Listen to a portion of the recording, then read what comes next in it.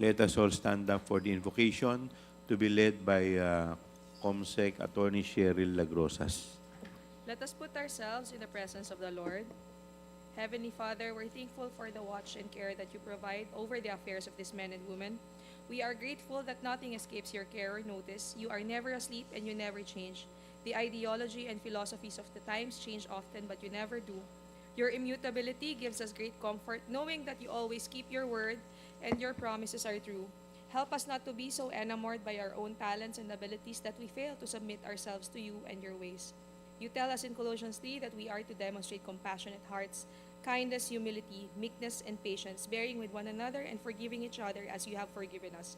I pray that you would find each of us faithful in pursuing those qualities in our hearts and in our minds.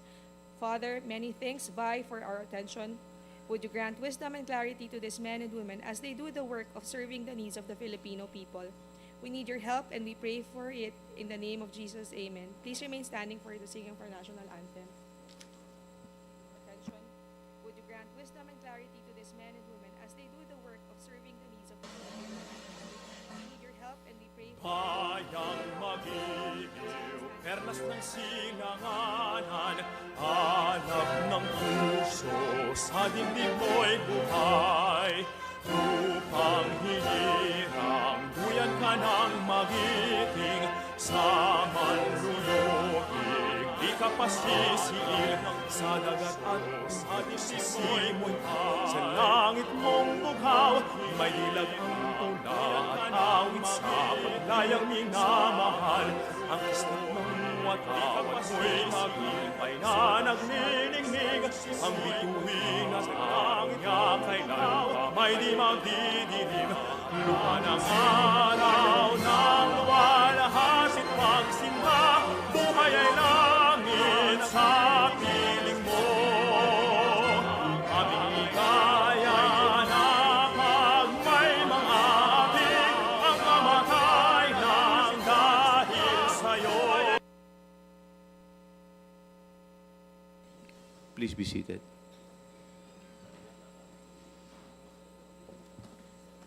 We will now proceed to the roll call of the members. Do I hear a motion to dispense with the calling of the roll? Is there any second to the motion? Chair. Duly seconded. Is there any objection? Hearing none, the motion is carried.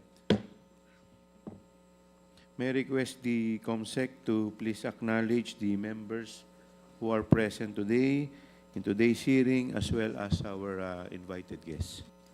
Thank you, Mr. Chairperson. I would like to recognize Congresswoman Jervel Jinky Beatrix Luistro from the 2nd District of Batangas, Honorable Zia Alonto Adyong from the 1st District of Lanao del Sur, Honorable Arnan C. Panaligan from the 1st District of Oriental Mindoro, Honorable Ramon Rodrigo L. Gutierrez from One Rider Party List, Honorable Loreto S. Amante from the 3rd District of Laguna, and Honorable Lordan G. Suwan from the 1st District of Cagayan de Oro City.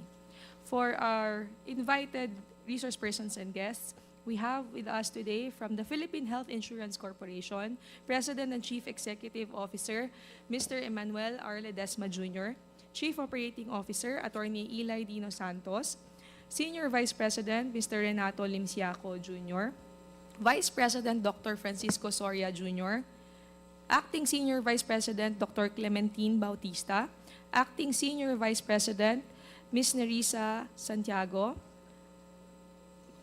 Senior Vice President Dr. Israel Francis Pargas, Senior Vice President Ms. Jovita Aragon, Vice President Mr. Lemuel Untalan, Corporate Legal Counsel Attorney Mauro Anthony Cabading III, Support Staff Dr. Adeline Masina, Ms. Jenny Escueta, Almira Sariba, and Ms. Veralyn Castro. From the Department of Health, we have with us today Dr. Albert Francis E. Domingo, Assistant Secretary, Support Staff Attorney Brigada Aquino Romualdez, Dr. Ian Makatangay, Ms. Arvelin Bernardo. From the Department of Finance, we have as an observer, Ms. Marisol Barbacena. Moving on to the members, may I recognize Honorable Wilbert T. Lee from Party List Agri. That's it, Your Honors. Thank you.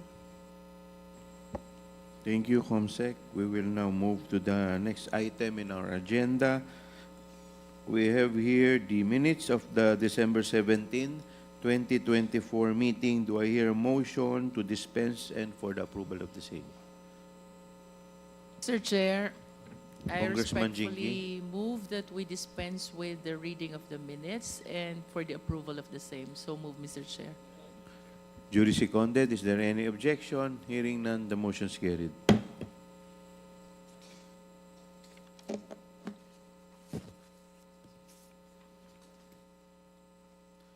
Good morning, everyone. In the previous briefing, we were assured by PhilHealth's official that even with zero government subsidy, it is financially healthy and can continue to provide services to the Filipino people. PCEO Manny stated that PhilHealth has taken steps to address their long-standing issues, which included digitalization to streamline our process, minimize fraud, and services more accessible.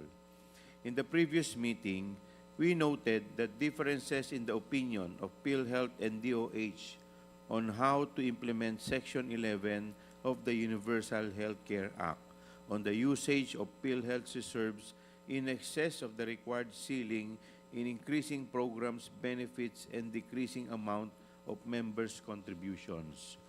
It was also in the previous briefing that PCEO Manny Ledesma helped this committee address social media allegations that it was the fault of Congress that PhilHealth had no subsidy for 2025 and for the withdrawal of the 89.9 billion. To recall, PCEO Manny stated that the zero government subsidy for 2025 was through no fault of Congress.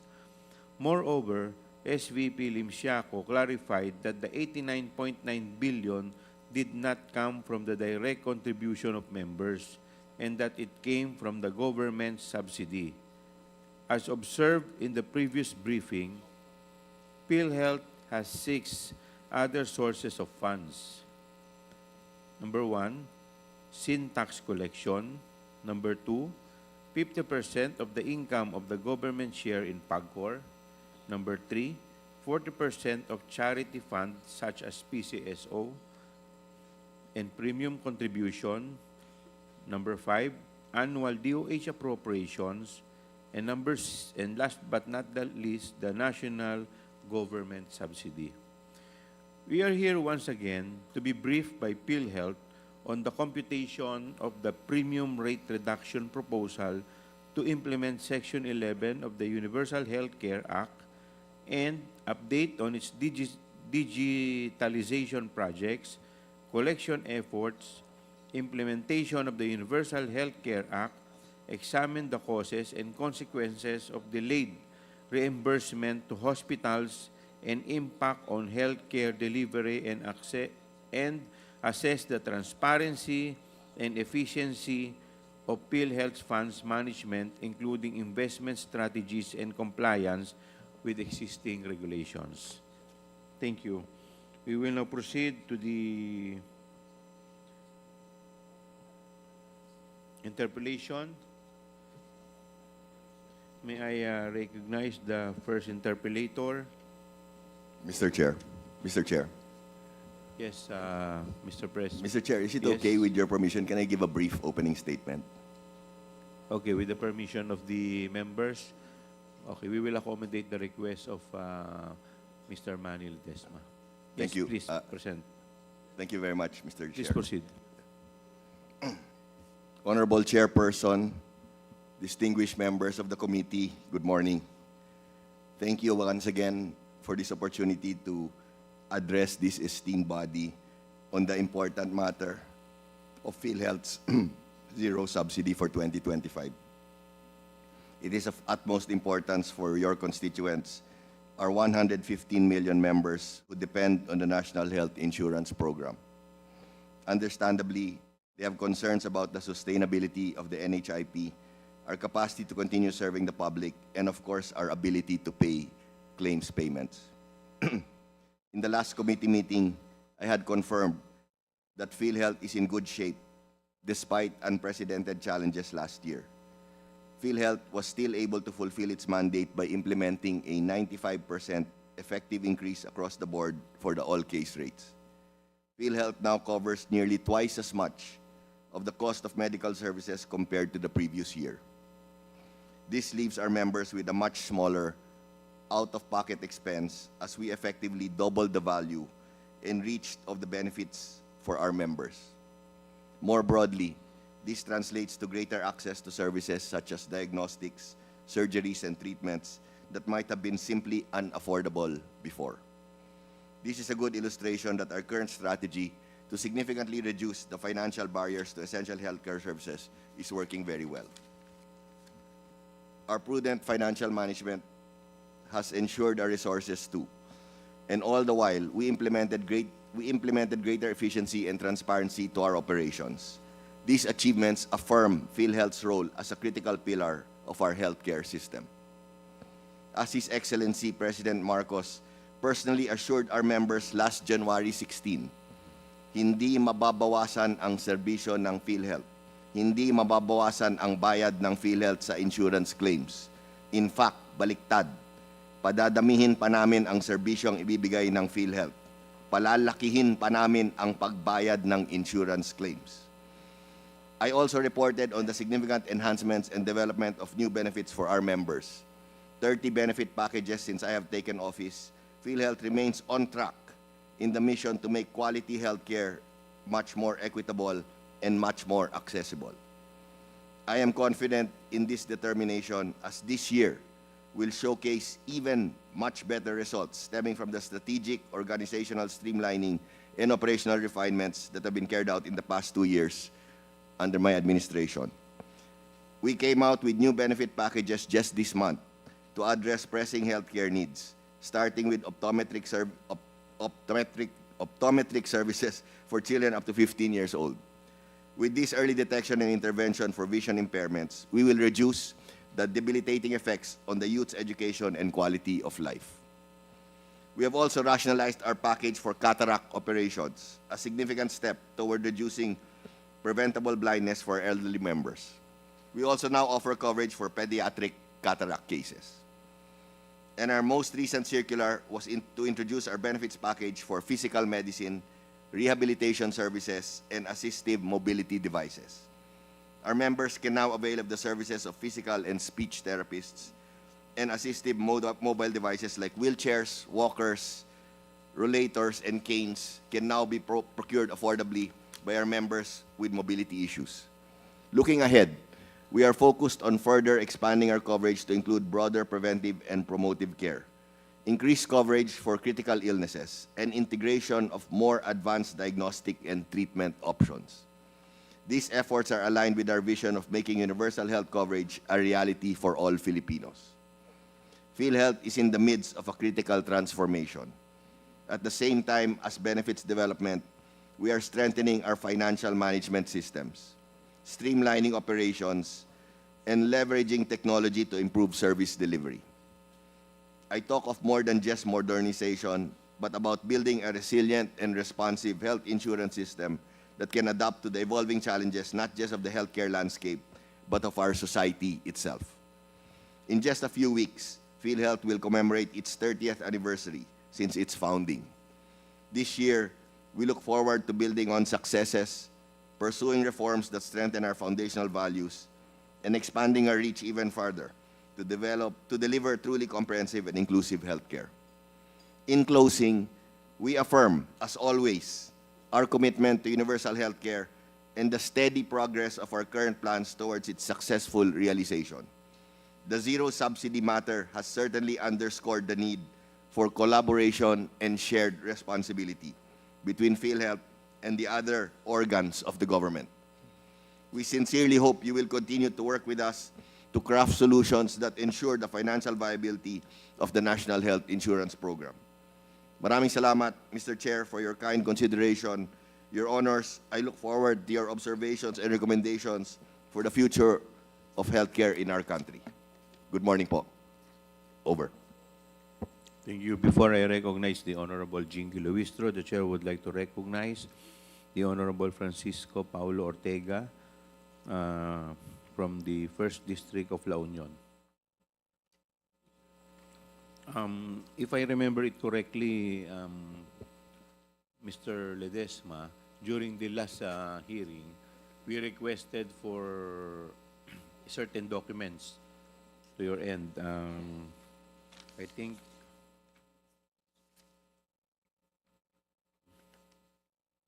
we requested for the computation of the premium rate, reduction proposal, the update on its digitalization projects, and as well as the collection effort. Were you able to submit it to the COMSEC? We are going to submit it this morning, Mr. Chair. In fact, I just requested for it now.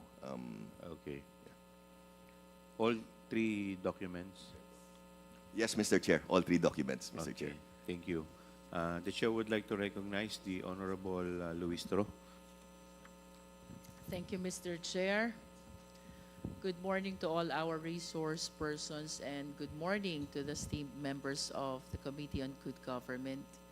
I wish to direct my questions to PhilHealth, Mr. Ledesma. In the previous sessions in the plenary, I recall that there are members of the 19th Congress of the Philippines who made privileged speeches about the delay in the payment of hospitals by PhilHealth Corporation. And I went over some records. I found out that it totals to the amount of 59.6 billion. That is for the end of calendar year 2024. So, may I first confirm this amount representing the unpaid PhilHealth coverage to hospitals, Mr. President? Yes, Mr. Chair. And can we be enlightened? Ano po ba ang dahilan? What are the stories and the reason behind this huge amount of pending claims of hospitals? This is 59.6 billion. May I respond, Mr. Chair? Please continue, Mr. Ledesma. Thank you very much for your question, Mr. Chair. And we are very happy at least gives us a chance to explain our side. No? If Mr. Chair, if you may allow me to pass on the Sir Renet, our SVP for Finance, will address the query. No, before Sir Renet addresses the query, Madam Chair, I just want to highlight to this committee that the payments of claims to hospitals from a year ago have been increased by almost 30 to 40 billion pesos. No, it shows how aggressive we have been in payments, in paying the claims to hospitals. So roughly, we pay around close to 15 billion a month, no, from previously around 12 to 13 billion. But to address your question, Madam Chair, a lot of it's on the denied and RTH side. I will allow VP Renet to explain in detail. Just for purposes of clarity, Mr. Ledesma, you made mention about 30 billion and 15 billion payment of claims. Is that correct? What I mentioned, Mr. Chair, was our total annual payments of claims to hospitals increased by more than 30 billion from the year before. But aggregate, Mr. Does Chair. it have something to do with the pending claim totaling to 59.6 billion? Yes, Madam Chair, if I can ask Sir Net to explain in detail. Yes, please. Thank you, Madam Chair. Mr. Chair. If I may interrupt, for the understanding of the Filipino people, ano po ba ang kahalagahan nitong ating discussion about the delay in payment of claims of hospitals? Because in reality, with all due respect to PhilHealth, marami po akong naririnig na stories of hospitals who have suspended or even stopped certain hospital services. For some, they fully closed. And I even heard stories about employees, health workers who were dismissed because of issues of delay in the payment of claims. So I am apprehensive that our intended healthcare system for the Filipino people might be affected already because of this delay, considering the alarming amount of 59.6 billion. Of course, we acknowledge na nakasandal din po, umaasa din po ang ating mga hospital dito sa claims na natatanggap nila from PhilHealth. And if they will be suffering from delay in the payment of claims, chances are baka ma-derail po yung services, just like what happened to other hospitals who have stopped already certain services, and for some, they even fully closed, no?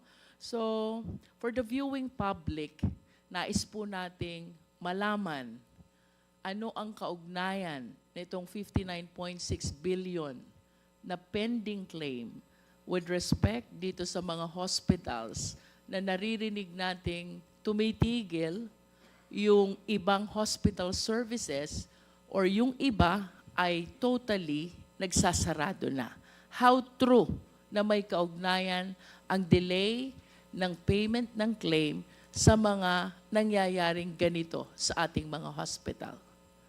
Mr. Limshaco, please. Mr. Lim Siaco, you are recognized. Maraming salamat, Mr. Chair, and magandang umaga po sa ating lahat. To address po the question, may I request to please flash the slide, Mr. Chair? Mayroon kaming presentation material para ma-explain po namin. Comsec, may I request the Comsec to please, ayan, ito na po ba? Mr. Chair, I wish to request Mr. Limshaco as well to kindly laymanize the Yes po. presentation of PhilHealth so our fellow Filipino citizens will understand and somehow they will appreciate what is going on if they are encountering the consequences of the delay that we are talking about. Thank you. Maraming salamat, Mr. Chair, Honorable Luestro. Now, in terms of the turnaround time po, when you say turnaround time, ito po yung bilis ng pag-process ng PhilHealth ng claims from receipt, pag-receive ng PhilHealth po, hanggang sa pagpapalabas ng cheque bayad sa ating mga ospital. Ito pong graph na ito, nagpapakita po that year 2018 papunta year 2024, yung bilis o yung oras, yung araw ng pag-process ng PhilHealth po. Kung makikita po natin in the year 2021, pababa na po yung trend ng turnaround time. Ibig sabihin po, in the year 2024, as mentioned po, ay nasa 23.35 days po yung ang araw ng pag-process po ng PhilHealth.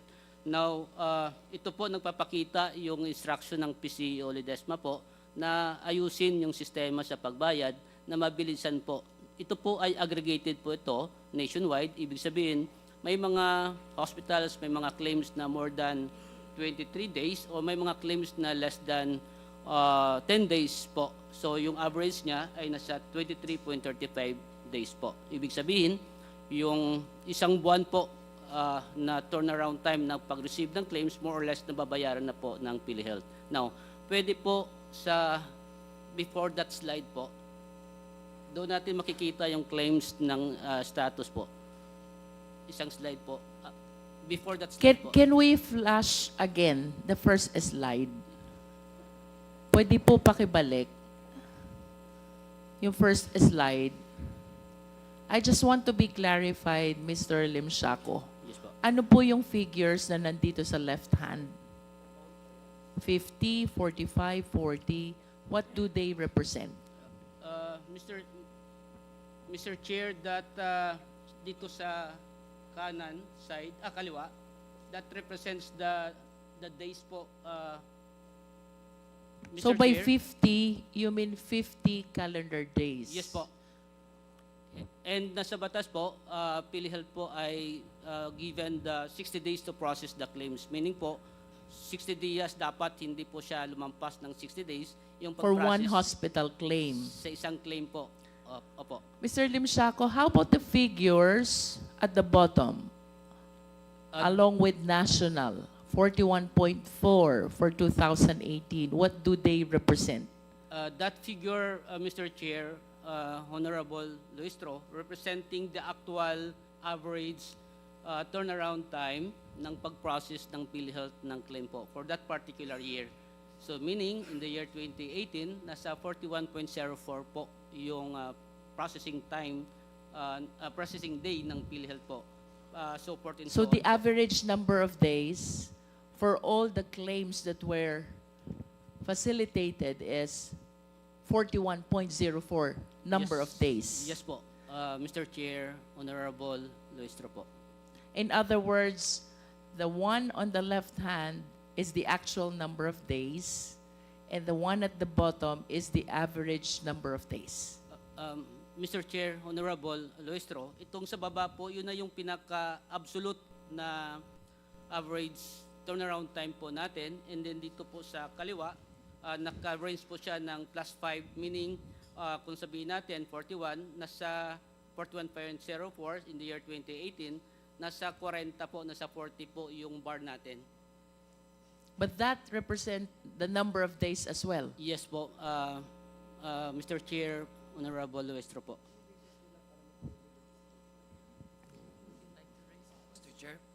Mr. Chair, just a follow-up question po. If, Congressman Sia, you're Jinky recognized. allows his representation, can we go back to the slides because we want to understand. I think Congressman Jinky wants to convey to ito pong explanation po to the public Opo. as easily as they can understand. Opo. So pakibalik po. Ito pong nasa left side, that's clear, sabi niyo po, yung vertical, yung anyang arrangement is, yan yung number of days.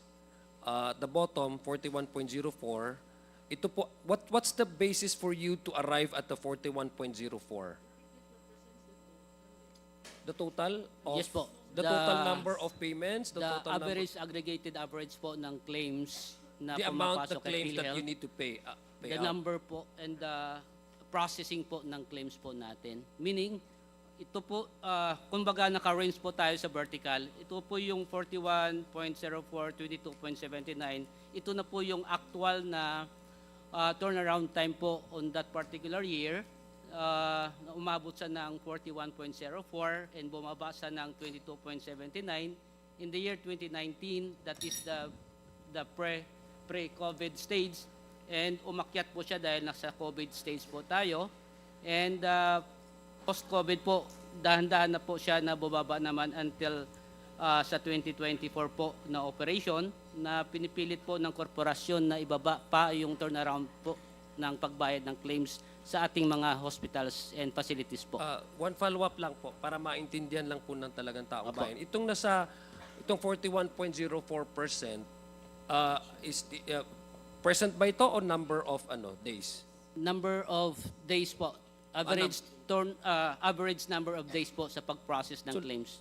So lahat yan number of days. On the vertical arrangement on the left side, in that of the bottom figures, are all number of days. It does not represent any percentage of an Yes po. actual. Okay. Yes Thank po. you. Sa other slide po, makikita natin yung numero at saka yung percentage po, Mr. Chair. Thank you. Para mas klaro po. Thank you, Mr. Siaco. Mr. Chair. Thank you, Kong Jinky. Mr. Chair, Yes, PCO man. just a quick interjection, no. So, lahat po 'yan average number of days, Mr. Chair, no. Now, just to give an idea, PhilHealth kasi sa dami pong claims, we process roughly 10,000 claims daily, no. So that number would be very good kasi at least may sense. Parang average po 'yan per year. So, parang may sense, 'yan yung number of days. So, that's just, I hope that explains it better, Mr. Chair. Thank you, Mr. Chair. Mr. Limsiaco, tama po Please. bang sabihin that your presentation pertains only to those claims which were paid already? Mr. Chair, Honorable Luistro, tama po, these are paid already claims. In other Ang napapakita words, po natin. in your presentation, hindi po kasama etong 59.6 na pending claim. against PhilHealth. Yes po. Ang sunod natin na slide po, ipapakita na po namin yung anong ibig sabihin ng 59.6 billion po na binanggit nyo po na mga claims po. Sunod natin. Can we bring back the slide, please? Can you please educate us? Paano po kayo nag-arrive dun sa 41.04? Please present the actual computation. Yes po. Ito po, ang 41.06 po ay total aggregate claims po na na-receive po natin. I understand. Pero ano po yung mga figures na finactor in nyo to be able to arrive at 41.04? Kinukuha po natin kung kailan ng PhilHealth po na-receive yung claims, and kinukuha din po natin kung kailan po na-checkeyan ang claims. So, Can you please present to us the actual computation of that 41.04? Mr. Chair, Kong Luistro, dito po hindi namin wala kaming data na nadala po, but we can come up with that computation po. Perhaps we can ask Yes, po. your technical staff in the office, and before we conclude with our hearing today, Mr. Lemshaco, you will be able to present to us the computation that you did to be able to come up with that 41.04. Pakibalik po yung first slide. Because only if nasusunod natin itong presentation being shared by PhilHealth with respect to all hospital claims, these are acceptable. 41.04 number of days, 22.7 number of days, 43.8 number of days, 47.5 number of days, 32.4 number of days, 34 and 23, all within the 60 number of days, which is mandated under your charter, correct?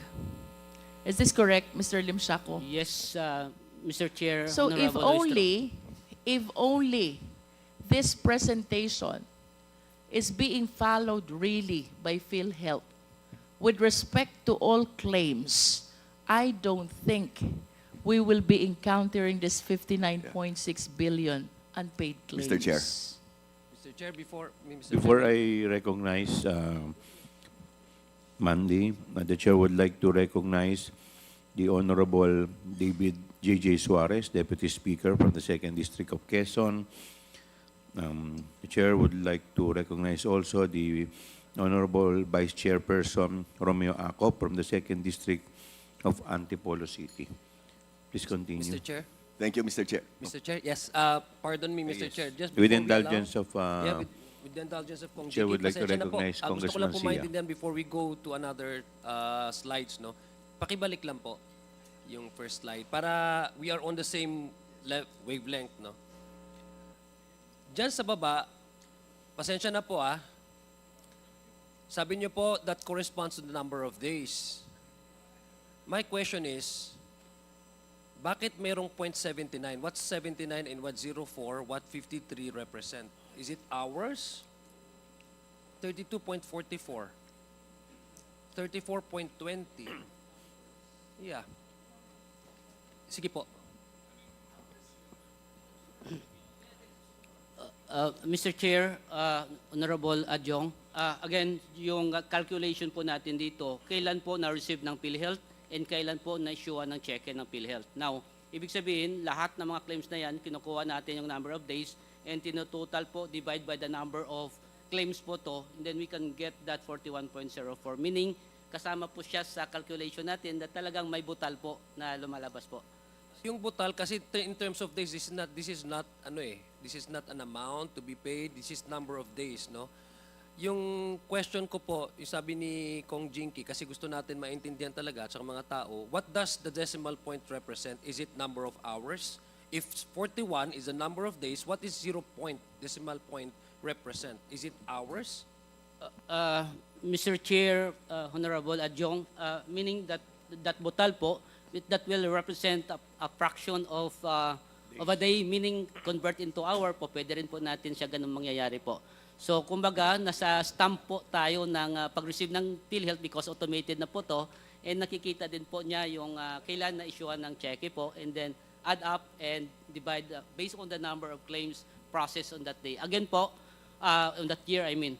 Again po, this slide po, kung makikita nyo po, national good that, meaning these are good claims. Meaning, ibig sabihin nito, yung mga claims na pumapasok po sa PhilHealth na talagang quality niya ay mataas, ibig sabihin free of defects na siya kumaga, na through and through yung processing ng PhilHealth ng pag-process and pagbabayad po, Mr. Chair, Kong Adyong. I just want to make a comment to Ma'am, what you said.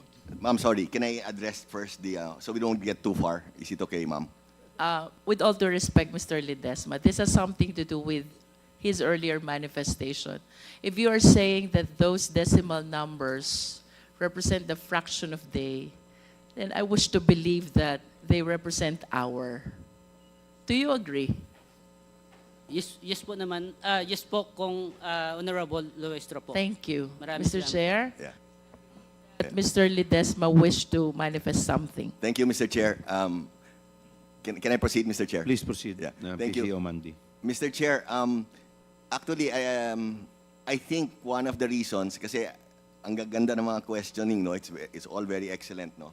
But I think why maybe the committee, it's a little misleading yet, because I want to highlight the slide Sernet showed is good claims, no. And the issue, I think what we're trying to discuss, Mr. Chair, is the 59.8 billion. Marami po dyan kasi is what's called denied and RTH, no? And actually, that will be explained in our next slide, no? So, I think, ma'am, medyo, it's a little confusing because, like you were saying kasi, ma'am, if with that amount of days, very good yan. Pero, I want to highlight, ma'am, good claims po yon. Yung 59.8, majority of that are anyway, Sernet will elaborate more, no? Are what's called RTH, returned to hospital, and denied claims, which don't fall under good claims po. Kaya doon medyo may konting, yes po. I understand, Mr. Ledesma.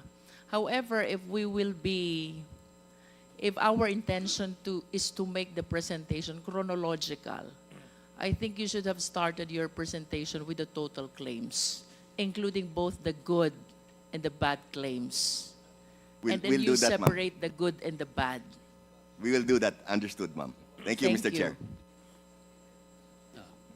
Mr. Chair, permission, Mr. Chair, that we will be showing Yes, our slide, Mr. Chair. but before you proceed with your presentation, may I know, ang sinasabi po ni Congressman Luistro na 29 billion, yun po yung nabayaran natin.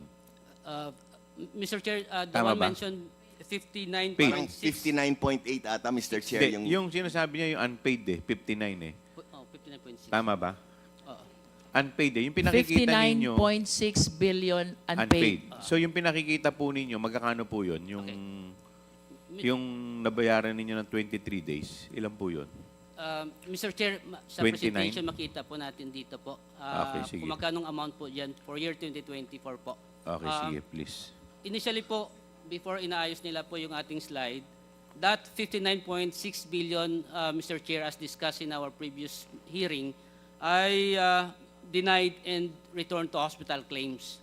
So, 37.1 billion are denied claims. When we say denied, talagang may reason tayo. And we will be showing that one, Mr. Chair. And 22.5 billion representing return to hospital. Ito ay for compliance, kulang mga dokumento. Of course, meron din tayong presentation slide. Ano yung mga rason po nito? So meaning, these are claims already in the hospital, binalik po ng PhilHealth.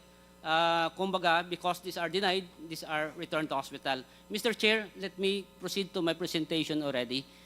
This one is the claims processing flow of good claims, Mr. Chair. So, hospital or health facility submitting claims to PhilHealth to our regional office, and I would like to highlight, Mr. Chair, that we are using the e-claims already, meaning automated po yung submission of claims to PhilHealth. And it will pass through the medical prepayment review, adjudication review, payment preparation, and auto-credit payment to Land Bank, Mr. Chair. Now, as mentioned, in the year 2024, our processing time for the good claims is 23.35. And we have the definition of what is a good claim, what is a paid claim, and we have the turnaround time, Mr. Chair.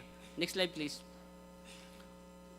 Of course, there are some instances, Mr. Chair, that there are defects in the claims submitted to us, Mr. Chair. So, pag adjudication, nakikita na may kakulangan, so return to hospital, and talagang pag hindi siya sumunod sa palisiya, bigger, kumbaga, ang kanyang defects to the return to hospital claims, i-denied siya kaagad. So, Mr. Chair, binabalik po natin sa hospital for them to comply relative to the return to hospital claims na ma-process nila, makompleto nila, Mr. Chair, yung mga requirement ng PhilHealth.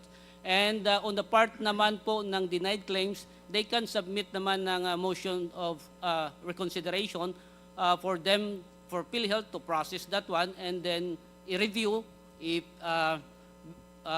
pumasa na, okay na yung claims batay sa requirement ng ating mga adjudicator at the regional office, ay ibabalik siya sa claims processing po natin para mababayaran. Pag hindi po, yung ating CRC at the regional office, pag hindi po siya pumasok o hindi siya inalaw, ibalik sa hospital, and our hospital or health facilities, pwede po sila mag-appeal at our protest appeal review department. And if it will be allowed, ibalik sa hospital and ma-file sa regional office po natin, it will be processed and paid. Pero pag hindi po siya pumasok sa quality o sa qualification ng PhilHealth, talagang final denied na po yung claims na ito. So yun po yung proseso po natin. Next slide po. Sa next slide po, makikita na po natin dito yung availment and If utilization. I may interrupt, Yes, Mr. Limshaco, so just so that we don't get lost, you mentioned about denial of claims. Opo. Can you please give us a quick rundown? Ano bang nagiging cause ng denial of claims? Mr. Chair, Honorable Luistro, mayroon po tayo reason po dito sa slide po natin. The succeeding slide. Sa mga succeeding slides po. Alright. Maraming salamat po. In this slide, Mr. Chair, this is the processing po ng PhilHealth for the past year 2017 hanggang sa 2024 po. And makikita po natin that average of 93-94% po of claims received by PhilHealth nababayaran po natin. Year 2024, mababa lang po siya sa 85% because ito po ay yung claims ng November and December na babayaran, pinaprocess po ng PhilHealth sa January. Ganun po ang scenario po natin. So meaning, 94% of the claims makikita po natin talagang nababayaran po na binayaran ng PhilHealth sa ating mga health facilities po. Yun ang ibig sabihin nito po. Next slide please. And Mr. Limshaco, Yes po. since ang ganda nung average ng payment of claims mo, I just wish to be clarified. Ito bang 59.6 billion unpaid? What year does this represent? Yes po, ma'am. Mr. Chair, it will be shown on the next slide po. All Meron the pa po. answers are on the next slide. Yes po. Nandyan Thank po you. siya. Bilisan ko lang ng konti po para more or less maabot natin yung slide na yun po. Next slide please. Ito naman po ay national din po yung datos natin, 2017 to 2024, of claims po na binayaran ng PhilHealth on that particular year. No? So 2017, 102 billion pesos. And of course, makikita po natin na tumaas siya ng 146 billion in the year 2024. These are claims received in 2024 and paid in the year 2024 po. So tumaas na po siya dahil sa ating 30% na increase that was implemented by the corporation in February 2024 po. Next slide please. Ito naman po yung claims lang po ng 2024 po natin, received in process, meaning 85% of the claims bayad na po tayo, and in process po ay 9.3%, representing 19.9 billion. And we have that RTH of 2% and denied of 3.3%, Mr. Chair. So meaning, again, as I mentioned, 85% of the claims received in the year 2024, nabayaran po in the year 2024, Mr. Chair, Honorable Luistro. Next slide, please. Ito po yung ang figure as mentioned kanina po na 59.6 ay 2018 to 2024 po siya. Pero ito po yung slide po natin, dahil meron na kaming available slides na 2017, in-add up na po namin dito. And ito po yung status of the claims po. we received a total of 101 million claims from 2017 to 2024. Meaning, in the year 2024, we have 16 million claims po. And out of that 16 million claims, 176 million ay ang katumbas na pera ng claims po na yan. Now, out of that 16 million, 13.7 million or 85% na bayaran po as presented a while ago, 146 billion po siya, yung amount, money value of that 13.7 claims. Now, on the next sa ilalim po, that is the RTH po natin. Kung makikita po natin, isama po yung 2017, that's 2.1 billion po, million claims po na return to hospital, representing 23.5 billion pesos. Again, ito po yung claims na binalik ng PhilHealth sa hospital for them to process, to comply, in ibalik dapat sa PhilHealth. Now, that represents 2% po of the total. Now, we have the denied. Ito naman po yung mga claims na talagang outright dininay na po ng korporasyon. But of course, again, they have still the chance to request for appeal. May proseso din po tayo sa pag-appeal po nito. So that's 3.8 million pesos. That's 39.8 million pesos. So ito po yung 23.5 at saka yung 39.8. Again, 2018 to 2024 po yung 59.6 billion natin. Now, dinagdag natin, again, may available kaming slide po na to para mapresenta po natin dito na isama namin po yung 2017, kaya po yung total na yan. Meaning, yung dalawa ng account po na ito, the RTS and denied, nasa hospital po to, hindi po siya considered namin na utang dahil po yung claims ay nasa kanila po. Ang aming kinoconsidered na utang po dito, ito yung in process. Meaning, we received that one, but pagdating ng December 31, 2024, naabutan po kami ng cut-off date and nasa position po ng korporasyon yung claims na ito and umaabot po siya ng 19.9 billion sa year 2024. And kung kukunin pa po natin, may mga previous years pa na mga maliliit po na claims, ay umabot siya ng 22 billion, Mr. Chair. Again, bulto ito or more than 99%, 98% of the claims nasa in process po ng PhilHealth ay nasa 2024 po. And for the information of everyone, Mr. Chair, marami po na-receive si PCO Ledesma na letter of commendation, including the PHA, dahil na-experiensyahan po nila ang obserbahan po nila ang bilis ng pagbayad ng claims under sa leadership ni PCO Ledesma, Mr. Chair. Next slide, please. Mr. Limsiaco, before you proceed to your presentation, Yes po, ma'am. I'm not a number person. So, the data you are presenting, the table below, are they representing also data from 2017 to 2024? Mr. Chair, yes po, Honorable Loistro. I believe that these are the data which are responsive to my question. The question, what year does 59.6 billion represent? Yes po. However, I could not tally the amount. Can you please illustrate to us where is 59.6 billion in your data below? Yes po. As I mentioned kanina, Mr. Chair, Honorable Loistro, that 59.6 billion representing 2018 to 2024. 2018 to 2024 po na RTS. Can you please cite the and amount? denied. Kung sa 2018 to 2024 ang ating denied ay nasa 37.1 billion. Again, Mr. Chair, naisama namin yung 2017 po dito. That's the reason why naging 39.8 po siya. Now, ang sa RTS naman po, ang figure po natin sa RTS ng 2018 to 2024 ay 22.5 billion. Ang dito po ay nasa 23.5 because naisama po yung 2017, year 2017 Mr. po. Limsiaco, paano mo kaya palalabasin yung 59.6 billion from those figures? I tried adding Miss- the totals of RTH, denied and in process. remove in process, or remove RTH and denied, still they do not tally with 59.6 billion. And this figure is indicated in your audited financial statement. So please illustrate to us. Mr. Nasaan po Chair, dyan yung 59.6 billion? Mr. Chair, Honorable Luistro, ang 59.6 billion again composed of RTH and denied minus the year 2017.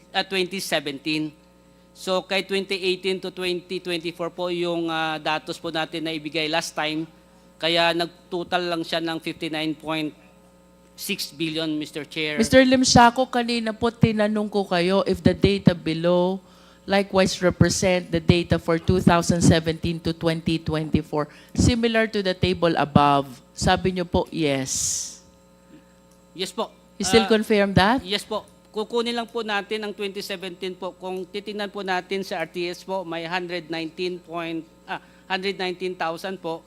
Kung kukunin natin ang 2017 Wait, where's po, 119,000? RTS column po, Mr. Chair. RTH? Opo. Yung column po na yan, na 2017 po, kung tatanggalin po natin yan, ay 2018. Sandali po, Mr. Limsiaco. Help us understand. Gusto ko po makita itong 59.6 billion because this amount is indicated in your audited financial statement. We are now discussing return to hospital, denied and in process. I believe that this should be reconciled to the data which are being presented right now. Mr. Chair, Mr. Chair. Yes, PC Omandi. Yeah. Thank you, Mr. Chair. Mr. Chair, I think there's a slight confusion, no, if I can clarify. No?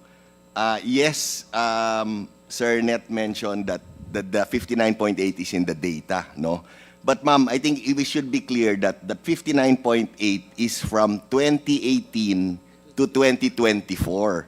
The data in the screen includes 2017, ma'am. So, yes, it is correct. The data is all there. Pero ma'am, para hindi nakakalito, kailangan bawasan yung 2017. Dahil 2018 to 2024 lang po. Kaya atap po kayo nalilito kasi pati yung 2017 nadagdagan nyo po. No? Just wanted to So- clarify that po. Thank you, Mr. Chair.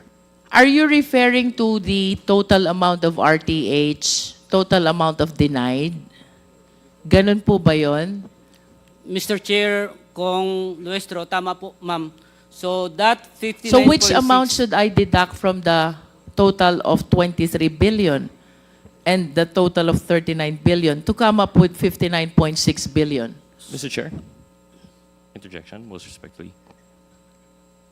Yes, Congressman Gutierrez. Mr. Chair, just to clarify po, I think I understand the point ni Congresswoman Luistro and also the point of Senior Vice President Limsiaco. So you're saying ito 2017 to 2024. Yes po. However, the cited data is 2018, but to 2024 also. But I agree po siguro po kasi if we take a look at the chart again, please, the table. So I think the tallying would be you get the total of yung denied plus yung total of the RTH, deduct 2017 RTH and deduct 2017 denied.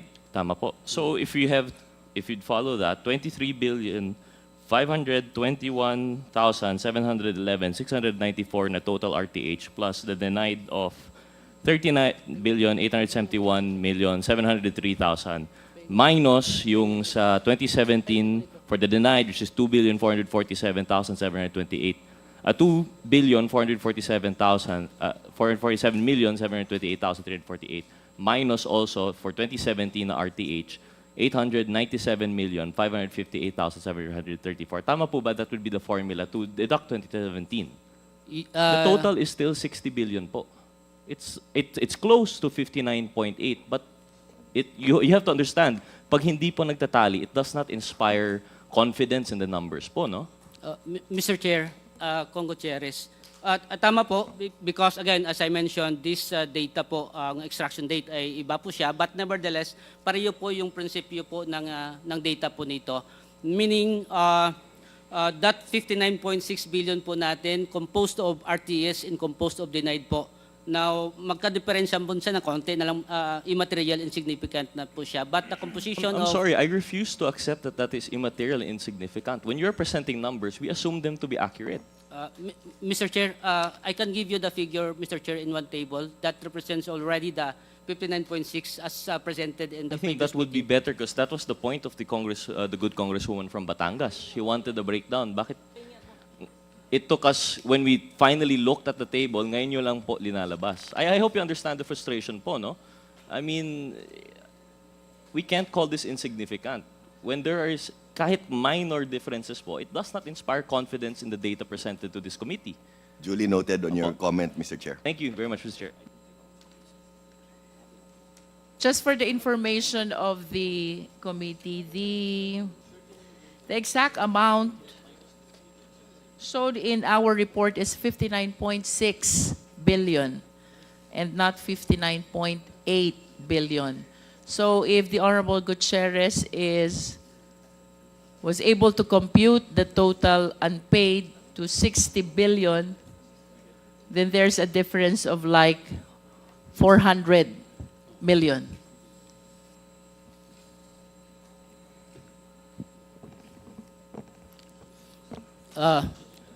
Mr. Chair, Honorable Luistro, tama po, as I presented kanina, I provided you with the details of that 59.6 already as presented in the previous hearing. And then our data here ay na-ready po natin for presentation composed of 2017 to 2024 po. So more or less the composition again of 59.6 ay returned to hospital and denied claims po siya. So meaning if looking into the definition of is this payable of PhilHealth to the hospital, again the figure presented a while ago, the in-process claims, these are claims that we considered as talagang utang ng PhilHealth, meaning these are claims received by PhilHealth under process and it will be paid once it will complete the process of the claims processing and of course preparation of the check, Mr. Chair. Again, 19 billion out of that 22 billion ay coming from year 2024 and November, December claims po ito. Ang majority of this one ay November and December claims, Mr. Chair. Thank you po. Can you please state once more which part are you acknowledging as unpaid or obligation? Mr. Chair, Para Honorable- kasing the way I heard it, you're trying to distinguish the nature of your obligation Yes with po. respect to RTH, denied, and in process. May nabanggit po ba kayo na which category do you really consider as obligation and which you do not consider as obligation? Before you answer that, the chair would like to recognize the Honorable Janet Garin, Vice Chairperson from the 1st District of Iloilo. Hindi. 400. Please respond to the query of Congresswoman Luistro. Maraming salamat, Mr. Chair, Honorable Luistro. Again, on the part ng PhilHealth, Mr. Chair, we have here the in-process claims. These are claims na received ng korporasyon and pinaprocess po siya. And that's amounting to 22 billion from year 2017 up to year 2024 po. And specifically in the year 2024 po, we have 19.9 or 20 billion na in process po. So, meaning these are claims received ng korporasyon and pinoproseso ng ating mga regional offices hanggang mababayaran po siya. So ito po yung ang payable talaga o kaya claims na talagang inaasikaso ng corporation para mababayaran, Mr. Chair. As I mentioned kanina, the RTS and the denied claims, these are claims that we return to the hospital in the accumulation and from year 2017 hanggang sa 2024 po, Mr. Chair, Honorable Luistro. Thank you po. Mr. Limsiaco, ito bang RTH na sinasabi mo, return to hospital, Ito ba'y may prescriptive period when they are supposed to comply with the insufficient requirements? Mr. Chair, Honorable Luistro, ang ating prescriptive period, pag hindi nila na-comply yung 60 days, batay sa existing na palisiya po natin, ay pumapatak siya kaagad as denied claims na siya. Itong return to hospital naman, ito ay may mga kakulangan sa dokumento, kakulangan sa pagpirma ng mga dokumento galing sa ating mga healthcare facilities that na-submit po nila sa corporation po. So did the PhilHealth bother to identify how many of those claims have prescribed already? Mr. Chair, Honorable Luistro, on the part of the prescript 160 days at 60 days, mayroon po tayong analysis on this one.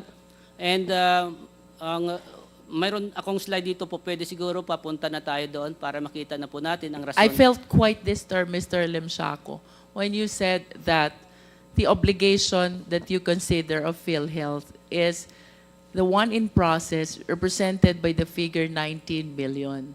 I wish to believe that those in the RTH and the denied, for as long as the period has not prescribed yet, should be considered still as obligation of PhilHealth. In fact, I wish to ask further, after the remedies within the PhilHealth office, what other remedies are available to the hospital in the court, like the Court of Appeals and the Supreme Court? Because my humble submission is, for as long as all these remedies have not yet been exhausted, all these obligations remain as obligations of PhilHealth. Mr. Chair, Honorable Luestro, again, the RTH and denied claims ay, particularly return to hospital muna tayo. These are claims at the position of the hospital. So nasa kanila po, dahil binalik ng corporation, dahil may kakulangan po siya, and we are expecting that within 60 days, maibalik siya sa corporation para ma-process po. Meaning, Mr. Chair, Honorable Luistro, if makikita po natin in the year 2017 down the line, ito po yung mga claims na naibalik pero hindi na po siya bumalik sa corporation. Hindi po siya na-refile sa corporation. Hindi po siya na-request for payment ng ating mga health facilities. So you have a graph presentation as well about the RTH which were never returned to PhilHealth. Ito, Mr. Chair, Honorable Luistro, ito po siya yung mga datos po natin in terms of the RTH po, Mr. Chair, Honorable Luistro. Meaning we are encouraging them actually na ibalik dahil for compliance lang po to. May we know the reason why they refuse or they fail to return to the corporation? The RTH which are supposed to be returned with compliance with respect to the requirements. Mr. Chair, Honorable Luistro, may I request our expert in claims processing po. We have here Doc SVP Vargas. I just find it strange, no? Kasi pera na to ng hospital eh. Coverage ng PhilHealth, all they need to do is to facilitate the claim and they will be able to collect. That is a collection and perhaps revenue of the hospital. What would stop them or discourage them to return the claim with complete requirements? Quick interjection, Mr. Chair. Congresswoman Garin. Para lang po malinawan, yung return to hospital na claims, Mr. Chair, ibinalik sa hospital dahil may mga kulang na papel. And we are referring to 2017. Tama po? Mr. Chair, Honorable Garin, hindi lang 2017 but hanggang 2024 Yes, pero present na datos. na-delineate ba natin magkano yung 2017 pabalik? Yun na yung sinabi mo. Opo. Okay. And from 2017 hanggang sa ngayon, hindi na sila, ano na lang natin, let's make it shorter. Let's say from 2019, hindi na sila nagbalik sa PhilHealth. Ganun ba? Mr. Chair, Honorable Garin, yes po. Okay. pwede ba nating ma-delineate how much or how many hospitals in this pool that you are saying are government and ilan naman yung private? Puro ba pribado or puro ba gobyerno? Because that might, we need to see the bigger picture. Yes, Mr. Chair, Honorable Garen, we can calculate that one and come up with a report po. At ilan dun yung bukas pa o nagsara na? Yes po. And do you also have a slide that will point us to ano yung mga kulang kaya siya binalik? Yes po. Yes. We have, Mr. Chair, Honorable Garen, reason bakit siya na RTH. Do you have a slide on that? Kasi Yes po. siguro para mapabilis tayo, let's move forward. Ano yung reasons ng RTH, or return to hospital?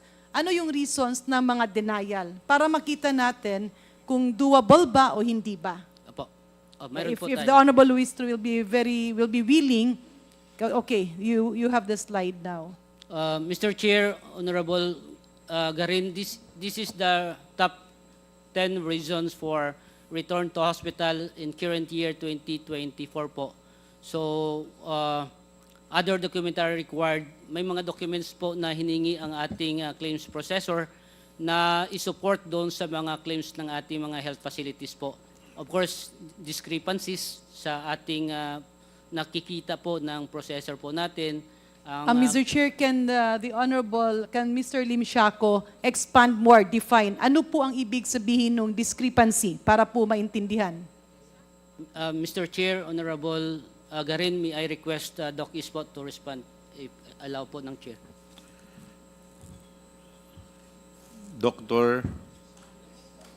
Pargas, Mr. Chair. Pargas, you're recognized. Thank you, Mr. Chair. Yun pong halimbawa po sa discrepancies would be, halimbawa po is, doon po sa isang form, yung age ng pasyente is 15, doon po sa kabilang form ay 17. Or halimbawa po, yun pong name, doon sa claim form 1 is different from that of the claim form 2. So, binabalik po yun para po maayos at maging pareho po yung data, Mr. Chair. As an example lang po. If the Honorable Luiso is very much willing, Mr. Chair, just another quick interjection. Kasi kung kunyari minor lang, let's say dito sa isang form yung age ganito, dito sa isa yung age ganito, and makikita mo naman sa birth year, if these are really minor discrepancies, kasi minsan yung pasyente, pag tinanong mo, the informant, kunyari yung nanay ang kasama, o ilan yung mga anak mo, 4, anong year ng birthday, minsan birthday, hindi na nila matandaan eh. So these minor errors, maybe if we can be a little bit lenient on this will solve the problem. Kasi syempre ibabalik mo, kailangan yung hospital, baka hindi na matrace yung patient. We need to quantify. I am more concerned on the denied claims. Kasi pag denied claims, ang ibig sabihin nito is the possibility of fraud. Tama ba? Mr. Chair, that's one of the reasons po for the denial of claims. Sa denied claims, yung how many percent yung fraud?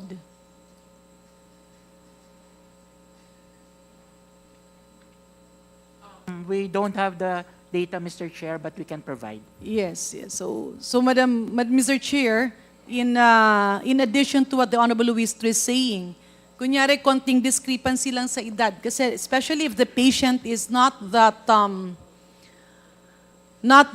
educated, or minsan if the patient is already old, yung informant, kasi usually hindi pasyente ang ini-interview eh. Maybe we can be lenient on this. Mr. Unless these are really major errors. Mr. Chair. Yes, Mr. Ledesma. Thank you, Mr. Chair. Mr. Chair, just want to highlight, we hear you, Kong Janet, loud and clear. However, we're really trying to be as lenient as possible. But just want this honorable committee to note that we also have to deal with the other issues, especially like a very, very strict commission at COA, no? Talagang tinitignan nila yan, every little detail, or possible fraud, no?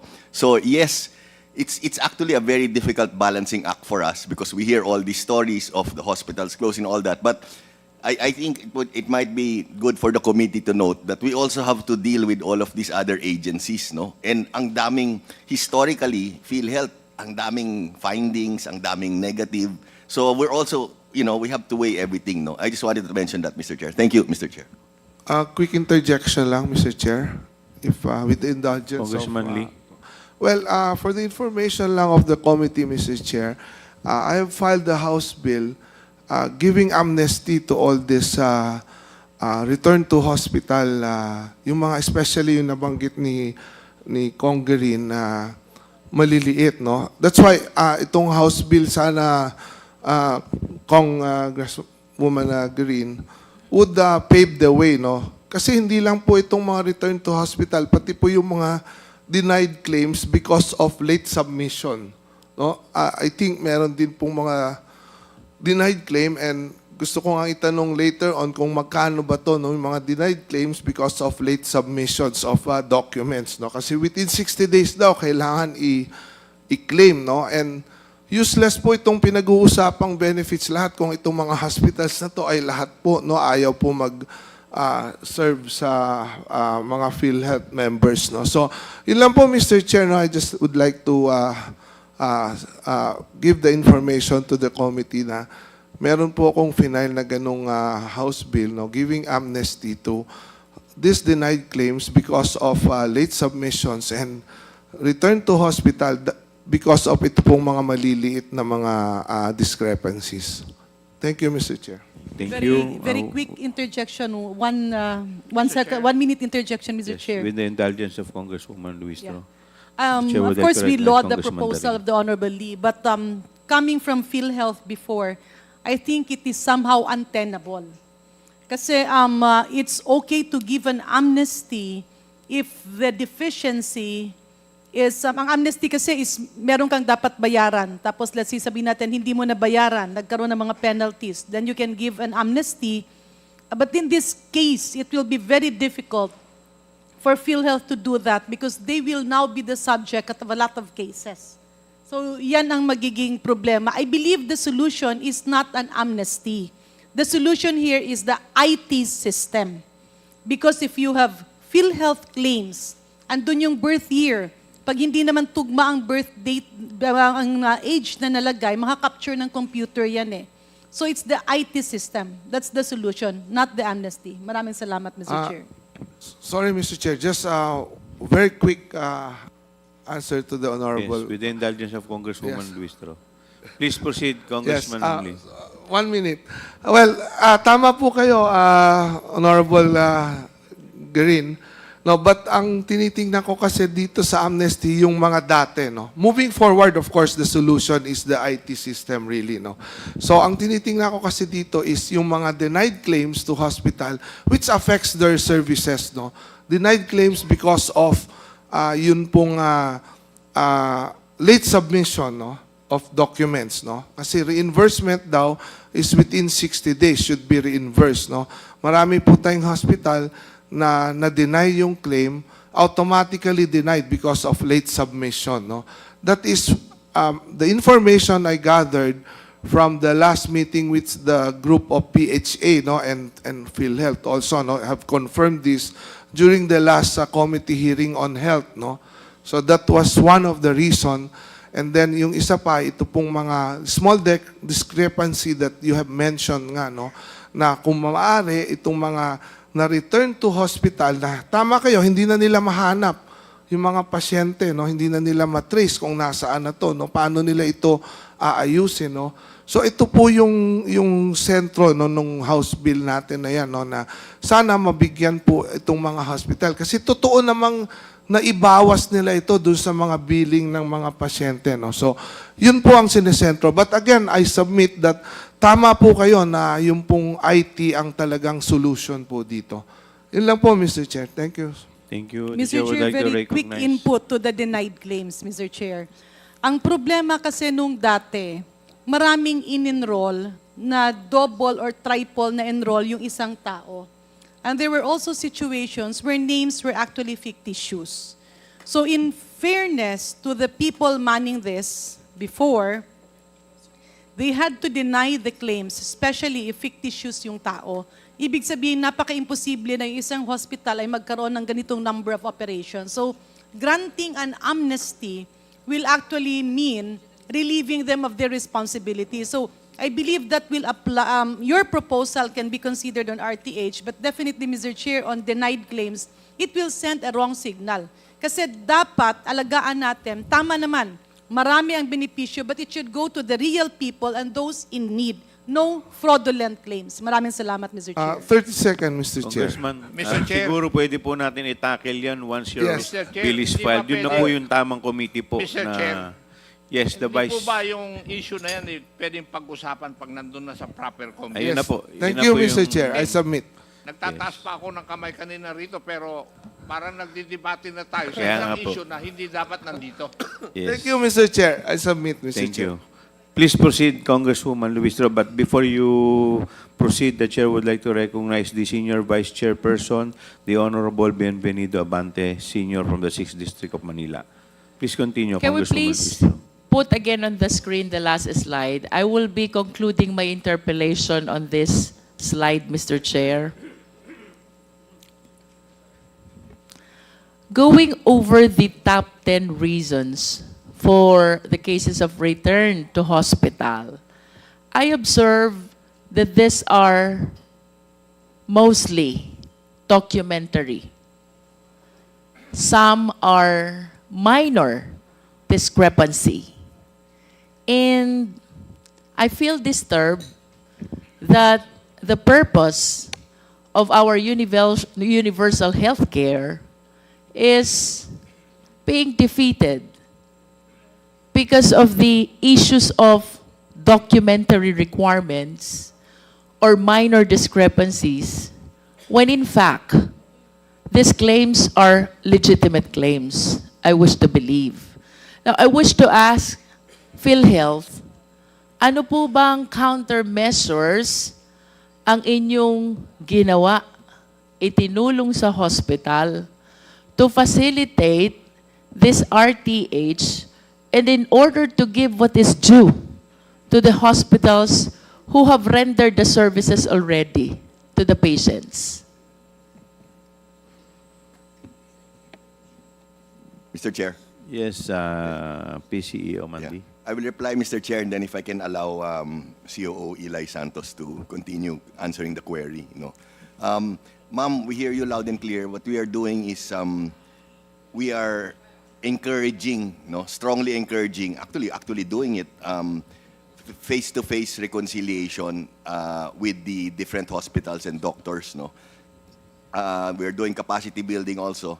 Kasi what we've found out historically after we have these face-to-face reconciliations, palaging very successful. Something good always comes out of the meeting. But aside from that, ma'am, to address your query, can I ask CEO to elaborate on the other measures we are taking to address this? Yes, Attorney Dino Santos. Mr. Chairperson, Honorable Representative Luistro, in line with the recommendation earlier of Honorable Representative Garin, PhilHealth is also improving its system. So this system, Mr. Chairperson, Honorable Representative Listro, involves front-end evaluation, meaning the evaluation, the filtering itself is done in the front end. What we are doing right now, the process You mean is- in the hospital? Yes, Mr. Chairperson, meaning when PhilHealth fully implements that system, the evaluation now is front end. So in that case, all claims that enters PhilHealth will only be good claims, ready for processing and for payment. And if that happens, there will be no more RTH. That's correct, Mr. Because no Chairperson. claim will be reaching the PhilHealth if the claim is not compliant with the requirements. That's correct, Mr. Chairperson. But I Honorable wish to Representative- hear also, anong pong assistance ang binibigay nyo sa hospital, sa patient, to avoid non-submission or non-referral of claims to PhilHealth? Kasi yung statement natin na no claims will be reaching the PhilHealth unless they are complete, compliant, medyo disadvantages po yun sa part ng patient, sa part ng hospital, na baka kaya compliant lahat ng nakakarating sa inyo is because walang assistance naman na nare-receive ang patient at ang hospital to make their claims compliant. Before I recognize you, the Chair would like to recognize the Honorable Robert Ace Barbers from the 2nd District of Surigao del Norte. Please continue, Attorney Santos. Mr. Chairperson, Honorable Representative Luis Tro, at present, we have, in addition to the strategies mentioned by our beloved President and CEO, Sir Manny Ledesma, we also implement this program called Reach Out. So, Mr. Chairperson, Honorable Representative Luis Tro, we monitor the level of RTH and denied claims of each facility so that when it reaches a level above 3% or even 2%, Mr. Chairperson, we immediately contact the provider or the facility and inform them of that situation.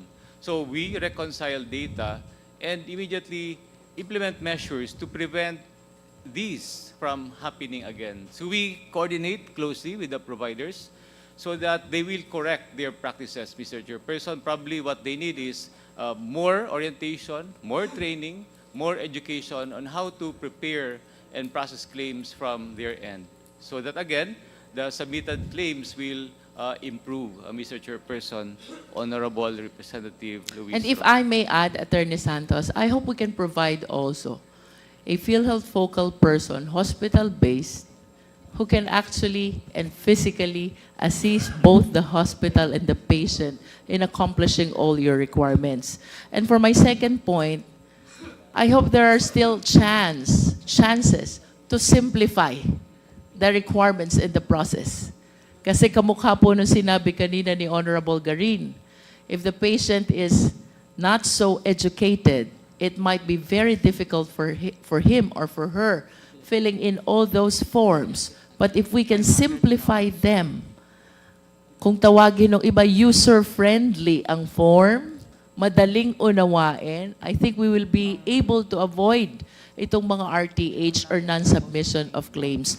And for my last point, PhilHealth, kanina po may nabanggit kayo, out of the total number of RTH, a significant number were never returned anymore to PhilHealth. May I know the percentage? Mr. Chair, can I address the question? Yes, Sir Mandy. Thank you. Thank you, Mr. Chair. Ma'am, before Sir Renet gives you the figure, no, I just wanted to add to your earlier query. We have what's called PhilHealth Cares. So we have a number of personnel that are nationwide of more than 500 people. Are they hospital-based? Who are here to assist all of those in the hospitals, to walk them through and to help them on anything and everything. Hospital-based po ba sila? Hospital-based po. And we are planning to, marami na po yan, more than 500, pero i-expand pa namin yan because we understand po the importance of... Does it include private hospitals? Yes po. Kasama pong private hospitals po. I hope you can provide to all, average to big, Yes po. both private and government hospitals. Yes po, we realize the importance po. And like I said, although we currently have more than 500, we will expand it even more And po. I hope you can come up also with the necessary remedy with respect to small hospitals if the number of your field personnel are not sufficient anymore to cater the same service to small hospitals, especially in the provinces. Yes po. Noted po. Balikan ko po, Mr. Ledesma, yung question ko. Sabi niyo po kanina, out of the total number of RTH, marami ang hindi na talaga ibinalik sa PhilHealth. May I know the percentage? Mr. Chair, Honorable Representative Luistro, the figure that we presented kanina, these are mga claims, RTS claims na hindi bumalik sa PhilHealth. Because once it will be refiled, it will now be received by the corporation and will be, it can be nasa in process siya or nasa paid po siya para hindi magdo-double counting po tayo. Meaning, No, the context of what I heard kanina, hindi na ibinalik sa PhilHealth dahil hindi na ipinursu ang compliance with the requirements. How many of the total number of RTH were not actually returned anymore? Please do not change the context. I understand your point. Mr. Chair, Honorable Representative Luestro, again, yung figure na pinapakita natin kanina, ito po yung numero ng mga RTH claims na hindi bumalik sa PhilHealth. Because pag ang RTH claims po na ibalik po sa corporation, it will be In process. in process pag hindi pa siya bayad or nasa paid na po siya kung nababayaran po natin ng claims para po hindi po mag-double counting po yung claims po natin. If that is the case, then that leads me to my next question. Are there cases of RTH pinalik sa hospital, kulang ang requirements, pero hindi na bumalik sa inyo? Mr. Chair, Honorable Representative Luistro, ito po yung numero na hindi I na talaga understand. bumalik sa Please be PhilHealth. responsive to my question, Mr. Limsiaco. I understand you were saying na yung figure na present nyo for RTH ay napupunta either in process or paid already. That is very clear to me. But the context of my question is, suppose the reason for the RTH is kulang ang requirements. Reason why you return the claim to the hospital. Mayroon po bang ganyang mga cases ang PhilHealth claim? I believe that the question is answerable by yes or no, Mr. Limsiaco. Mr. Chair, Honorable Luistro, this figure 2.174 million claims under RTS as presented earlier, ito ang claims na hindi na bumalik sa PhilHealth. Hindi na refile na sa PhilHealth. Alam mo, Meaning, Mr. sa Limsiaco, kanila na po. medyo confusing yung statement mo kanina. You even asked us to add up RTH and denied. And now you're giving us the impression na itong RTH either dininay, napunta yung figure sa denied. Either in process, napunta yung figure sa in process. Or nabayaran, napunta yung figure doon sa paid. Lalo tayong mawawala doon sa 59.6 billion na ipinapatali namin kanina sa PhilHealth. Are you following me, Mr. Limsiaco? Mr. Chair, Honorable Luistro, as discussed kanina po, as presented po, again, itong figure na napakita po natin dito, these are still return to hospital claims na hindi na bumalik sa corporation, meaning hindi na po siya na-refiled sa PhilHealth as of December 31, 2024 po. Can we bring back this slide? Yes po. Please. If you're saying that, Mr. Limsiaco, then that is my question actually, no? Pakibalik po yung RTH, denied, and in process na slide. You just stated, Mr. Limsiaco, na yung RTH mo, correct me if I'm wrong, hindi na talaga binalik at pre-process sa PhilHealth. Do you confirm that? Yes, Mr. Chair, Honorable Luistro. If you're saying hindi na binalik at pre-process sa PhilHealth, then why? Earlier you said, itong RTH, kapag binalik sa ospital, napupunta sa in-process. Okay. Or kapag nabayaran na, napupunta sa paid. So which is which? Mr. Chair, Honorable Luistro, as of December 31, 2024, nasa RTS po siya. The 4,499 million, the RTH. Yes That's po. 2024. 2024 po. As of December 31, RTS po siya. Now, once the hospital will submit the compliance to PhilHealth, pagdating ng January 2025, that claims, pag-extract po natin, pagkuha natin ng datos ng January 2025, ma-receive ng korporasyon, hindi na siya ma-reflect as part of the return to hospital, but it will be in process po siya. Dahil yan ay may compliance na on the requirement that PhilHealth requested the hospital to submit, Mr. Chair. Yes, I'm Honorable following po. you, Mr. Limsaco. Yes po. So out of the total of 4,499,000, suppose hindi lahat bumalik sa hospital.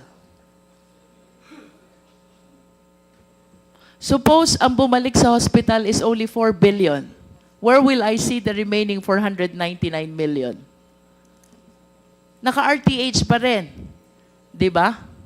Nasa RTS po siya. By Mr. January Chair. 2025, the succeeding month after December 2024, ang bumalik sa hospital ay 4 billion lang, nalipat yung 4 billion dun sa in-process, yung 499 million na hindi bumalik, I will be seeing that in January 2025 data.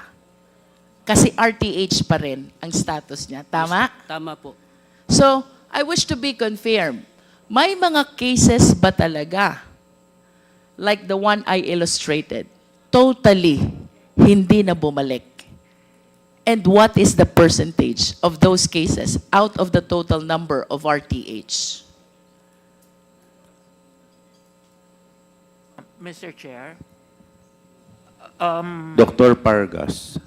Yes, Honorable Luistro, I think what SVP Limsiaco said that the first condition is actually the process, wherein we evaluate the claims. If the claims is okay, then it will be paid. Otherwise, it will be returned to the hospital or otherwise denied. O And kaya then- nga, Opo. I perfectly understand what Mr. Limsiaco said, Dr. Pargas, no? Ang tinatanong ko lang, in actual, mayroon ba talagang hindi na bumabalik? Meron po, and actually, Ano sorry. pong percentage? According to the statement of SVP Limsiaco earlier, those numbers are the numbers that were not actually returned to us. They were returned to the hospital but were not refiled. That 4 billion? 499 million? I am confirming with the statement of SVP Limsiaco, and he said yes. That is huge. That is huge. And can you please cite the reason why? Ang laking pera nito para hindi balikan ng mga hospital. Di ba? Mr. Chair, Honorable Luis. We are on the same page, Mr. Yes. Limsiaco. Yes po. As of December 2024, the total of return to hospital is 4,499,000,000. And to laymanize it, ito'y mga ibinalik sa hospital, to this date, hindi pinaprocess sa PhilHealth. Now, what are the reasons bakit hindi sila nagko-comply, hindi nila binabalik sa PhilHealth para makaklaim sila? Yes po. Paano sila makakaklaim kung hindi nila aayusin yung kulang at ibabalik sa PhilHealth? Maraming salamat po, Mr. Chair, Honorable Luistro. As mentioned by PCO Ledesma a while ago, we are engaging the hospital for the claims reconciliation. Now, dito po, inahanap yung mga claims po natin. Dito po nalalaman kung saan yung mga claims. And of course, dito rin po instances wherein the hospital, nalalaman niya na may mga claims pala na hindi binalik kay PhilHealth. And dito po, there are some hospital owners na nagagalit sa harap ng PhilHealth representative, bakit hindi nyo binalik sa PhilHealth ang claims na ito? Kaya po, that's the project of PhilHealth in the year 2024 po that we continue right now because nalalaman po ng hospital owners during that discussion, during that confirmation, na may mga claims pala na na-denied na hindi na ibalik sa PhilHealth. Now, yes sir. Sorry. Mr. Chair, if I... actually, ma'am, we hear you. The number is very big. Like you said, no, it's a big number. But maybe to put it in context, if you don't mind, Mr. Chair, this honorable committee, the percentage of total claims of RTH is less than 2%. So I know the number is big, ma'am, but if you look at it in percentage terms, that's less po than 2%. But at the same time, ma'am, we hear Can you say it again, Mr. Ledesma? Because you're saying the RTH number, it's a very huge number. I'm not denying that, ma'am, but I also want to say, just to put things into context, the percentage of total claims of RTH is less than 2%. So the number you mentioned, ma'am, is less than 2% of total claims. Nonetheless, that's still a huge amount. Yes, agree, ma'am. We agree. I just want to share my apprehension in conclusion of my interpellation, Mr. Chair. We have received reports that because of delay in the payment of claims, some hospitals have ceased in continuing the certain services of the same. Some fully closed already. I am apprehensive that perhaps one of the reasons kung bakit hindi sila bumabalik is because the hospital shut down already. And for us to be enlightened, Mr. Limshaco, I hope you can give us the details of that total amount of RTH. At least for one hospital, I can personally share with you that there is one hospital in my hometown, Mabini, Batangas. I hope I am wrong, but you can verify. I used to be one of the stockholders. The reason why they shut down is because of the delay in the payment of PhilHealth. That's from the point of view of one of the stockholders. Sana wala nang ibang hospital na ganito. Because you know what? That is the lone private hospital in my hometown. And when it closed, it really affected the healthcare system in my hometown. No? And it is hard to understand why the PhilHealth, the partner of the government, in implementing this mandate on healthcare system, is the reason why the hospital institutions will be closing. Thank you, Mr. Chair. That ends my interpellation. Thank you. Maybe we can request the DOH to provide us with the list of hospitals na mga nag-shutdown due to same reason na sinasabi po ni Congresswoman Luistro. Mr. Chair. Yes, the Vice Chairman Abante is recognized. With due respect to the President, whom I have known personally, even before your time, 2004, I've already been here since the 13th Congress. It has always been a nagging problem on the delayed or non-payment of PhilHealth to hospitals. I would like to find out what the real problem is. Because look, we could be able to investigate that today. The problem is still there. Oo. Next year, budget hearing na naman. Oo. Ngayong year, budget hearing na naman ng August. Yun na naman ang pag-uusapan. So we would like to find out what the real problem is when you have all the money. Then you have all the money. Ang iniisip ko, are the minds of the PhilHealth officers are all business, or is PhilHealth? PhilHealth is not just business. PhilHealth is healthcare. So we would like to find out what the real problem is. Why until now some hospitals are not being paid, and that the payment is delayed. Mr. President. Thank you, Mr. Chair. I think there are a number of reasons, no, Mr. Chair, on honorable committee, no. The first is, I entered PhilHealth around 2.5 years ago, no, and what I found out immediately was, number one, there's a shortage of personnel across the board on all departments. So, Mr. Chair, kulang po. Personnel saan? Sa inyo o sa hospital? Sa PhilHealth po.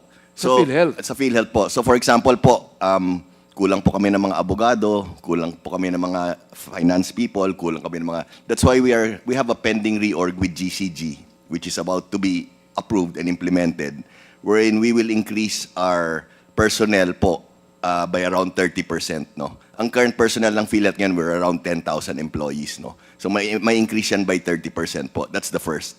Second po, yung 10,000 employees, lahat na yan, from mula sa presidente hanggang sa baba, o yun lang mga sa baba? Hindi, lahat na yan po, all 17, we cover 17 regions po. How many lawyers do you have? I think, estimate number of lawyers, maybe around 40? All over the regions, more than 50 lawyers po. How many doctors do you have? Sa personnel po? Yes. Doc-ish?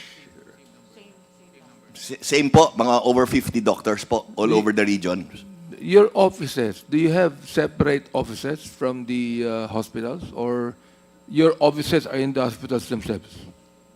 We have separate offices po. Separate hospitals? Yes po. Okay, Yes, in Mr. every region? Yes po. Okay, go ahead, continue on, Mr. So Chair. po, another reason po is yung digitalization po ng PhilHealth medyo backward, no? That's why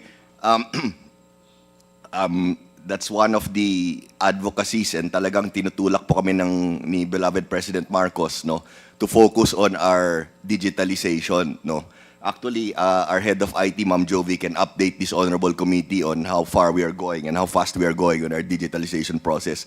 Sir, once that is, Mr. Chair, excuse me, once our digitalization process moves forward, a lot of these issues, especially the payments of claims to hospitals, will be addressed, no?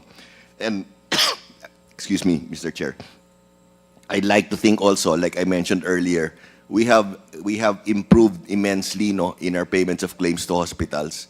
Now we average almost more than 15 billion a month in payments, and for the 1 year period, we've increased by more than almost 30 to 35 billion increase in payments of claims to hospitals. So we still have long ways to go, Mr. Chair, pero we can see we are really improving substantially, no? And as Sir Net mentioned earlier, we get a lot of commendations from the different hospitals associations that they are happy with the improvement and the acceleration of our payments of claims to hospitals. Maraming salamat po. But still, okay, Mr. Chair, we would like to commend you on the improvements, no? But as you have mentioned, there's still a lot to do, di ba? So let me ask the IT about the digitalization of PhilHealth. Find out, kasi digitalization not only speed up the payment, but also it actually checks on the corruption, di ba? So let me ask about the digitalization. Mr. Chair, may I respond po? Yes, may I know please identify yourself. Yeah, I'm Jovi Argona, the SVP. Jovi Aragona po. Aragona, you're Yes po. recognized. Okay. I would like to talk about the digitalization initiative as well as the roadmap of PhilHealth. So right now we have we called legacy systems. Some are automated but not fully. Evidence from the fact that there are documents still being submitted. For the legacy systems, we have actually identified 4 of that major system. Yung po yung tinatawag na health insurance system, the automating of the core processes po ng PhilHealth, everything about the processes, accreditation, membership, contribution, collection. Then we have also the business intelligence for our data analytics. We have the internal system support services management information system. And as far as the requirement of the UHC, meron pong National Health Data Repository. Now, the strategy for the integrated health insurance systems actually focuses on the following strategies. So meron po tayong tinatawag na process streamlining of the processes operation. Because if we talk of IT, we don't automate what we have in the existing, but there will be some process automation in that. Number 2, we have client-centric applications wherein we have notification and information immediately after a transaction is conducted in PhilHealth, reduction or totally elimination of all the paper transactions in PhilHealth. Yun po yung naka-timeline sa aming automation. Introduction of technological advancements like artificial intelligence and machine learning, and a lot more. So ang status po ngayon, we are in the stage of outsourcing via managed services yung 4 na systems na mention, no, na sinabi ko po, while we are maintaining po yung legacy system. Last year po, we bidded out these projects. Yung health insurance system po, we have 3 bid fail, pero ang status po ngayon, ika-4th bidding na po namin. So there's one who passed the technical and financial evaluation already, and hopefully we will come into negotiation and post-qualification. For the business intelligence system, ito po yung mga data analytics na pwede nating maran yung artificial intelligence. So nagkaroon po tayo ng bid fail, no, last time sa support services. Pero ngayon, meron isa, pero ongoing technical evaluation. And then yung ating National Health Data Repository, na bid out last year, na bid fail naman ng one time, and then it will have to be rebidded out still this year. So, hinihintay po namin, ang timeline po namin, since may mga bidded na projects last year na nag-fail, first quarter of this year, we are pursuing rebidding, negotiation, no, and everything. Second quarter and third quarter of this year, the development po of the projects, no, via those firm na ma-outsource natin.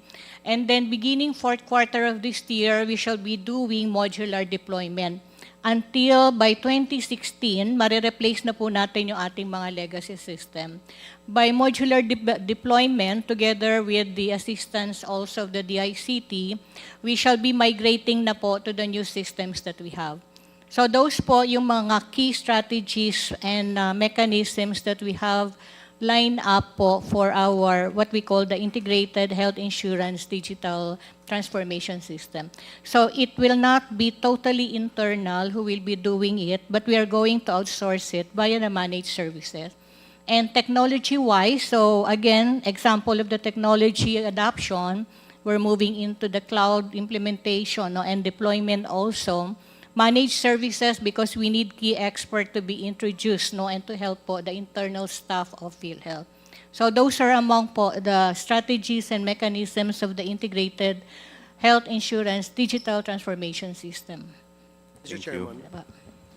Yes, with the indulgence of Congressman Suwan, the Honorable Barbers, Ace Barbers, you are recognized. Just a short question kasi just following the statement made by Ms. With regards to the digitalization of the whole system, correct? Yung pong cyber security nung I remember that if it's not last year or 2023, there was a hacking that happened in the system of PhilHealth, di ba? What have you done after the incident occurred? Sir, Madam, after po the Medusa, that's called the Medusa attack, no, although we are strengthening already the systems, more strengthening happened, and there are different tools, mechanisms that are already lined up for procurement, like the bigger managed security operations center, so we will be procuring and having that for this year. That's one. And then the total data encryption of all the systems and all the data that we have. So we have an office, which is the Information Security Department, which is looking into this one. And they have actually presented the Managed Security Operations Center, which this is a big amount actually. And together with that, and together with the innovative systems that we have, so we hope, or we shall be part of those should be part of the digital transformation. So security is a prime consideration, sir. Thank you. So we will be assured that there will be no more data breach or hacking that will happen in the system of the PhilHealth. That's the target, sir. That the target in terms of the performance with those innovations that we will be introducing. Napaka-importante po niyan kasi yung data niyan can be used for other cyber crimes. In fact, it's not just the PhilHealth who's a victim of these hacking. A lot of government agencies which store data related to information to our people have also been breached and have also been hacked. So, dapat pinakamahigpit na sistema ang ating i-implement, no, protect all the data that is being stored in your system. Kasi yun, ano yun, all walks of life, all members. Practically, you're talking of a significant percentage of the population. So I think it's not just one of those strategies to PhilHealth. It should be the strategy to protect this data from ano. And if this would entail cost, ang dami nyo naman pera eh. So kayang-kaya nyo yan. Thank you, Mr. Chair. Thank you, Congressman Thank you. Suwan, too. The Chair would like to recognize the Honorable Warden Suwan. Thank you, Mr. Chair. Before we proceed, may I just manifest that we should remember that this inquiry is not just about systems, policies, or even institutions. It's about lives, including the sick and vulnerable who are relying totally on our hospitals, and the nurses and doctors who work tirelessly on their behalf. And of course, the dignity of every Filipino who deserves a health system that works. And so I have a few questions regarding the effects of delayed payments by PhilHealth as to our hospitals. And I hope PhilHealth would be able to answer these. Sir, how much on average do you think is the revenue lost by hospitals due to delayed payments from PhilHealth? Mr. Sino Chair, po sasagot? Yes, PCE Omandi. can I ask Sir Net to address the question?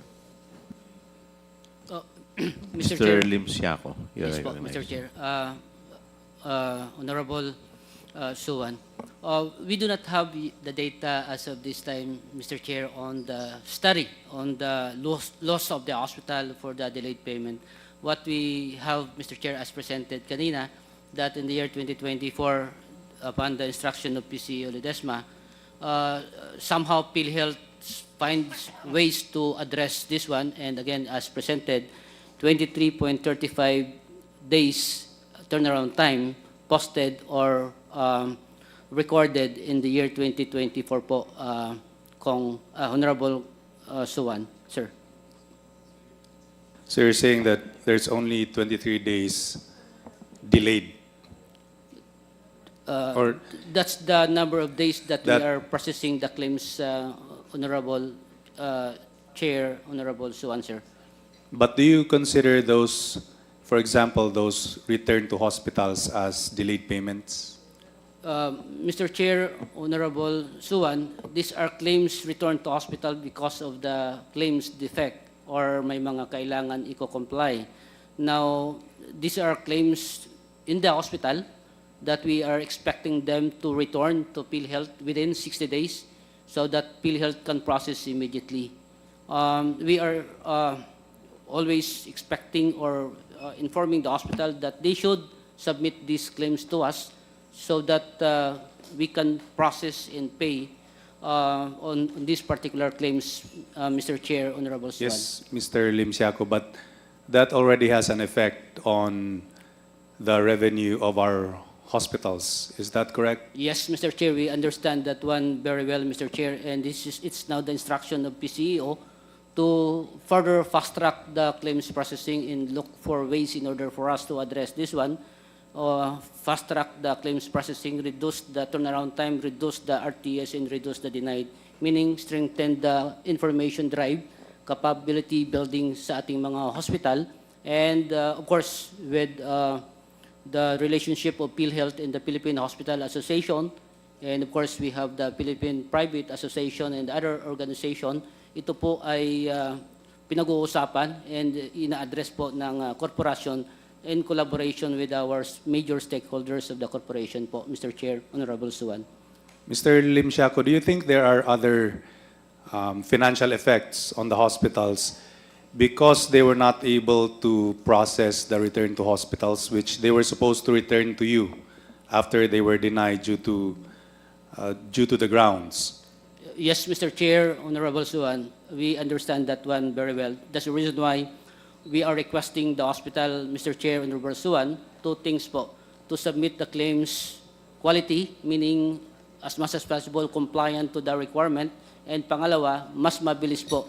As the hospital has also 60 days, we are encouraging them to submit the claims in less number of days so that pagdating sa PhilHealth, maipa-process din po natin ng mabilis, Mr. Chair, Honorable Suwan, sir. Do you think that smaller or rural hospitals are more affected compared to hospitals in larger cities due to these return to hospitals or delayed payments? Mr. Chair, the way we see it, tama po kayo. As ang ating mga big hospital has the information system, then may mga tao sila to process the claims and make sure that the submitted claims are free, more or less free of defects, Mr. Chair. Of course, that's the target of the corporation right now, particularly our LG Hospital, Provincial District Hospital, Mr. Chair, that kailangan po natin matulungan and mapapaayos po yung claim submission po sa atin. Again, on the part of PhilHealth, the submission of claims is automated na rin po. In other words, through system na rin siya. That's the reason why somehow na-address yung mga submission ng claims natin na dati nakamano-mano pa ang pagpapadala sa korporasyon po. Mr. Chair, Honorable Suwan, sir. So you're confirming that the return to hospitals and those that we consider as delayed payments really have a huge impact on those in rural hospitals. Yes, Mr. Chair, Honorable Suwan, sir. And especially in rural areas where the nearest hospital may be hours away. So what does a financial crisis mean for the availability of basic medical services for such hospitals? Mr. Chair, Honorable Suwan, of course, it will redound to, even though mayroon silang budget, sabihin natin, district hospital, provincial hospital sa probinsya, but of course, the money coming from PhilHealth is very critical as well in their operation as mas malaking huge part of their cash flow ay manggagaling sa corporation po. Kaya klaro po sa amin, sa corporation po, with the instruction of PCEO, na babayaran po natin ang claims ng mas mabilis at saka maayos po yung claims processing po natin. Mr. Chair, Honorable Suwan. So you understand that the payment of claims to rural hospitals is very important. Yes po, very clear po on the part of PhilHealth, Mr. Chair, Honorable Suwan, sir. Do you have any idea how many rural hospitals are on the brink of closure because of this issue? Mr. Chair, Do you have Honorable any Suwan, data? we do not have that information right now, Mr. Chair, Honorable Suwan, sir. Mr. Chair, do we have any representative from the associations of hospitals? I think they may have more information or data regarding these questions that I am asking. COMSEC, do we have any representative? Except from the DOH? None invited, Your Honor. Not invited. Mr. Chair, may I request that we invite someone from the Association of Hospitals so that we may be able to determine the real effect of return to hospital and late payments of PhilHealth as to the operations of these hospitals. COMSEC, please take note of the manifestation of the Honorable Suwan. Noted, Chair. Mr. Chair. Mr. Chair. Yes, PCEO Ledesma. We like the very, very good suggestion of Your Honor. At the same time, Mr. Chair, we will try to furnish the data ourselves on the percentage of rural hospitals. And as soon as we put it together, I'm confident we'll be able to get the data. We will submit it to your honorable committee, Mr. Chair. Thank you. Thank you, PCSO. Another question. What percentage of a hospital's budget relies on reimbursements from PhilHealth? And how does this dependency impact their ability to provide continuous services? Mr. Chair, can I address the question? Yes, please. Apologies, sir. Mr. Chair, I don't think we have that data. Doc Ish, do we have the data? I don't think we have that data available, Mr. Chair. Yes, all the more importance for us to have. If I may, mag-interject lang po ako ng tanong. I've noticed since 2017, medyo marami po yata yung counts ng RTH. 2017, we have 119,286. 2018, 277,499, so forth and so on, until 2024, 316,557. Now, my question is, ano po ang ginagawa ninyo para maiwasan po natin itong RTH? Considering na alam naman po natin na napakahirap po ng sitwasyon, lalong-lalo na po ng binabanggit ni Congressman Suwan, na yung mga nasa rural halos nagsasara na because of this. Ano pong mga remedies na ginagawa ninyo para maiwasan itong RTH? Mr. Chair, ako muna. Thank you for the question, Mr. Chair. No? It's a very, very valid, interesting question. First of all, Mr. Chair, once our digitalization improves, vastly improves, most of these issues, turnaround time, RTH, and I, will be addressed, no? Including fraudulent claims. So we are working as fast as we can on that, no? Led by Ma'am Jovi Aragona of our IT, our head of IT, no? And we feel that once we get these things moving fast, it will, the effects will be immediately improved, no? There are even some companies who are presenting the AI, artificial intelligence, on claims payments. No, again, once we can start using these, I think the effect will be felt immediately. No, and talagang mag-improve lahat yan. No, turnaround time, RTH, denied, all of these. No, number of claims processing, fraudulent claims, all of them. Sir, I think computerization is being implemented already in some other hospitals. So doon po sa mga iba, tingin ko, po pwedeng connect na lang po sa inyo. Tama po ba yun? Correct, sir. Okay. Mr. But Chair. in some other hospitals na medyo backward pa, let's say sa mga rural, sa mga far-flung areas, if I may recommend, pwede naman tayo magpalagay ng tao dun or mag-training tayo. Para hindi na po dadalhin sa inyo. Lahat po ng mga dinadala sa inyo, dapat na-check na, na-verify na, naayos na. So, may iwasan natin yung RTH. Kasi na-inspection na Agree, Mr. Chair. In fact, as I mentioned earlier, we are sinabi ni Kong Janet yung PhilHealth Cares. So we have more than 500 already, and dadamihan pa namin po yan. We hear you loud and clear, Kasi Mr. po Chair. pwede naman po i-prioritize natin yung mga hospital na, let's say, alam natin na mga nasa far-flung areas. So doon talaga i-prioritize. Kasi sa Metro Manila, halos lahat naman po yata yung mga hospital dito nasa computer na kailangan lang siguro i-connect doon sa, like what you've said, more than 2 years na po kayo. But this problem has been going on since 2017 or mas matagal pa. Even further. So, Yes, Mr. for 8 years, medyo ang tagal na po yata na itong problema to. And yet, hanggang ngayon, di pa nasusolusyonan. Samantalang simpleng-simple lang. Kung kulang kayo sa tao, mag-training kayo ng mga staff ng ospital para i-check lahat yung mga pinipilapan. 2 lang ang pipilapan, may Tagalog, may English. Pag marunong mag-Tagalog, pag hindi makaintindi ng English, Tagalog na forms, yun po ang pipilapan. Pag medyo maalam naman po, English. So, ganun lang naman po kasimple yun . Hindi ko po alam kung ba't kailangan pa natin ipa-complicate. Yes, Mr. Chair. Tama po ba yun? Yes, Mr. Chair. Correct, Mr. Chair. In fact, Mr. Chair, if I may add, what you mentioned, as I mentioned earlier, we're doing a lot of capacity training and capacity building aside from increasing the number of PhilHealth Cares people. So you hit it on the dot, Mr. Chair. Gagawin po namin yan. We will even move more aggressively on that, Mr. Chair. Yes, kasi sa totoo lang,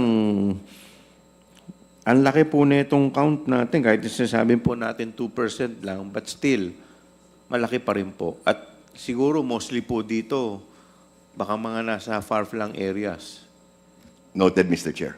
Okay. Thank you, Mr. Chair. Please continue, Congressman Suwan. Thank you, Mr. Chair. I still have other questions as to the effect of the RTH and other delayed payments and even denied payments as to all kinds of hospitals. But I think they would be better answered by the representative of the Association of Hospitals. So, may I move to my next set of questions, which are addressed to the representative of the Department of Health? ASEC, I think the situation is getting untenable. Hospitals are struggling to keep their doors open, and healthcare workers are unpaid, and some patients are even being turned away. So, how has the DOH stepped up to help these hospitals and even these patients? What measures have you taken in order to address this situation? Asek Domingo, you are recognized. Thank you, Mr. Chair and Honorable Suan. In the health financing of our healthcare, sa pagbayad po ng singil ng mga ospital sa pasyente, ayon po sa ating datos, simula 2014 hanggang 2023, ang pinanggagalingan ng bayad ay ang mga sumusunod. Yung out-of-pocket, meaning yung ating sariling kabayaran, yung national government, which is the DOH, ang PhilHealth po, ang National Health Insurance Agency, ang local government, tapos ang mga health maintenance organizations or private healthcare institutions. Sa pinakahuling datos na available, 2023, ang binabayaran po ng ating mga kababayan ay sa bawat ₱100, 44 pesos. Ang binabayaran po ng Department of Health ay 23 pesos sa bawat ₱100 or 23%.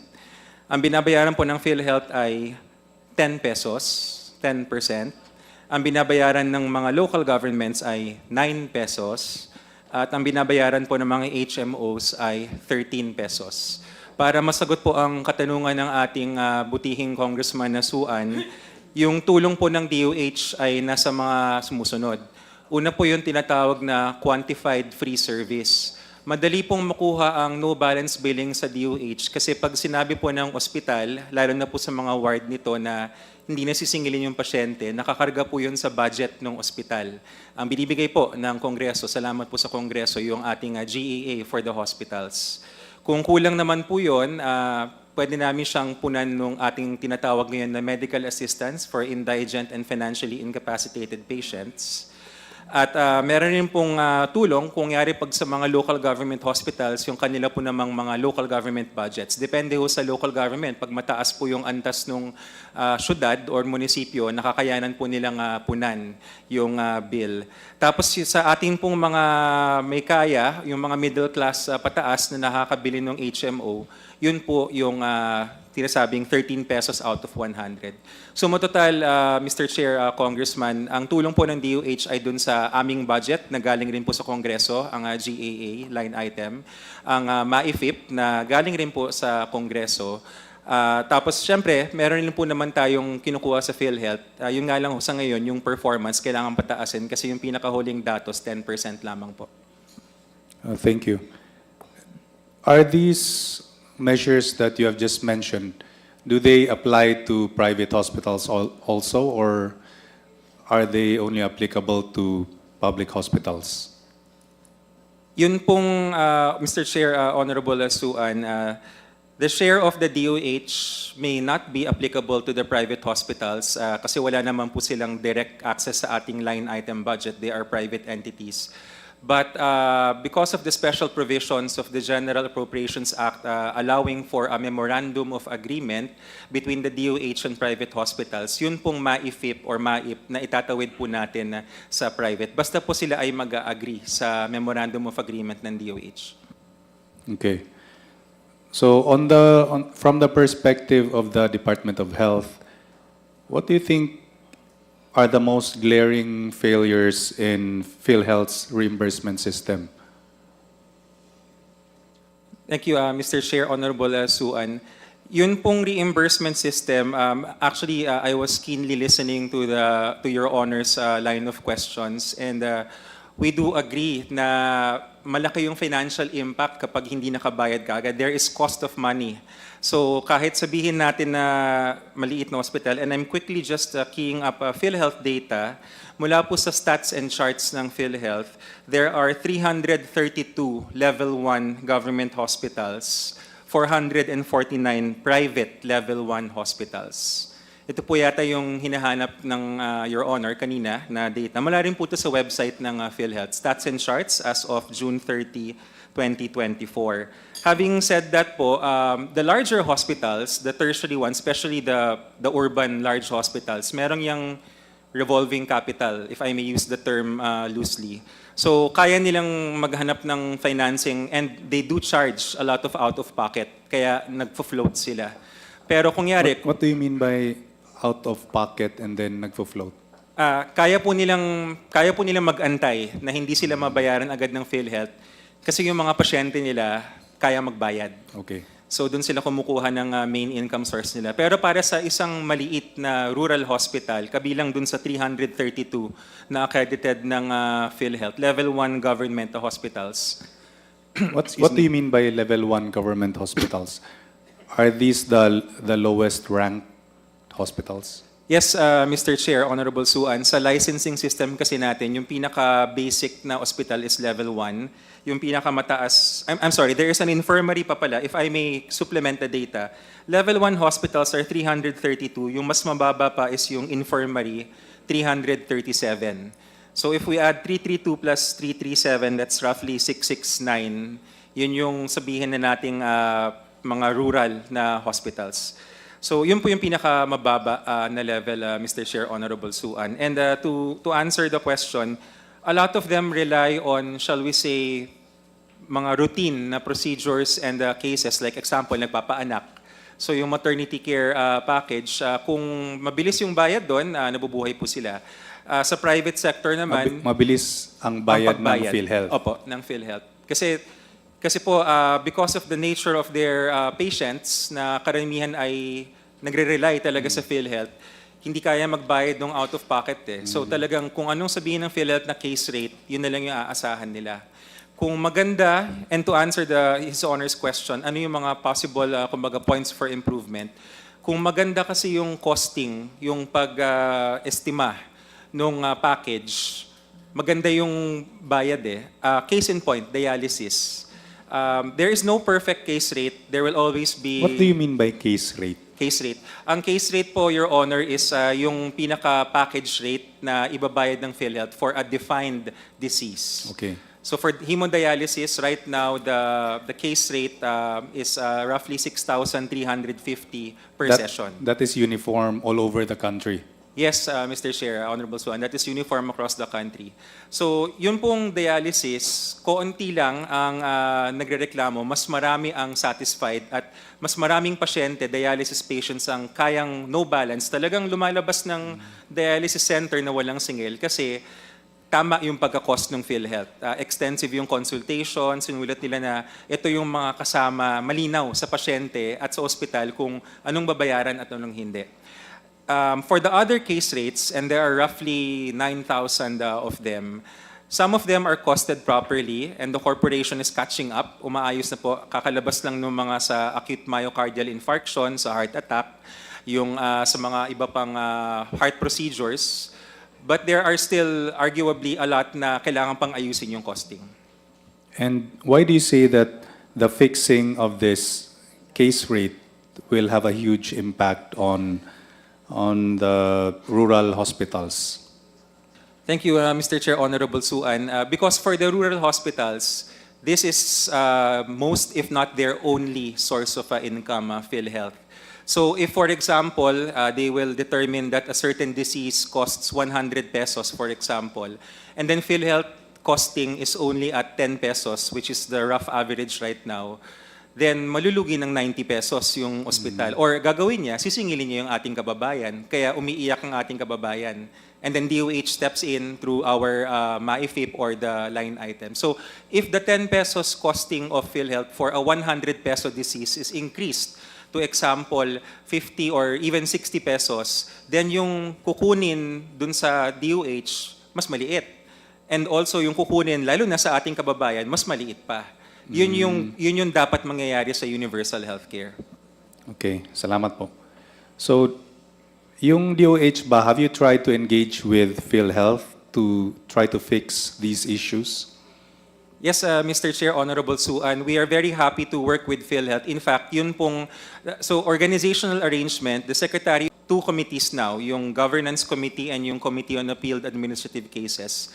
Yun pong Benefits Committee, which is the key committee na nag-handle nung pag-costing, nung pag-check ng mga case rates, it is the Secretary himself, Secretary Erbosa, who has been sharing for almost 3/4 of a year, halos 1 year na rin. So siya yung nag-chair mismo nun, and it is through that interface, and also informally, they will ask us, or maybe the PhilHealth technical staff will get in touch with us, will convene meetings, we will attend the meetings. Yun po yung nangyari dun sa mga recent packages na magaganda yung costing. Okay, so at least the DOH is already doing something para maano tong sinasabi yung case rate na problem, tapos yung costing of package. Meron na kayong mechanism ngayon. Yes, Mr. Chair. Very, very quick interjection, Yes, Mr. Chair. with due courtesy to indulgence, our representative Congressman from Suwan. the DOH. Yes, Congresswoman Garin is The recognized. review of the case rates has been initiated in 2016. This is not something new. In fact, there was a body created. The DOH was represented by Undersecretary Lilibeth David, and PhilHealth also had a representative officer, and the officers that we are seeing here now are very much aware of that, except of course President Mandi and Attorney Santos. In other words, yung pinagsasasabi po ni ASEC Albert Domingo has long been instructed and implemented years ago. Hindi po ito bago. I believe the problem started when that coordinating body was collapsed. Diba? Let's call a spade, ASEC Albert. Hindi kasi natin pwedeng paasahin yung mga tao sa salita lamang. You have to walk the talk. If you remember during the APRO oversight hearings, this was also discussed. And the DOH promised that in 1 month's time, there will be proposed solutions. Pero walang nangyari. And these were pre-budget deliberations. Now, Mr. Chair, I don't want to prick the bubble of ASEC Domingo. But to be factual about it, yes, you are saying that Secretary Herbosa is the chair of the board at doon na pag-uusapan. But mind you, Mr. Chair, again, let's be factual about the real situation. Yung walang maraming icing. Because I cannot swallow the responses to our dear colleague, Congressman Suwan, na tila pinapalabas natin na hindi masusolusyonan yung problema ng case rates. Kasi ang chairman is the Secretary of Health. No, Mr. Chair. That does not happen. Why? The Board of PhilHealth will discuss an agenda related to resolutions. They do not discuss step by step, one by one, the case rates. Apologies for this, Mr. Chair. I have to correct that. Being former chair of PhilHealth, hindi na kaya ng Secretary of Health yan. Huwag nating lagyan ng icing na hindi ka panipaniwala ang mga pangyayari. The immediate solution here is first, to stop the internal fighting between PhilHealth and DOH. Kasi kaming mga pasyente at yung mga tao ang nagiging kawawa sa walang hintong bangayan ng DOH at PhilHealth. Let's call that situation a fact. Kasi dun sa board meeting nyo, nagkakaroon ng awayan ang chairman, the Secretary of Health, and the President of PhilHealth. And I think that is injustice to the Filipino people. The first solution there is, yung mga nag-aaway, di wag i-involve. Let's put back the career officials who were supposed to examine the case rates. First question, why was that collapsed? Second question, yung case rates na yan, napalpak ang pagpagawa, alam na alam niya ni Dr. Pargas. Kasi 1-2 tao lang yung umupo sa mesa at nag-drawing. Kaya nga, ginawan yan ng amendments, and I did issued order to invite all representatives from patients, stakeholders, hospitals, and medical professionals and specialists. Pero sa dami-dami ng mga meeting, nasan yung output? Because expenditures of government on meetings, travels, and hotels and anything should have output. So I just want to make that clear, Mr. Chair, na hindi po totoo na during the board meeting, iniisa-isa yung mga case rates. This can be done by a technical working group that was initiated already before, unfortunately collapsed, and inviting stakeholders kasi hindi pwede na yung isang tao may expertise ng lahat. Hindi na kaya ng Secretary of Health yan. That is why the liaison of DOH to PhilHealth should be a person that can work together with PhilHealth, not fight with PhilHealth. I hope I said my piece, Mr. Chair. Yes, please continue, Congressman Suwan. Thank you for that enlightenment, Congressman Garin. Mr. Chair, With the indulgence of Congressman Suwan. yes, Mr. Yes, Chair. the chair would like to recognize the Honorable Congressman Acop. Narinig po natin yung mga sinabi ni Honorable Garin. May I ask Phil, totoo po ba? Yung mga sinabi ni Honorable Garin.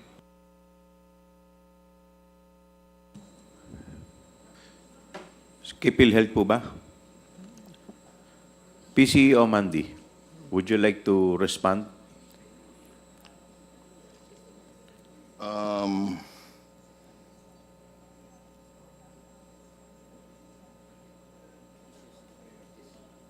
Pwede ba, Mr. Chair?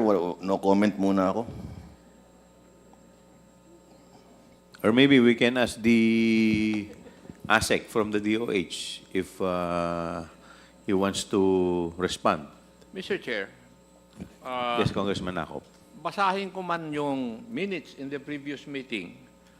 Yung statements ni Asek Domingo ba yung kwanon? Kontra rin dun sa mga sinasabi ng PhilHealth eh. Kababasa ko lang dito sa mga dokumento na nasa harapan ko. That is why I'm asking kung totoo po yung sinabi ni Kwan, ni Honorable Garin. Kasi how can we solve a problem if we do not know the real score? Di po ba? Basic yan sa problem solving. Now, if we do not accept that there are problems, how can we solve that problem? Siguro mag-conduct tayo ng inquiry in aid of legislation para ma-contempt natin yung ayaw sumagot. Di po ba, Mr. Chair? Yes, Congressman Acop. If they're not going to answer that, I will file a resolution, Mr. Chair.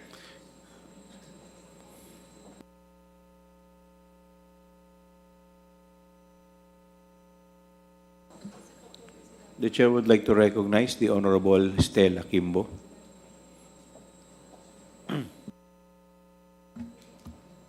Mr. Chair.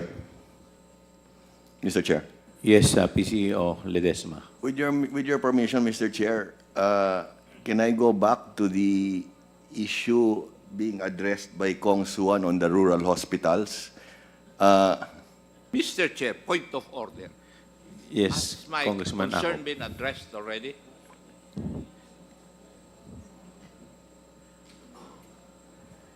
One minute recess declared by the chair.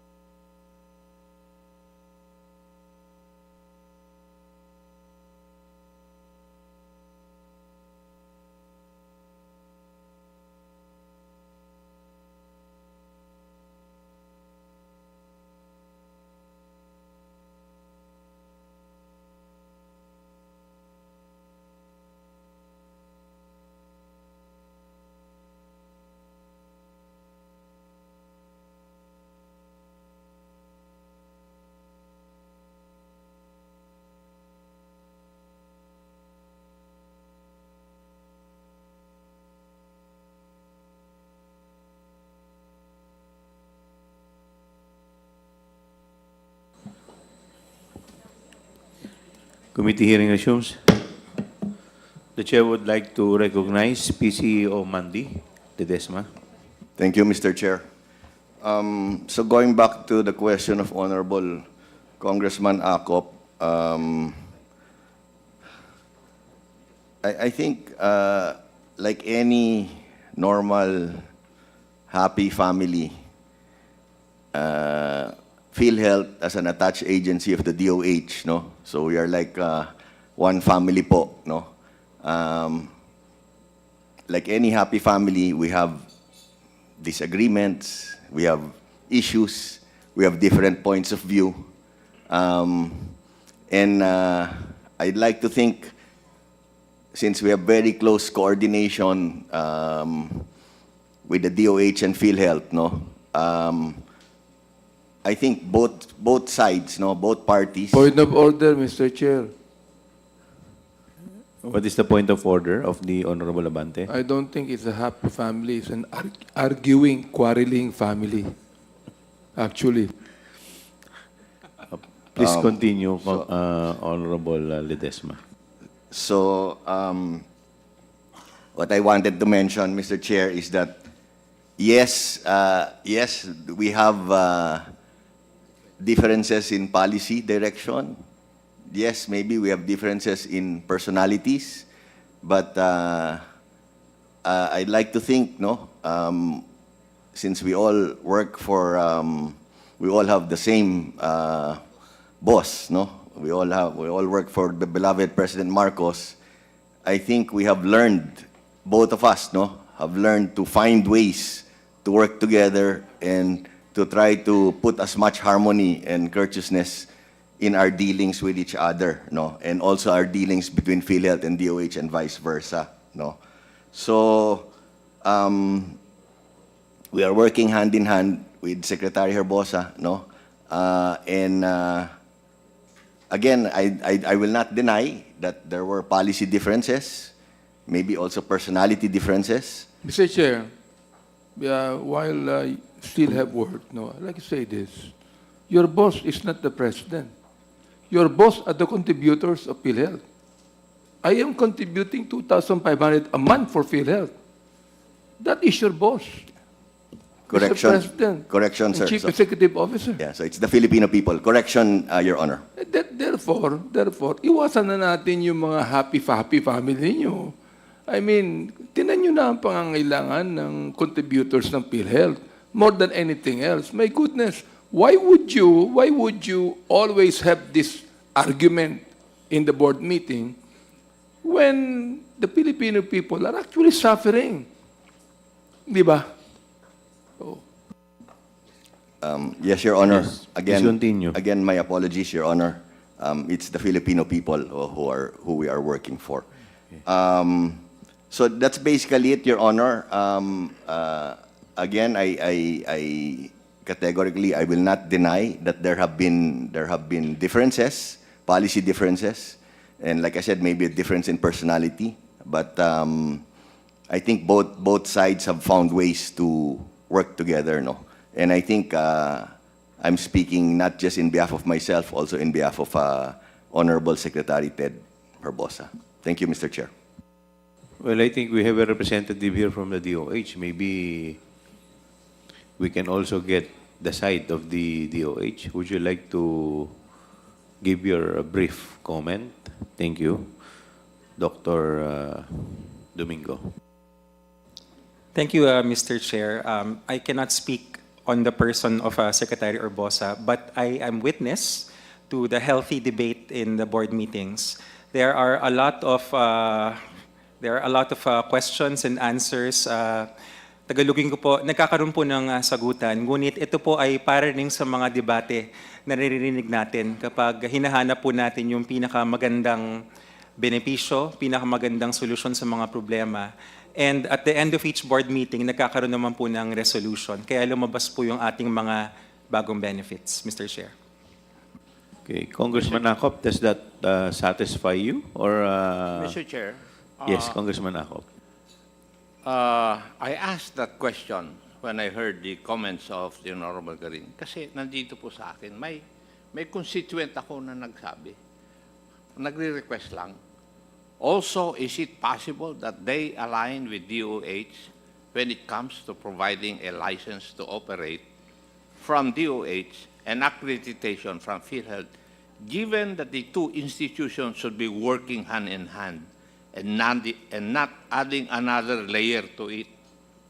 Marami pong duplicity na nagaganap which could be addressed more effectively if only both look at their objectives and align with one another. Magaling yung nagsabi sa akin nito. And that is why this is proof na hindi kayo nagkakaugma ng kilos. Mr. Chair. Kasi yung tao nagre-request na nga na mag-align kayo towards your objectives. That is the reason why I asked that question, Mr. Chair. Marami pong salamat. Mr. Chair. Yes, Honorable Ledesma. Yeah. Thank you very much, Mr. Chair. Thank you very much, Honorable Acop. I would also want to add, yes, we do have policy differences. Nagde-debate po kami sa board. Pero I think if we also look at the good things that has happened in PhilHealth in the last 2 years, or even in the last year, since Secretary Herbosa has been secretary for a little over a year, marami po kaming nagagawang positive accomplishments, So, yes, there are debates, yes, there are disagreements, differences in policy, but the fact that we're able to increase the case rates by 95%, we are able to enhance so many of the benefit packages, we've been able to increase the payments of claims to hospitals, we've been able to move forward in our digitalization process. We have done so many positive things. So, there are always two sides to a coin po, Pwede natin tignan yung hindi masyadong maganda, pero marami rin po tayong magandang accomplishments, But thank you very much for all of your inputs po, Honorable Acop. Thank you, Mr. Chair. But could you imagine what you could accomplish kung align kayong dalawa? Yan pala, hindi pa kayo meron pa kayong konting misunderstanding, and yet, you are telling us na marami kayo nagiging accomplishment. So, could you imagine kung lalob na kung align pa kayo? Diba? Duly noted, Mr. Chair. Mr. Chair. Total, bagong taon na naman na po. Magcha-Chinese New Year na. Yes, the Honorable Janet Guerrero recognized. Again, with due courtesy to Kong Suwan, because I can see Congresswoman Stella Kimbo, who was actually one of the referees when Secretary Herbosa erupted and was saying all words, and President Mandi also was somehow responding, but later on apologized. Parang siya na nga ang nag-give way. Pero ganyan talaga eh. But then, Mr. Chair, let me reiterate the question addressed to DOH. Are you sincere and bent on having a ceasefire against your personal tirades against PhilHealth? On your personal tirades against PhilHealth? Mr. Chair, it's not a personal tirade, but yes, we will work to our Then best what it with is if PhilHealth. it's not personal? Kasi ang nakikita namin, I believe, wala kaming pakialam kung gusto nyong magpalitan ng official or whatever, pero ang trabaho. Dapat nakaseparate yung politika doon sa trabaho. And while the President is still there and the President is still Mandi Ledesma, kung pwede sana magtrabaho muna. Kasi sayang yung oras eh. Every hour, every day should be dedicated to the Filipino people. And I don't want to see our Senior Vice Chair again being, sa dami-dami ng ginagawa niya, yung oras niya nauubos dun sa pagre-referee. So, Mr. Chair, may I repeat the question? Can the Honorable ASEC relate to the whole department to have a ceasefire on these nuances between DOH and PhilHealth? Mr. Chair, just a very, very germane to the Honorable question of, C. Adjong, you yes, are recognized. Vice Chair Janet Garin. I think the good lady from Iloilo wanted to know exactly categorical answer from DOH. So just to put perspective into its right context, right? Currently, we have ASEC Domingo, which, by the way, when he responded to the question, already intimated to the committee that he cannot or he is not authorized to speak on behalf of Secretary Herbosa, because the question really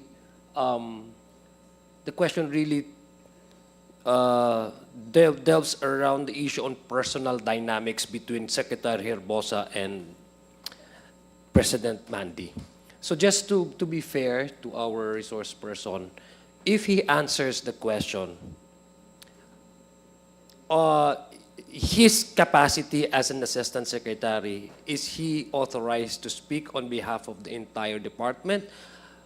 Or if he answers positively to the question of Vice Chairman Janet Garin, is he answering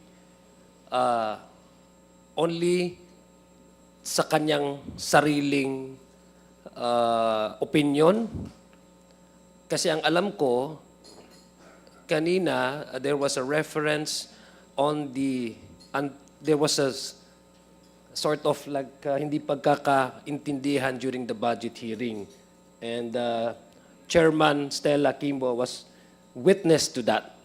Na-trauma ata na victim siya. But it was not ASEC Domingo who was involved in that scuffle. It was Herbosa. So in reference to the particular happenings during the budget hearing, can he speak on behalf of Secretary Herbosa para at least ma-tone down at saka mapanalig itong committee na to na hindi makaka-apekto sa magiging direksyon ng PhilHealth at DOH? Just to be fair to our guest right now, si ASEC Domingo, just to put things into its right perspective po. Thank you, Mr. Chairman. ASEC Domingo. Thank you, Mr. Chair. Thank you, Honorable Alonto. When it comes to the personal dynamics, I cannot speak, Mr. Chair, because it is between the two individuals.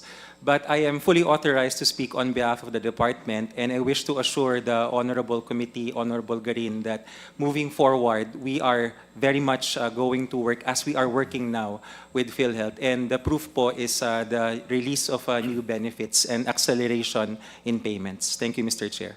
Mr. Chair. Before I recognize the Vice Chairman, the Chair would like to recognize Congressman J. Konghon. Yes, Honorable Vice Chairman. Unless we invite the Secretary here in this committee, I don't think that we're going to have a real answer to the query that have been put into. So I would like to make a motion that in the next hearing, we should invite the Secretary of Health to be present in this committee. I move, therefore. Thank you. Is there any objection? Duly seconded. Is there any objection? Hearing none, the motion is carried. The COMSEC is requested to invite the Honorable Secretary Herbosa in the next scheduled hearing. Yes. You still have some more Mr. Chair, query? in relation to the question of Congressman Suwan, so may we ask now, kasi yung question niya kanina is on the case rates and there was a long answer from ASEC Domingo citing praising the good secretary. But the question has not been answered. Has the committee dealing with this, the one that was created before, aligning DOH and PhilHealth, has it been revived or not yet? When do you intend to revive it? Para masagot yung tanong ni Congressman Suwan. Yes, ASEC Domingo, you are recognized. Thank you, Mr. Chair. I am sorry, Honorable Garin, Honorable Chair, that was before I came into the department. I am not aware of the specific coordination committee. To my knowledge, current operations, the Benefits Committee is the one that coordinates PhilHealth and the DOH, Mr. Chair. Honorable Garin. And who in DOH, Mr. Chair, who is the representative of DOH, Mr. Chair, in this case? It is the Secretary himself who has been sitting since July or August, Mr. Chair. With that, Mr. Chair, again, in relation to the question of Congressman Suwan, let me just, for the enlightenment of the Honorable Committee, The purpose why a committee was created, represented by a USEC, is that we know how busy the secretary is. That time it was represented by USEC Lilibeth David, who also heads policy in the department, who has been a long career officer of the department, and who also is very much aware of the stakeholders, hospitals, patients, and specialists. Yung committee po na yun, ang tumutok na i-review isa-isa yung case rates. Yan din ang tumutok ng no duplication. Because for the information of this august body, marami ring mga gamot, commodities, devices, ang binibili ng DOH, pinamimigay sa hospitals, including chemotherapeutic drugs, at yung mga hospitals na nabigyan nito ay clinic claims sa PhilHealth, which should not be the case. So that committee actually aligned things. Ang binibili ng DOH, hindi dapat nire-refund ng PhilHealth. Ang packages ng PhilHealth ay hindi nagdodoble sa packages ng DOH. Just if we go back to COVID testing, Mr. Chair, bumili ng bilyones na testing kits ang PSDBM. Pinamigay sa pribado at government hospital. Pero napakamahal naman ng singil at nire-reimburse din ito ng mga hospital papuntang PhilHealth. Sino ang kawawa? Taong bayan. So with that, Mr. Chair, let me reiterate what was mentioned during the preliminary budget briefings and budget hearings with the DOH. Revive that committee. Kasi maski sa pinag-uusapan dito, ang dami kaninang mga proposal on wheelchairs, walkers, pero binibili rin kasi ito ng DOH. How sure are we na yung binibili ng DOH na pinamimigay sa hospitals at pinapa-reimburse naman doon sa PhilHealth ay hindi ulit mangyari? We were able to trace that, Mr. Chair, specifically on chemotherapeutic drugs, on some antibiotics, and even on supplies being used for dialysis treatments. That's why, habang dinidiscuss natin dito na palawakin ng PhilHealth yung kanilang mga ginagawa, hindi natin maipagkaila na kapag binalik yung malaking gap dun sa dalawa, magkakaroon ng waste of resources and waste of money. Maraming salamat, Mr. Chair. Thank you. Yes, Asek Domingo.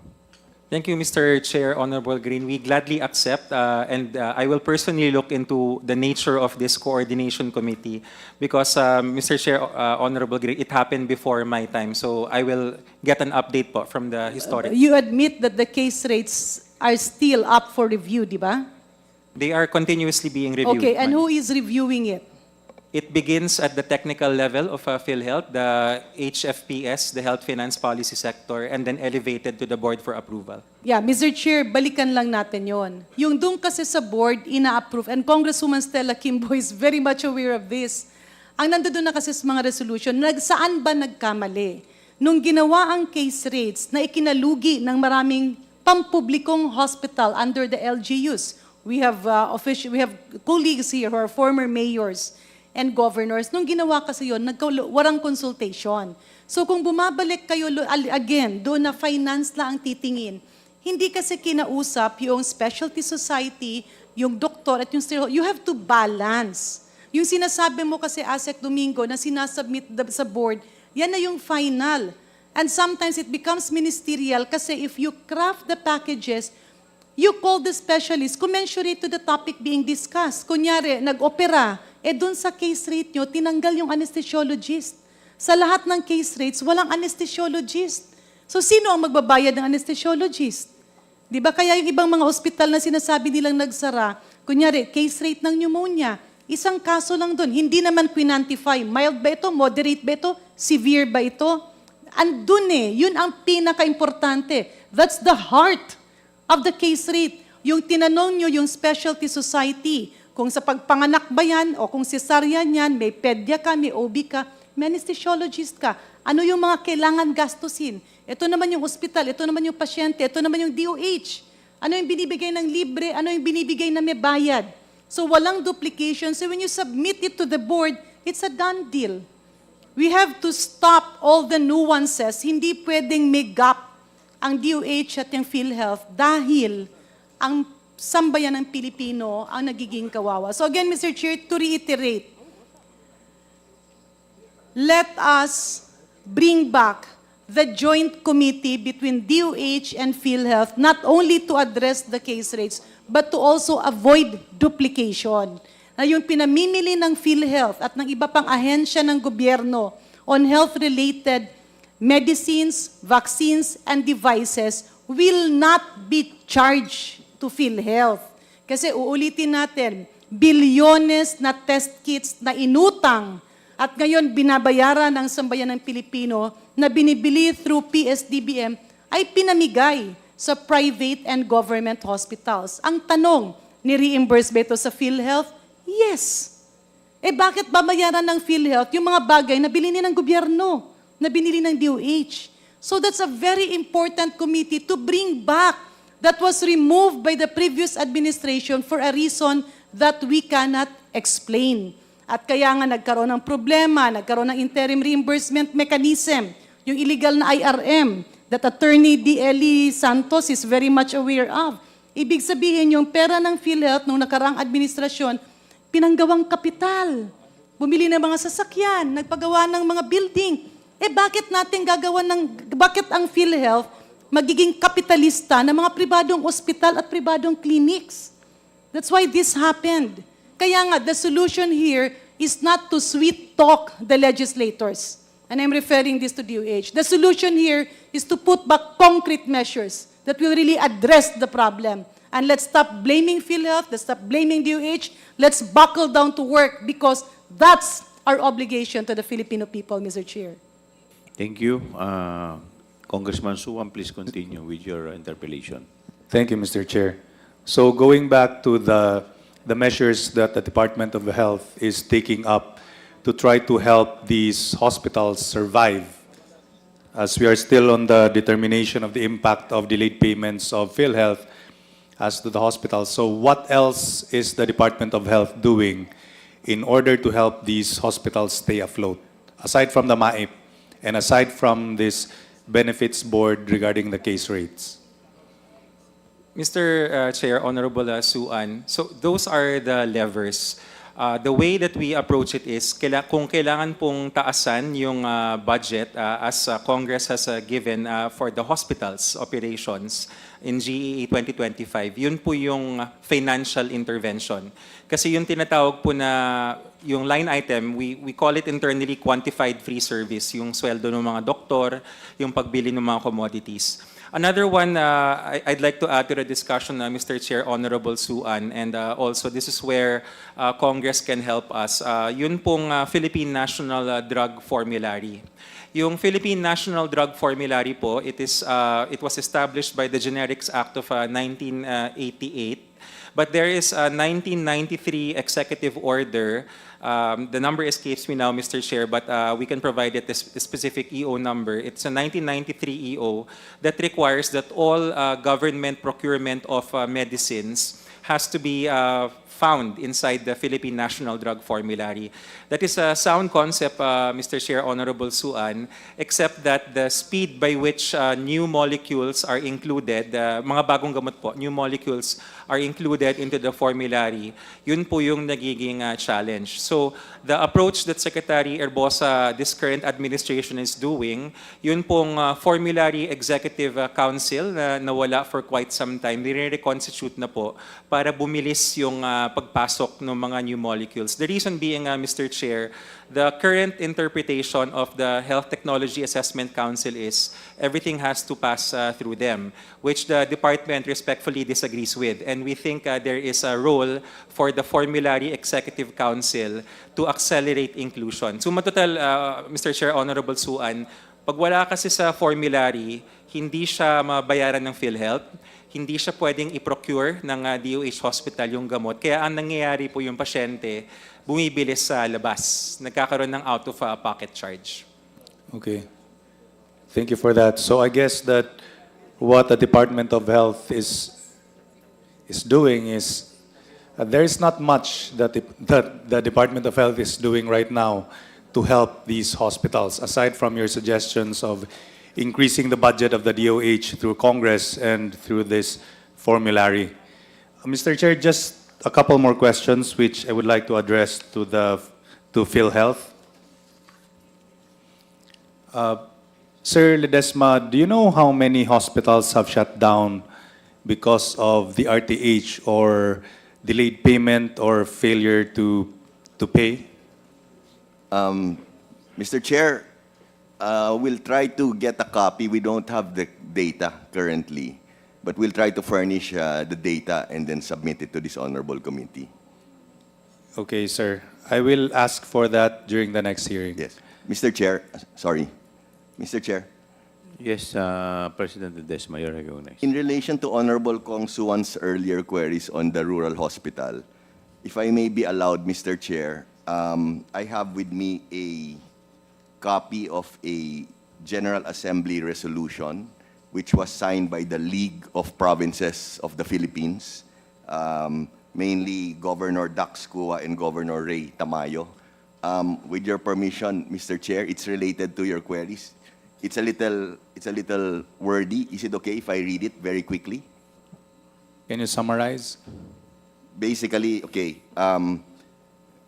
it's congratulating and recognizing the performance of the Philippine Health Insurance Corporation under the leadership of its President and Chief Executive Officer Emmanuel Ledesma and all its current officials. And then there are 7 or 8 whereases, no? Maybe if I can read the first few ones. So the first one is, whereas PhilHealth has long been a partner of the LGUs in ensuring that all their constituents have access to basic and quality healthcare services as mandated by Section 17 of Republic Act Number 7160 or the Local Government Code of 1991. Second one, whereas over the past year, PhilHealth has accomplished a lot in terms of improving its services and increasing the benefit packages of its members under the leadership of its President and CEO, Emmanuel Ledesma, and all its current officials. The third whereas is, last year, PhilHealth launched the Primary Care Provider Network, PCPN, contracting arrangement through their Consulta package in selected sandbox sites to prepare LGUs for the implementation of the Special Health Fund under the Universal Health Care Act. And I'll read one more whereas. The next one is PhilHealth has also started the digitalization of its key processes to ensure more efficient delivery of services such as accreditation of healthcare providers, premium collection, and members registration. So basically, what it's saying, and it's signed by all of the national officers, sir, Mr. Chair, is that PhilHealth is trying its best to do its part in improving the healthcare of the rural services. Thank you very much, Mr. Chair. Thank you. One last question, Mr. Chair. I would like to thank you for that information, PCO. Yung mga concerns ng mga hospitals when they say that they have not been paid or yung mga RTH, dumadating po ba yan sa inyo na may mga hospitals na in dire straits because they have not been paid or because of delayed payments from PhilHealth? Yes po, marami. In fact, a lot of them, I get straight by an SMS messages or actually a phone call. No? Yes po. And how do you help them? Do you provide immediate solutions? We do, yes po. We provide immediate solutions and we try our best to go through whatever we can do to help them. No? Talagang tinatrabaho namin yan po. And, Specifically, how? Mr. Chair, if I can ask our COO, Eli Santos, to elaborate, Mr. Chair. Mr. Chairperson. Yes, please. Mr. Chairperson. Tony Santos. Honorable Representative Suwan, so what, when the Office of the President and CEO directs us to coordinate immediately with these hospitals, we schedule a meeting immediately and reconcile whatever data we have regarding the status of the claims that they have submitted to PhilHealth. Most of the time, Mr. Chairperson, Honorable Representative Suwan, we are able to resolve these issues on payment. If there's a need to accelerate the payment, then we inform and even direct the regional offices to fast track, not only for a particular hospital, but everything, all of facilities, Mr. Chairperson, Honorable Representative Suwan. So how do these hospitals reach PhilHealth? Sino yung tinatawagan nila? Paano yung mga tao na, yung mga hospital owners na walang direct contact kay PCO? Usually, sorry, Mr. Chair, usually Kong, they go to the 17 regions yung PhilHealth. Each region has a regional vice president who oversees the region, no? So usually po, yan yung first point of ano nila. Kumakontakt nila sa RVP ng region nila. So, Or the Leo head po. okay. So there are cases where hospitals who are on the verge of closing are being helped by PhilHealth.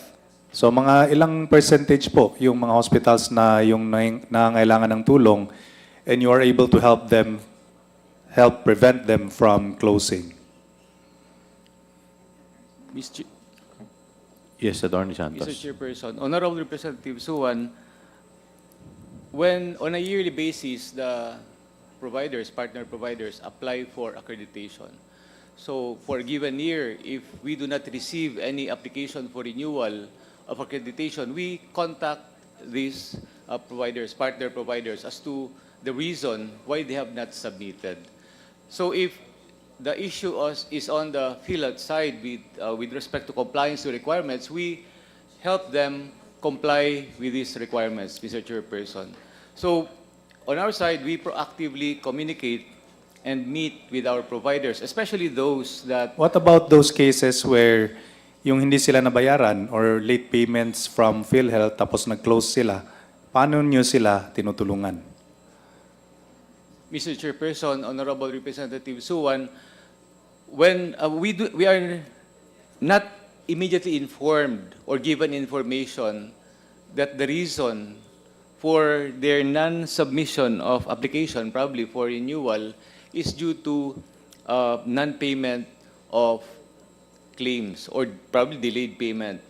What we usually receive, Mr. Chairperson, Honorable Representative Suwan, are non-availability yet of requirements before they submit their application.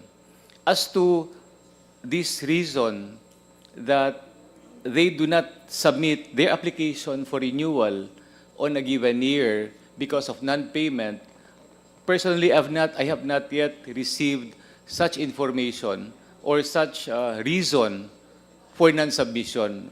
Usually, the reason that, but I'm not saying, Mr. Chairperson, that it's not happening. Probably it happens. The situation is probably true. But usually, the reason for non-submission of application for renewal is the non-availability yet or incompleteness of the requirements, Mr. Chairperson. So you're saying that these hospitals closed not because of the non-payment of PhilHealth, but because of the lack of requirements? Mr. Chairperson, Honorable Representative Suwan, no, I'm not saying that. But what I'm saying is I have not received such reason yet that the hospitals did not submit their application for renewal. Usually, the reason that I receive is that they have not yet completed their requirements. Probably I do not have that information. Probably I need to dig deeper. Because what you're saying is basically there are no hospitals which are closing or on the verge of closing because of the late payments from PhilHealth. That's what you're saying right now. Mr. Chairperson, Honorable Representative Suwan, I apologize for probably conveying that message, but I do not, that's not my message, Mr. Chairperson, Honorable Representative Suwan. It's just that I have not received any information that the reason for closure or non-submission is the late payments. Yes, we admit that there are late payments, there are claims that are returned to hospitals, they are denied claims, but insofar as their application for renewal on a daily basis, I have not received the reason, that particular reason of non-payment. Mostly the reason is that they have not yet completed the documentary requirements for their application. But I'm sure that there are hospitals that are suffering from delayed payments or probably denied claims. It's just that the reason for non-submission is because of the lacking documents. Mr. Chairperson, Honorable Representative Suwan. What if they are no longer interested in submitting an application for renewal because they no longer exist due to the lack of payments? Paano nyo tinutulungan yun? Mr. Chairperson, Honorable Representative Suwan, that's why earlier I said that we do our best to help the providers. If the issue is on the claims, then we assist them, Mr. Chairperson, on how to, if it's denied claims, then we address the reasons for denial. If it's returned to hospital claims, then we address the reason for the return to hospital. So, based on my experience, Mr. Chairperson, we usually have meetings with these providers and address their problems and the reasons why they do not submit their application for renewal. Mr. Chairperson, Honorable Representative Suwan. Thank you, Mr. Chair. No more questions. Thank you. The next interpolator Mr. is Chair, the... before that, I just would like to make a manifestation here that Yes, I Vice filed- Chairman Abante. I filed a resolution on October 17, 2023, House Resolution number 1389, to conduct an inquiry in aid of legislation, especially on the data breach of Philippine Health Insurance Corporation. Just would like to make that manifestation, Mr. Chair. Thank you. The Chair would like May to... I also submit to you the resolution? Thank you. The next interpolator is the Honorable Z. Alonto Jong. Thank you, Mr. Chairman. Magandang hapon po sa ating lahat. Isang mapayapang bagong taon sa ating mga bisita from PhilHealth and DOH. Bismillahirrahmanirrahim. Assalamualaikum warahmatullahi ta'ala wa barakatuh. Mr. Chair, perhaps this question that I am about to ask PhilHealth were already discussed extensively in the previous committee hearings. But just allow me, Mr. Chair, to lay the premises of my questions on the investment strategies of PhilHealth, because this would speak out the financial vitality of PhilHealth in order to be fitting to respond quite fitting to the medical demands of the public, no? Especially the members of the PhilHealth. So these are just basic questions, and I'm sure President Mandy can accurately respond to. No? Para lang po sa ating mga kababayan, tagalugin ko na lang po, Mr. Chairman, President Mangy, ang aking mga katanungan. No? Meron po tayong tinatawag sa PhilHealth na reserve funds. No? Ito po yung isang portion doon sa hindi nagagamit na pondo na yung nakokolekta po ng PhilHealth. Diretso po sa ating mga mga members, no, mga contributors, at yung mga ibang na-identify na po na pwedeng pagkunan ng koleksyon ng PhilHealth. Tama po ba yun, President Mandy? Yes po, Mr. Chair. Yes, okay. Ito pong reserve funds na ito, asan po normally ito ginagamit at may limit po ito? Paano po natin madetermina yung isang amount na nakolekta ng PhilHealth para masabi po natin ito ay reserve funds? Ito ba ay excess doon sa yung costing nung for example, expenditure or costing ng PhilHealth sa buong isang taon, tapos kung meron po siyang sobra, ito po ay magiging reserve funds? Tama po ba ang aking assessment? Tama po, Mr. Chair. It's basically accumulated revenue minus expenditures. Mr. Chair, if it's okay, pasa ko na lang kay Sir Renet. ipasa mo, Kasi siya yung finance para mas mabilis, Mr. Chair. Thank you, Tama Mr. po, Chair. opo. Yes, before I recognize Mr. Lim Siaco, the Chair would like to recognize the Honorable Bosita from the One Rider Party List. Okay. Yes, please proceed. So, yes, may dadagdag pa po ba kayo doon sa kasagutan ni President Mandy? Yes, Mr. Chair. Honorable Representative Adjong, tama po yung sinabi ni PC Ledesma. Our reserve fund is nasa 280 billion pesos, Mr. Chair. This is the 2 years reserve fund as provided in Section 11 of the UHC Act. or Republic Act 11223, Mr. Chair, Honorable Representative Adjong. Okay. So, ibig po sabihin, Mr. Chair, ang pagdidetermine na po dito sa reserve funds, meron na pong provided na po ito or nailathala na po, no? Nailahad na po dito sa batas na inyo pong ni-refer, no? Itong Universal Healthcare Act. Tama po ba? Yes po. So, magkano po yung pagdidetermine nitong reserve funds? Sino po yung nagdidetermine na dito? At anong amount po yung po pwedeng sabihin natin na pwede na ma-set aside for the reserve funds? Mr. Chair, batay po sa Department of course, General Appropriations Act ng 2024 po, and mayroon silang provision doon, special provision, that the Department of Finance will issue the guidelines on how to determine the reserve fund, Mr. Chair. As ito po ay kasama ang Department of Finance, na-determine po natin ang 280.57 billion.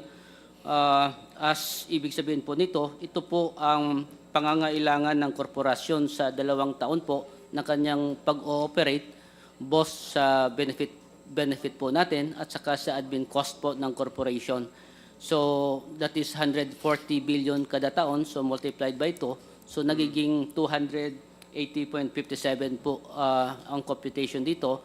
But of course, mayroon po siyang calculation po dito na weighted po ang kanyang average weighted yung ginamit ng Department of Finance po dito, na nakaabot po tayo sa figure po na 280.57. Ito po ay reserve po na again, in compliance sa 11223 po, Section 11 po, Okay. Mr. Chair. So, bigyan lang po ng halimbawa, Mr. Chairman, para po maintindihan ng ating mga taon bayan. Tinatagalog ko po, Mr. Chairman, dahil pinag-usapan po natin ang pera ng ating mga members and direct contributors, no?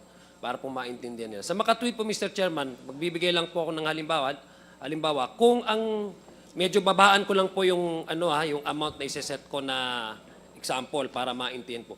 Halimbawa, merong kailangan ng PhilHealth sa kanyang pangangailangan sa loob ng isang taon ng 10 million. You multiply that into 2 years kasi yung actuarial estimate niya is for 2 years. Tama po ba? Opo. So kung halimbawa, pumasok po na revenue is 12 million, tapos ang pangangailangan ng PhilHealth is 10 million lang sa isang taon, yung 2 million, yun po yung reserve funds. Tama po ba? Mr. Chair, Honorable Representative Adjong, papasok po siya sa reserve fund pag hindi po siya nagagamit po natin Tama. po. Yun nga yung sinasabi ko. 10 million halimbawa yung pangangailangan ng PhilHealth, tapos ang pumasok po na revenue, yung nakolekta ay 12 million, may 2 million na reserve funds na po pwedeng iset aside. Tama po ba yun? Tama po. Okay. Tama po, Kong Adjong. So meron po din po tayong tinatawag, Mr. Chairman, na investable funds. Tama po yun. Paano po natin ito ikumpara doon sa reserve funds para maintindihan po ng ating mga members at direct contributors? Mr. Chair, Honorable Representative Adjong, ang ating reserve fund ay ang kanyang cash backup. Kumbaga, ano ba ang nagko-cover sa ating reserve fund na ito na asset, na pera, that because reserve fund na siya, may corresponding siya na pera. So ito po yung investment portfolio po natin. Ito po yung investment fund po natin. So itong investment fund natin po ay as of December 31, 2024 ay umabot sa 492 billion pesos po. Ito ay mayroon ho tayo special savings deposit na isang 100.7 billion. Mayroon tayong government securities, meaning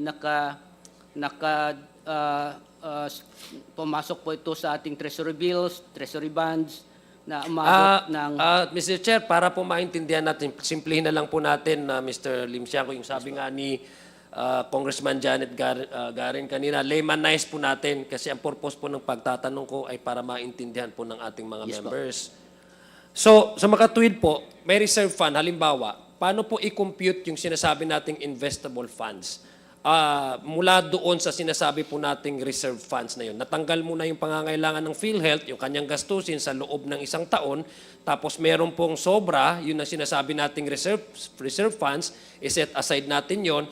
Paano po naman natin po makakadetermina kung alin doon sa porsyon nung pera na iyon, na reserve funds, na excess, ang po pwede nating sabihin, partly pwedeng gamitin as investable funds. Ibig sabihin, yung gagamitin ng PhilHealth para ilagay niya kung saan-saan mang po pwede niyang ipalago itong pera na ito. Yes, Mr. Chair, Honorable Representative Adjong. Meaning, ang ating reserve fund, as mentioned kanina, na 280.5 billion, Mr. Chair, Honorable Adjong, ay may nakaakibat na investment po na nakatago po siya sa ating government securities. Sabihin natin po, because 375 billion po yung ating pera po, naka-reserve po siya and ready po siya in the event may pangangailangan po tayo na gagamitin ang korporasyon in the benefit expenses o pambayad natin po sa ating mga hospital. Nakatala din po yan sa Universal Healthcare Act o sa IRR po ng PhilHealth, doon sa computation ng investable funds. Kasama din po siya, because nakasaad po sa ating batas, lahat na pera na hindi gagamitin ng korporasyon sa kanyang operation ay ilagak niya po sa investment para naman po kumita kahit papano po yung ating investment na comparable sa merkado po. Okay. Base po, Mr. Chairman, Mr. Lim Siangco, base po doon sa nakaraang September 2024 po na budget hearing po natin, lumalabas po na may excess funds ang PhilHealth. Kasama po doon sa funds na ito yung investment na umaabot na 700 billion. Tama po ba yung figure ko? Ang lumalabas po sa ating datos po, Mr. Chair, Honorable Representative Adjong, again, mayroon po tayong reserve fund na 280.5 billion, more or less 281 billion. Mayroon ho tayong surplus na 150 billion, that is October financial report po. That's 430 billion pesos, Mr. Chair. Ano yung 430 billion pesos? Ito yung? The investment, the 280.5 billion na reserve fund plus the surplus of 150 billion pesos po. So we have 430 billion pesos po na kumbaga investable fund, Mr. Chair, Honorable Adjong. That is part of our members' equity actually, pero masyado technical siyang na terminology. Gusto natin simplihin ko po, ba? Pero kanina po nag-refer po kayo sa Universal Health Act. Actually, yung section na yun na binasa niyo po kanina sa amin, yung sinasabi po dito sa Universal Care Act, ang natitira pong parte ng reserve fund, and please correct me if I'm wrong, I'm just basing it on my records based on also the previous discussion that you had with this committee. Yung reserve fund na hindi kailangan sa current expenditure obligation ng PhilHealth, tama po, in-explain niyo po kanina, ay pwede ngang i-invest. This is the investable funds na sinasabi ninyo. Out of the 700 billion, magkano po yung calculation niyo for the investable funds? Ang ating investment portfolio po, again, as of December 31 po, ay 492.2 billion pesos po, Mr. Chair, Honorable Representative Adjong. Okay, meron ba kayong terms din na yung sinasabing investment reserve fund, or are we talking of the same thing? When you say investment fund, it's just the same thing same thing with investment reserve fund. Anong pagkakaiba nito? Ito na po yung ating investment fund po na minimension po natin, sir. So yung sinasabi po nating investable funds, ito po yung mga possible na category na po pwede nating sabihin na iyon yung pwedeng pero pag sinabi pong investment reserve funds, yun yung actual kung ano po ang hawak natin. Yes po. Tama po yung aking... Okay. Yes po, investment portfolio po natin, Mr. Chair, Honorable Representative Adjong. Okay. Gusto ko lang pong malaman, Mr. Chair, kasi kanina ang sabi ko, nais ko pong ipa-explain sa PhilHealth kung ano po yung mga investment strategies na ginagawa po ng PhilHealth ngayon para makita natin kung gaano ka gaano ka husay, halimbawa, mag-respende at maka-accumulate at magpalago ang pera ng PhilHealth, no? So, nais ko lang pong malaman, Mr. Chair, kung ano po yung mga sektor na ayon sa PhilHealth ay naaayon para doon po nila i-invest ang kanilang investable funds sa ngayon, currently. Yes po. Mr. Chair, thank you, Sir Net. We're very strict po yung investments ng PhilHealth, so we're only allowed to invest in AAA bonds. So AAA bonds or better, no? So lahat po ng investments namin, the Honorable Committee and the Filipino public can be confident and comfortable that we will not risk the money, no? Kasi AAA bonds or better lang po. We will not expect less from PhilHealth, no? Yes po. But I have here the list of all those possible sectors that you may be required, or again, probably part of, a part of the areas where you can invest your funds. Nag-invest po tayo, I mean, are we allowed to invest in this following, no? Interest-bearing bonds, sinabi niya nga po yun kanina, securities or other evidence on debt net of the government, debt securities and corporate bonds. Sa makatuwid, yung mga nilagyan niyo po doon, pakiulit nga po, Mr. Mandy, ano po yung tatlong areas na ito na sa ngayon, currently, no? Na nila pinaglagyan po ng pondo ng ating, ng PhilHealth. So, Mr. Chair, there are 3 areas, no? Basically, the first is special savings deposits. The second area is government securities po, further broken down into either treasury bills or treasury bonds. And then the third one is corporate bonds po, which is broken down to either property sector or banking sector. Yun lang po. Sa itong tatlong areas po ito, President Mandy, kung i-identify po natin itong pondo, lahat po ba yan in one sector na ininvest natin or meron pong sa tatlong area na to spread across all these 3 areas kung saan po natin ininvest yung ating pondo? At magkano po ngayon pondo currently ngayon na na-invest natin? Ito muna yung, yung total investment funds, roughly na lang po, 500 billion. Okay. Mga 492 to be exact. Gawin na natin 500 po, no?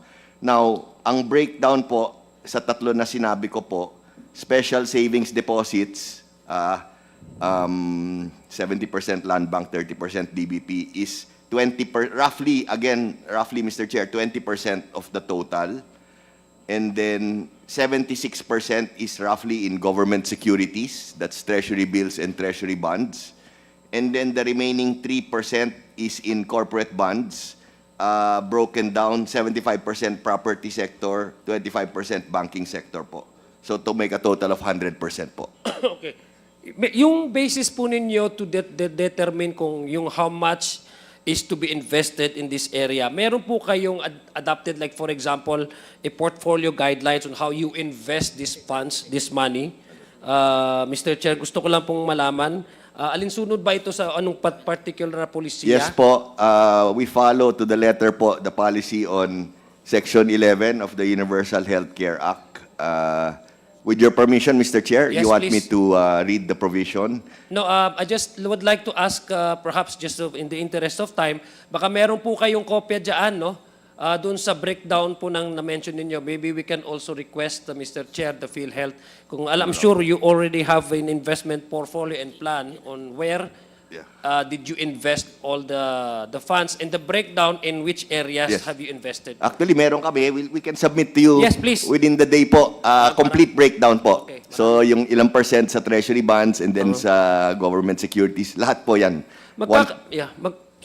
Magkakapare-pareho ba ito ng commercial interest rate doon sa lahat po ng pinag-investan ninyo? Hindi po. Just to give you an idea po. So, ito yung yield percentage to return on investment, no? For the special savings deposits, again po, roughly, Mr. Chair, if you don't mind, mga 6%, no? Yung sa government securities, treasury bills, also 6%. And then yung sa treasury bonds, 4.7%, no? So yung days to maturity sa treasury bills is roughly 78 to 100 days po. And then the treasury bonds, the days to maturity is around 1 to 6 years po, no? And then sa corporate bonds, the yield percentage to the return on investment is 6.2% po, slightly higher. And the yield days to maturity is ranging from anywhere from 0 to 6 years po. So, ang total investment portfolio yield percentage to return on investment is around 5.13% po. 5.1. 5.13. Of what, how much amount? Of the total amount is 25 investment, no, the total amount invested is 492 billion po. To be exact po, 492,205,964,751.74 po. Okay, thank you.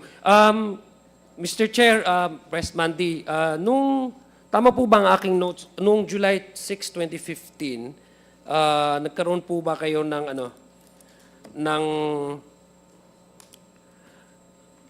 investment management agreement with the Banco de Oro, BDO, Unibank? Tama po ba based on I'm sure you were not still the president at that you were not the president at that time, but in 2016 based on my records there was a investment management agreement entered into between PhilHealth and Banco de Oro, Unibank. Mr. Chair, for smoother flow, if I can allow Please. kasi thank they you. were around, Yeah, I know. no? You Para were mas not part madali, of- Mr. Chair, if Yeah, it's okay. you were not part of PhilHealth that time. So just I would like to ask anybody from PhilHealth. Mr. Chair, Honorable Adjong, mayroon po fund manager na pinocure si PhilHealth and then na-implement po siya. And eventually, nasara din siya, na-close din siya. May, of course, isang provider lang po to and hindi na po siya tinuloy. Mr. Chair. Ilang providers po ba yung pinurchase ni PhilHealth dun, under the itong IMA? Isa lang po, Mr. Chair, Honorable Representative Adjong. Ano yung gusto ko lang pong maintindihan. So what was the result of this? Kasi ang pagkakaalam ko po, you procure yung manage under the under po dito sa investment management agreement, the BDO would be acting as the one who would instruct, for example, or plan out your investment portfolio. Tama po ba? Tama po ba akong pagkaintindi? Mr. Chair, very sorry kung Representative Adjong, during the time wala pa ho ako sa fund management sector and hindi ho kami preparado sa report na hinihingi niyo po. Can you We will submit the report if possible po. Yeah, Mr. Chair. I think it's important, Mr. Chair, that we request PhilHealth to provide us with this document. This was done. It was entered. Perhaps si Attorney Eli Santos, can you provide us an information on what has been achieved or what has been accomplished or what were the benefits that PhilHealth get from entering into this IMA with the Banco de Oro on July 6, 2015? Mr. Chairperson, Honorable Representative Adjong, Yes. I returned to PhilHealth only in 2020. In 2015, I resigned from PhilHealth Regional Office 11, Mr. Chairperson. So at that time, I was not yet with the PhilHealth Central Office. But as to reiterate the manifestation of SVP Renette Lim Siaco Jr., we will submit the required documents, Mr. Chairperson, Honorable Representative Adjong. Okay, thank you very much, Attorney Eli Santos. It's important, Mr. Chair, that we get the documents that I am requesting kasi nakaala naman din po ito doon sa under section 11.7 po doon sa ayun po doon sa Universal Health Act, yung implementing rules and regulation po ng Universal Healthcare Act, no? That the PhilHealth, maaari naman pong kumuha ang PhilHealth ng institution na may valid trust license bilang external local fund managers, no? And I think that's the basis, legal basis for the PhilHealth to enter. But we just want to know exactly what what was the result of that agreement? No? Why do you need to come up? Why did PhilHealth need to come up with hiring or purchasing these services from BDO? Gusto ko lang po malaman, Mr. Chair, Your Honors. So let me proceed po. Again, meron po bang investment guidelines o rules na naging gabay sa pag-invest nitong current funds na to, Mr. Chair? What Yes, are the Mr. guidelines? Chair. Kasi I was asking earlier which areas that you have invested your money into. But I just want to know exactly kasi when we talk about investment portfolio, it covers many things, including those guidelines. Mr. Chair, gusto ko lang pong malaman. Actually, Mr. Chair, yes, we do have. In fact, we can furnish this honorable committee a copy of the investment guidelines within the day po. Can you explain maybe briefly on what are the salient points Yes. under these guidelines that may require the attention for us to understand correctly? Kung Sure ano po, yun? Mr. Yes, Chair. Thank you. Sure po. Sure. Mr. Chair, Yes, Mr. Lim Siako. maraming salamat, Mr. Chair. Honorable Representative Adjong, again, PhilHealth is following Section 11 of the Universal Healthcare Law, kung saan po tayo papasok ng ating investment po. Again, it's defined here, interest-bearing bonds, debt securities, interest-bearing deposits and loans, prepared stocks of any solvent corporation, common stocks, in bond securities and in debt securities. May mga nakaakibat din po dito na maximum amount of money na po pwede po natin ilagak sa mga investment windows po natin, kagaya po ng government securities. Hindi po siya not less, shall be at least 50% of the reserve fund. Ibig sabihin, hindi po siya bababa sa 50%, and we are complying this one because ang ating investments sa government securities ay umabot ng 76.26%. Ano po yung 76 point? 76.26% of our investment portfolio ay pinapasok po natin sa government securities because ang sinasabi ng guidelines po natin ay dapat hindi bababa sa 50% ang ilagay po natin sa government securities po. Okay. But these guidelines that you're talking about, investment guidelines, dumadaan naman ito ng approval ng board, I'm sure of that. No? Yes po, Mr. Chair, Honorable Representative Adjong. May Yeah. detalye pa po itong specific guidelines kada Okay, bawat isa po. Pwede Mr. po. Chair, yeah. Yes, Press Mandy. Sorry. Mr. Chair, just quickly, no, just wanted to add. So, kanina, diba, binigay ko yung breakdown. Nung binabasa po ni SVP Renet, we are also allowed to invest in equities and stocks, no, common stocks. Pero because of the riskiness of those investments, hindi po namin ginagalaw yung equities and stocks, even if we are allowed to, para lang mas safe yung investments, less risky. So lahat naka-treasury bonds or corporate bonds. So wala pong investment ang PhilHealth ngayon sa mga stock exchange? Wala po. Hindi namin po ginagalaw yan kasi mas risky po yun pera ng taong bayan. So just wanted to highlight that to this honorable committee po. So Thank you. I guess there's no need for PhilHealth to hire for brokers, no? Wala naman po sa mga investment transactions ninyo. Actually po, when I just joined, a year after I joined, there was a proposal for PhilHealth to invest a certain amount in common stocks and at the same time to hire a fund manager who we will be paying 5% to choose which stocks to invest in. So sinuggest ko, well, hire pa tayo ng manager and then mag-invest pa tayo, riskier investments, baka mawala pa yung pera. So I just suggested that we just stick to the plain investments of corporate bonds and So time lock ito ng mga investments ng PhilHealth sa ngayon? sorry po. Time lock ito. You don't need to hire any brokers whatsoever. Because Wala it po. never changes. Wala. Wala. So you categorically say that there's no investment of PhilHealth in the stock exchange? Wala po, wala po. At saka yung maturity, as I mentioned earlier, Mr. Chair, around up to 5 to 6 years, 0 to 6 years maturity po. Naka-time lock, yes po. Naka-time lock nga siya, Yes di po. ba? Yes Oo. po, yes, Mr. Chair. So yung sinasabi niyo po, can we go back to your response kanina lang, just what you just heard earlier, just now? Yung fund managers, ito po yung isa sa mga dinidiscuss ninyo or was it discussed in the board? It was discussed in the EXECOM po.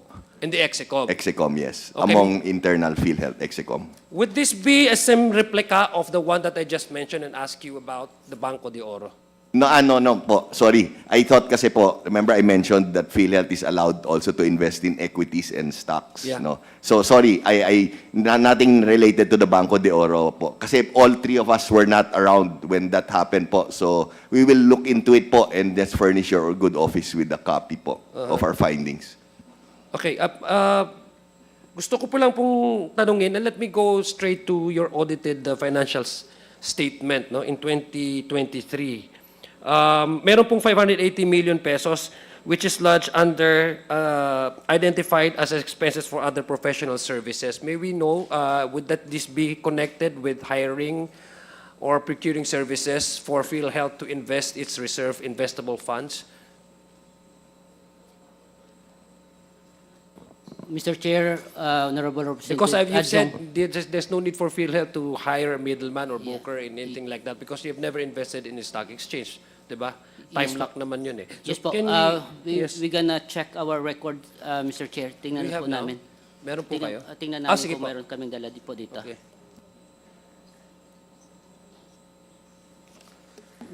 Mr. Chair, if I can suggest, Mr. Chair, pwede balikan lang po natin. Pinapahanap ko lang yung record po namin. Hindi, because that's material to my next question, Mr. Chair. I just want, let's give them time, Mr. Chair, to ano. Perhaps we can also may request for a 1-minute suspension. So para, ano po, 1 minute break. suspension, Thank declared you. by Chair.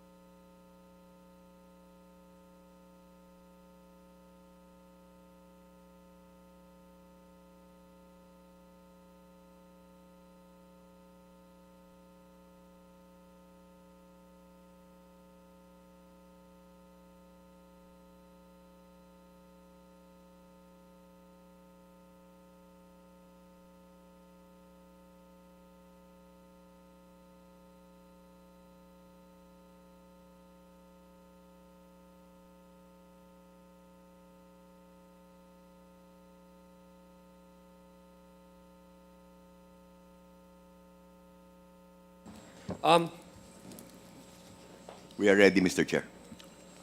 Committee hearing resumes. Again, may I again ask if there's a copy of that, the one that I requested. Para ibangga ko lang po, Mr. Chair, dito sa notes na meron ako, sa datos na meron po ako. Yes, Mr. Chair, pwede po natin kilalanin si ano? Si ako. Okay. Mr. Chair? Yes, Mr. Lim Siako. Opo, nakita po natin yung figure that Honorable Representative Adjong mentioned. Mr. Chair, this is the other professional services. Breakdown po siya ng MOE in the year 2023 in the amount of 580 million pesos, I mean. So ito po ay ang expenses po na incurred ng corporation in the hiring of job orders po. Okay. JO po. Okay. Personnel Okay.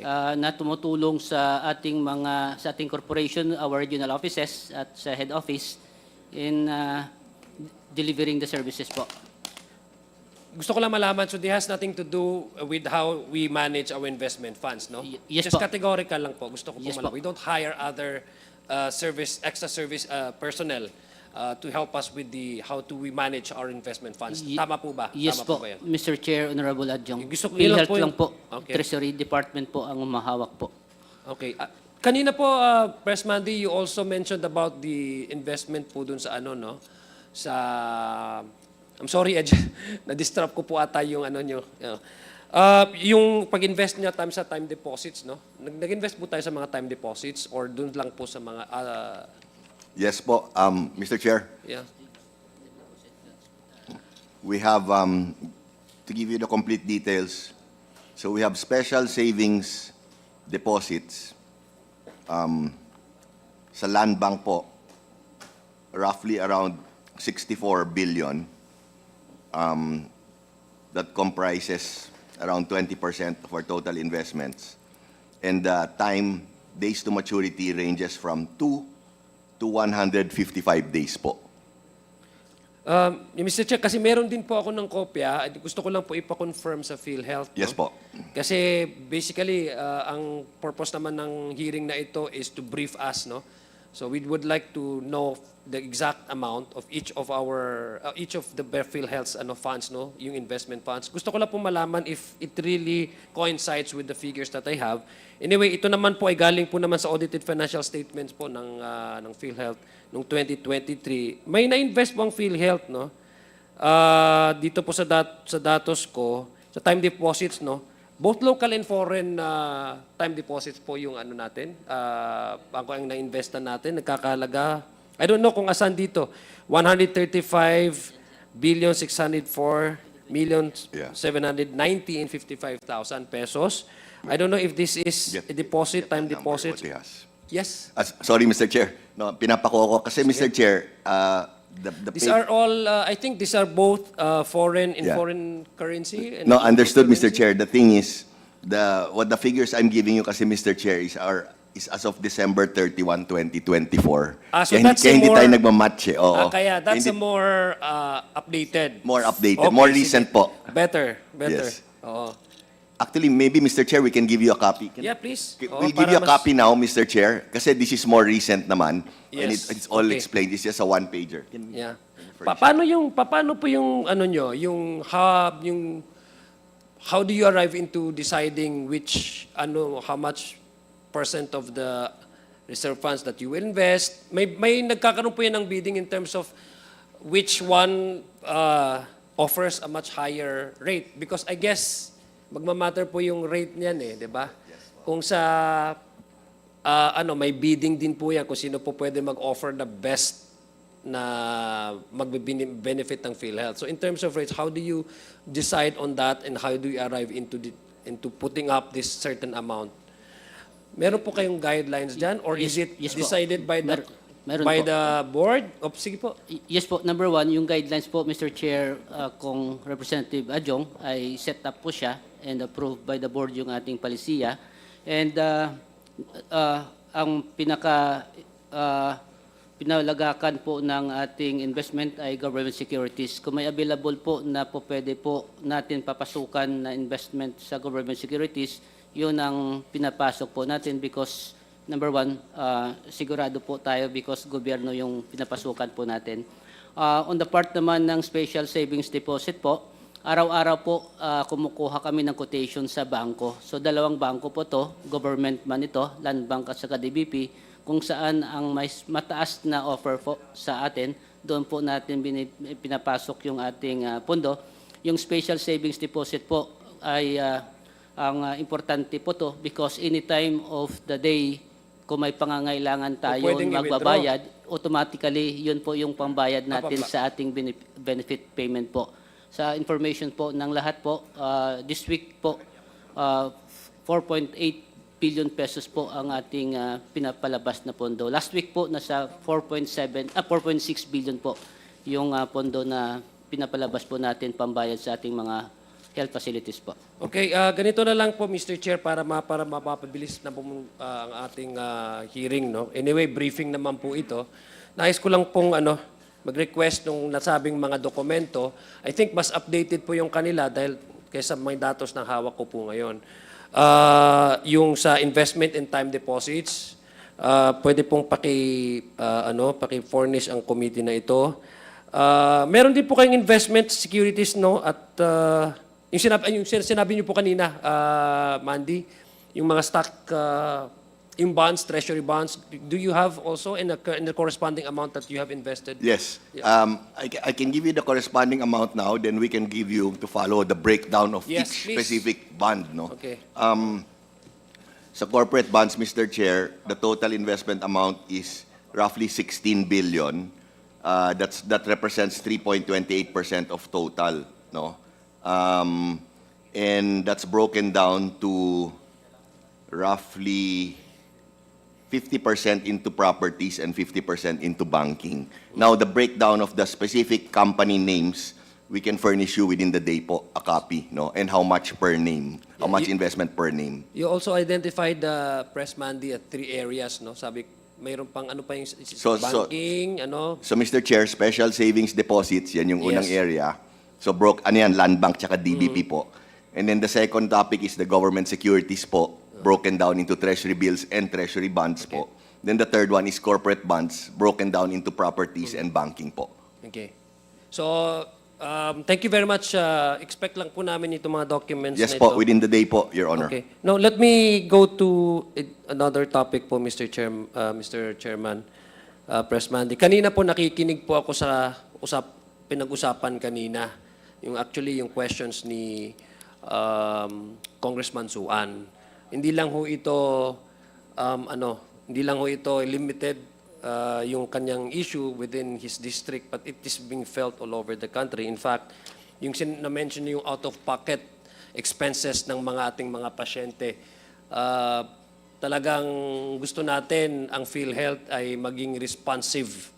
Meaning to say, pag responsive ay yung talagang intensyon ng batas ng Universal Care Health Act ay maibigay natin. That's why napag-usapan nga po, nagkaroon ng medyo apprehension or yung fear ng ating mga publiko nung napag-usapan about the zero subsidy. Tama ho ba?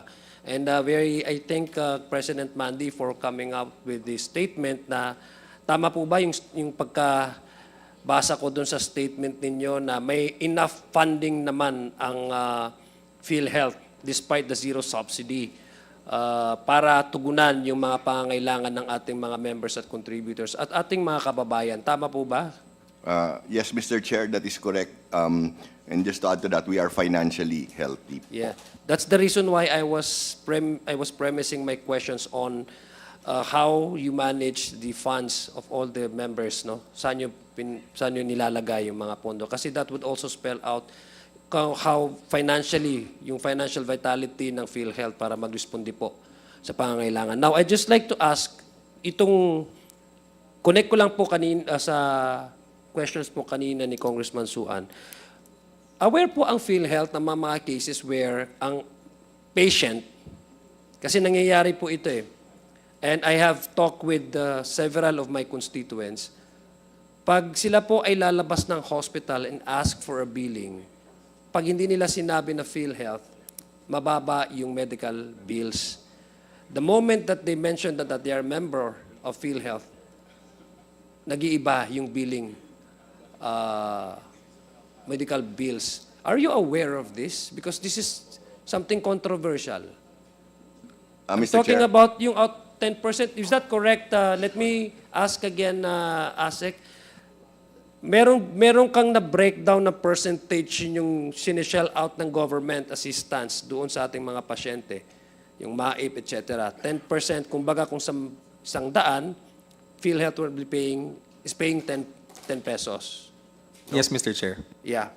So, if that would be the case, and with all these complaints that I'm receiving from my constituents, is PhilHealth aware of this? That once they request for a billing for discharge, pag di-discharge po nila, pag sinabi nilang members silang PhilHealth, medyo tataas daw.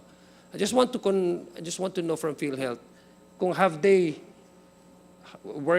they aware of these complaints?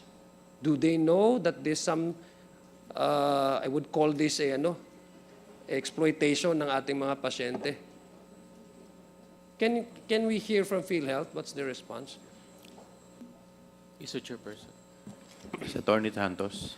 Mr. Chairperson, Honorable Representative Adjong, I have heard reports, similar reports as manifested even before the effectivity of the universal health care, because at that time we have certain requirements for premium contribution before a member can avail of PhilHealth benefits. But at present, those similar reports are very rare, considering that everyone, all Filipinos, are already considered members and can avail anytime of PhilHealth benefits, Mr. Chairperson. But before the effectivity of the universal health care, there were reports. In fact, I received similar reports before, Mr. Chairperson. Honorable So what did you Representative do with that? So we complaints? conducted investigation, Mr. Chairperson, Honorable Representative Adjong, but the reports turned out that indeed there was a difference, but still the patient or member was able to avail of PhilHealth benefits, Mr. Chairperson. Upon submission to the provider. When did you hear about this complaint? How long ago? Mr. Chairperson, Honorable Representative Adjong, I was investigator of PhilHealth Regional Office 11 until 2015. So there were reports, similar reports during that time. Again, before the effectivity of the universal health care. At present, I have not received similar reports, Mr. Chairperson, Honorable Representative Adjong, because of the universality of the UHC right now. All Filipinos are considered Yeah, but members. apparently, Mr. Chair, the same problems, ngayon lang sinabi mo in 2015, the same complaints and the same problems have reached the attention of this representation. That's why it's very alarming. I think the PhilHealth needs to do something about this. And maybe in the next committee hearing, I would require, Mr. Chair, a assessment or report on this, no? Kasi sabi mo, this has been happening ever nung panahon pa, pero Attorney Santos, nangyayari pa hanggang ngayon. So gusto ko lang po magkaroon ng konkreto na measures. Nag-investigate, pina-investigate niyo po ba ito? Mr. Chairperson, Honorable Representative Adjong, yes, sir. We conduct investigation on all complaints filed in PhilHealth, Mr. Chairperson. Okay. Honorable Representative Adjong. Thank you. I think for my last two lang, Mr. Chair, just wanna, again, gusto ko lang po din tanungin kanina, yung case rate po na sinasabi ni Congressman Suan at saka ni Congressman Janet Garin. Yung determination po, yung pagbabayad po nung klaseng medical services, base po doon sa, halimbawa, sa disease or sakit, no? Flat rate po ba ito?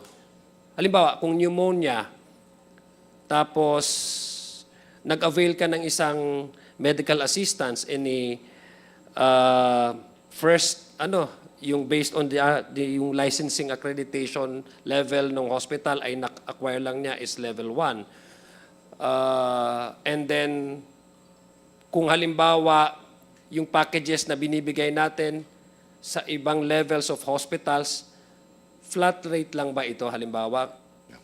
Halimbawa sa pneumonia, kung halimbawa, for example, 15,000, the same lang din sa level 1, level 2, level 3 na hospitals, flat rate ito? Mr. Chair, before I allow Doc Ish to give you the details of your query, I just want to highlight to this committee yung case rates. So there are total of around 9,000 case packages. Now, we did last year on February 14, we did a 30% increase almost across the board. And then last month, we did an additional 50% to the 30% increase almost across the board. Dahil compounded yan, that's a total of 95% increase on almost all of the 9,000 case rate packages. Now, with regards to your query, Mr. Chair, if I can ask Doc Ish to... Yes, President Mandy, ang gusto ko lang po malaman, I'm not asking you about the percentage of how much or the volume of patients that already been serviced by the packages. I'm asking about kasi yung ibabangga ko ito dun sa out-of-pocket expenses ng sariling tao, pasyente. Halimbawa, ako, pumunta ako sa isang tertiary level hospitals. Of course, we expect a more advanced in medical care, mas mahal kasi meron silang equipments, etc. Tapos, kung flat rate lang, halimbawa, pneumonia, 15,000, example lang. And then I availed of other services because tertiary level hospitals are more equipped with other services. They have far more advanced compared to the secondary, tertiary.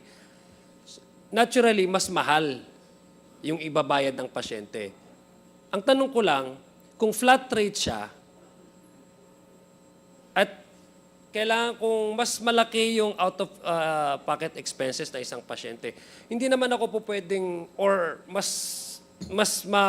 kung doon naman ako sa primary, yung pangangailangan na kailangan kong medical attention, hindi naman nila may bibigay. So wala akong choice but to go to a more tertiary level hospital.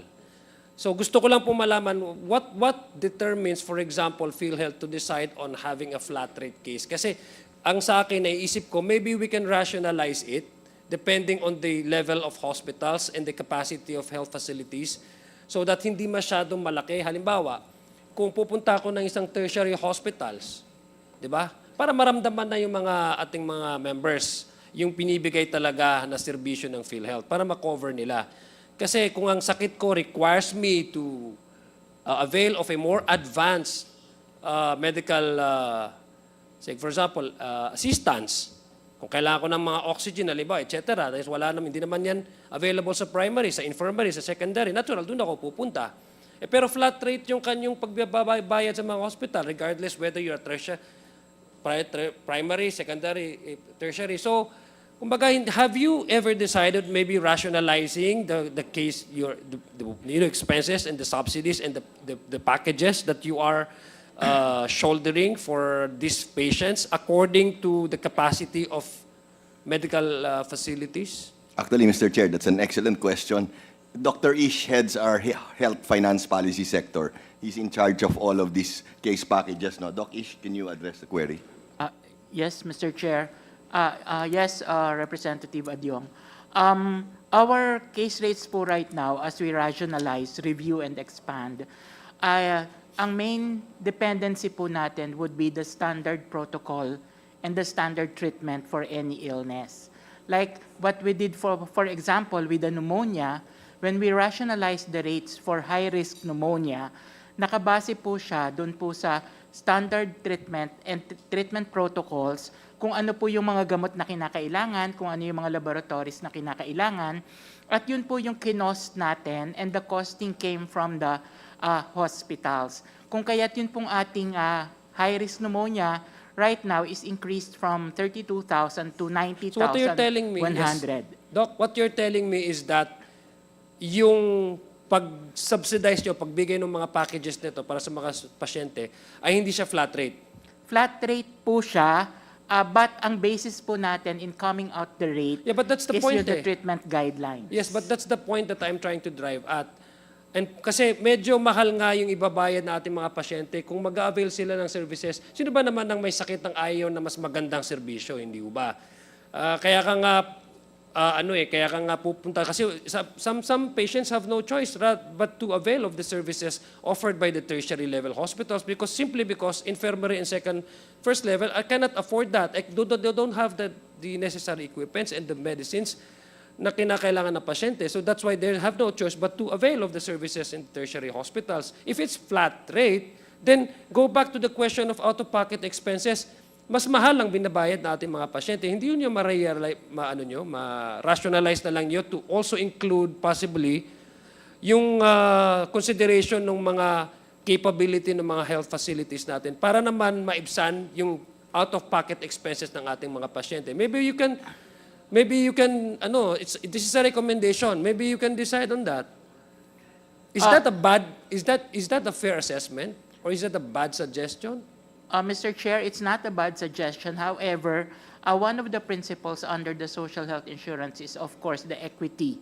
And nakalagay din po sa batas that we should be paying for the minimum standards of care, of quality of Anong healthcare. batas po ito?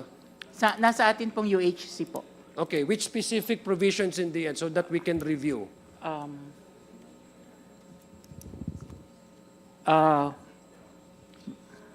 I will provide, Mr. Chair, sorry. I don't think the Universal Care Act wants to at least Yun nga, hindi ko alam sa minimum standards. Check mo lang kayo. limit the packages or to kasi that would tantamount in that's the opposite. I think what you're saying is the opposite of the intention of the UHC. Kung if I get what you're driving at, yung point po. Kasi ang intention talaga ng Universal Healthcare Act is para matulungan ang karamihan sa ating hindi lang matulungan pero at least maibsan yung out-of-pocket expenses po niya. Hindi ba yun ang pinakaspirito ng Universal Healthcare Act? Hindi ba? Yes, Mr. Chair. That's why po, yung katulad po dun sa binabanggit ko sa pneumonia, ang atin pong magiging case rates is based on the treatment protocols. At yun pong ating costing na ginawa po is coming from the secondary and tertiary hospitals na kung saan sila po yung naging basis ng coming out with our healthcare cost. Kaya po lumabas na ngayon na 90,100 yung ating benefit. I'll give you a specific example po, President Manny, para po ma-consider ninyo itong suggestion ko. Galing po ako sa isang rural area sa Mindanao. Karamihan po dyan, paswerte po kami, may Pakpak Medical Center, but I'm talking about 39 municipalities. Ilan lang po mga first level hospitals dyan. The tendency is that, minsan, yung flat rate kasi, yung mga first level hospitals, hindi na ho sila mag-avail ng accreditation for second level because pare-pareho naman ang bayad natin eh. Pare-pareho naman yung packages na binabayad. So sometimes it becomes a deterrent for this hospital to upgrade its services, which is detrimental to the health requirement and demand of those yung mga constituents. Yun po yung nangyayari sa akin. That's why I'm suggesting to PhilHealth, maybe you can also explore more on how we can assist the patients doon sa issue ng out-of-pocket expenses. I don't know how you can go about with this, but I think this is not a bad suggestion. Would you consider this as a fair assessment? Actually, Mr. Chair, it's not a bad suggestion. In fact, it's actually a good suggestion. So, Mr. Chair, maybe we can discuss this internally. We'll take a closer look into it. Actually, we welcome all inputs and suggestions and comments. No, so we hear you. We hear your suggestion.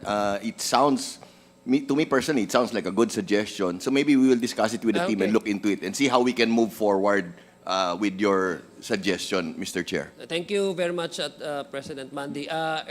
Paki-ano lang po, paki-cite po yung specific provisions under Universal Healthcare Act po para ma-review natin. Baka naman din may limit din ng batas, di natin alam kung paano natin ma-explore yung possibility na ganun. Thank you po, Mr. Chairman. Thank you po, PhilHealth, for it. We look into it, sir. Thank Mr. you Chair. very much. Thank you. The next interpellator is Congressman Ortega. Thank you, Mr. Chair.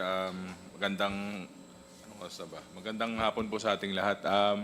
Alam naman po natin na kahit ano pong preparasyon ng budget, syempre, it takes good fiscal management po. No? So, naiintindihan po natin na importante po yung paggamit ng pondo, yung utilization rate / yung yung burn rate po natin, naiintindihan po natin. Sir, Mr. Chair, with the indulgence of our chairman, maaari po ba natin na i-request po para sa isi-schedule po natin na committee hearing natin na makuha po natin yung comparative na utilization rates po for the past 6 years, Sir Mandy, yung previous administration saka yung current administration for the past 3 years para ma-compare po natin at saka makita po yung utilization rate po ng bawat taon. Kasi nga po, if I may read lang po, yung sa deliberasyon po ng proposed 2025 budget po under DOF Secretary Ralph Recto ay nasabi po na pati yung past administration opted to utilize the PhilHealth funds opted na imbis na gamitin po ay humiram po tayo ng pera ng previous administration. So parang ang unutilized funds po ng previous was amounting to 89.9 billion. So maganda po na makita to. Siguro when we present this during the hearing, parang table lang naman po, comparative lang po siya na table. Kasi I think that's where the problem was nung nag-decide po na hindi mabigyan po ng pondo itong PhilHealth for the next year. Siyempre, titignan mo po kahit anong budget pa po yan, kahit anong pondo naman po yan. Kung hindi nagpe-perform o nagamit ng maigi, doon po talaga nagkakaproblema kasi nagdadalawang isip sila kung kailangan pa bang bigyan ng pondo itong organisasyon na to o itong department na to, hindi naman nila magamit na maigi yung mga pondo. Sir,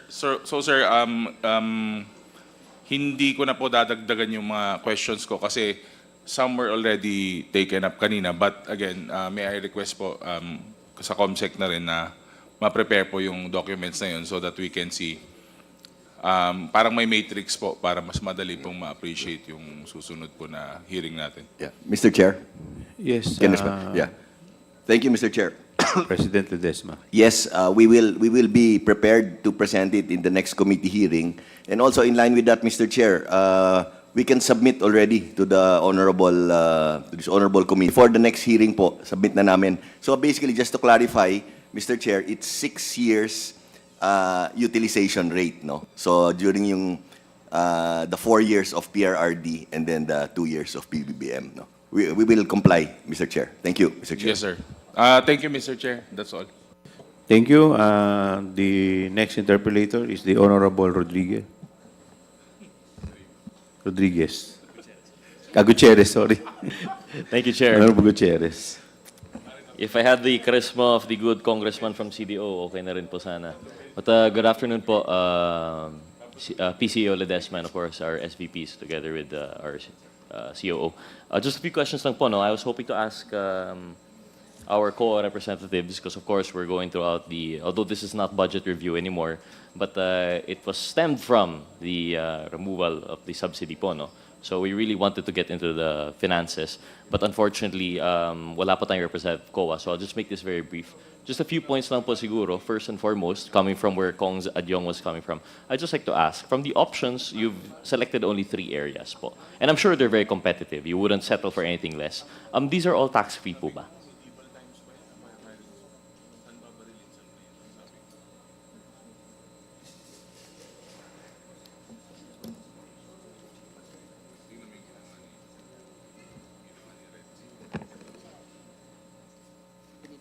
Mr. Chair, to answer your question, yes on all. However, on the corporate bond side, we're just double checking. But definitely on the special savings deposits, on the government securities, treasury bills, lahat po yan tax-free. Kaklarify po lang namin yung sa corporate bonds. Maybe we'll just find, Yes. if you could ask your people po siguro, and you can Yes. just update us later. Yes. We'll move on to another Will point. do, Mr. Chair. Thank you. PCO, so tax-free naman po mostly. And tama ba the percentages that you mentioned earlier was that for the savings? So yung savings pa natin yung parang time deposit. And yet this is, I'm quite confused because under the UHCA, we have our reserved funds. Tama po. And anything, this is supposed to be for the 2 years reservation. anything that is not spent, yun na po dapat yung investment fund. Now, based on our contributions, it's around 200 plus billion, tama po, no? And the expenses we're basing po kasi on 2023, that's what I have. So I hope you'll bear with us, it's not the 2024 AFS that you have. So for 2023, it was around 180 billion yung cost. At that time po, ano po yung 2-year reserve fund estimate po natin for 2023? Tama po, no? The UHCA, the Universal Healthcare Act was already in place. 2018 pa lang po, that was signed into law, Yes, no? Mr. Chair. Yes. So by then, we should already have had an estimate kung magkano po yung reserve fund Yes, Mr. at the Chair. time. Okay.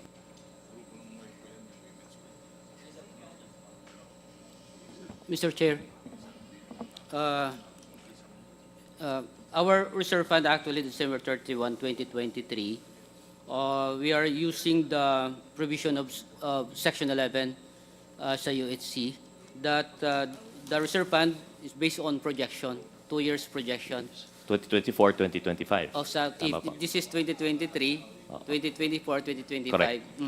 Now, the projection of our actuary, we have here our actuary, that's 560 billion pesos. So, Okay. 560 billion.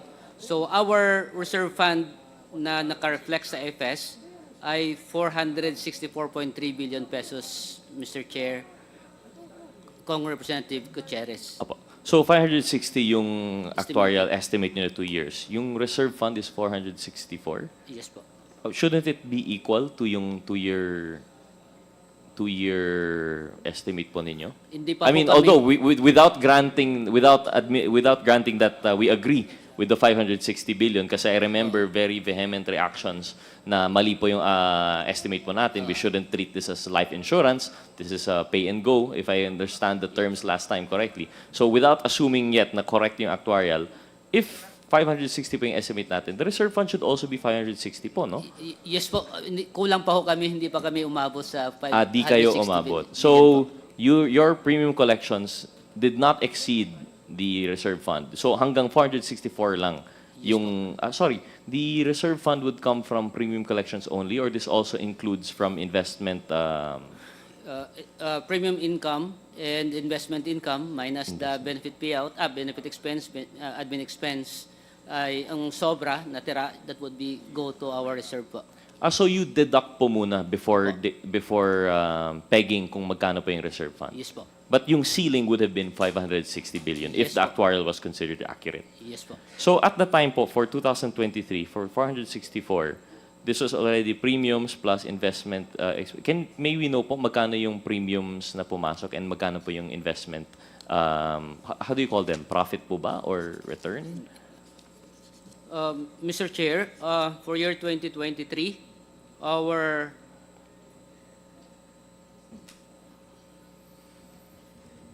premium income amounting to 236.2 billion and our investment amounting to 21.5 billion pesos, Mr. Chair.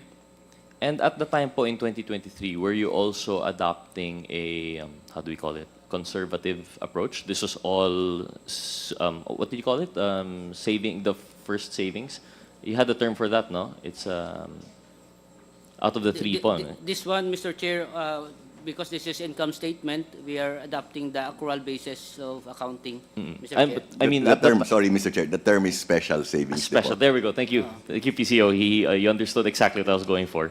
So, yung at that time po in 2023, yun pa rin yung strategy natin. It was special savings, T-bills, and then yung corporate bonds. Yes po, Tama po. Mr. And it Chair. was roughly around the same percentage, no? It was 20%, 76%, 3%. Yes, more or less similar, Mr. Chair. And during that time, our investment portfolio ay 498 billion, Mr. Chair. Okay.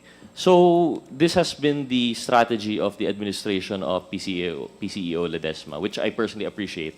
I'd rather that we have a conservative approach to this.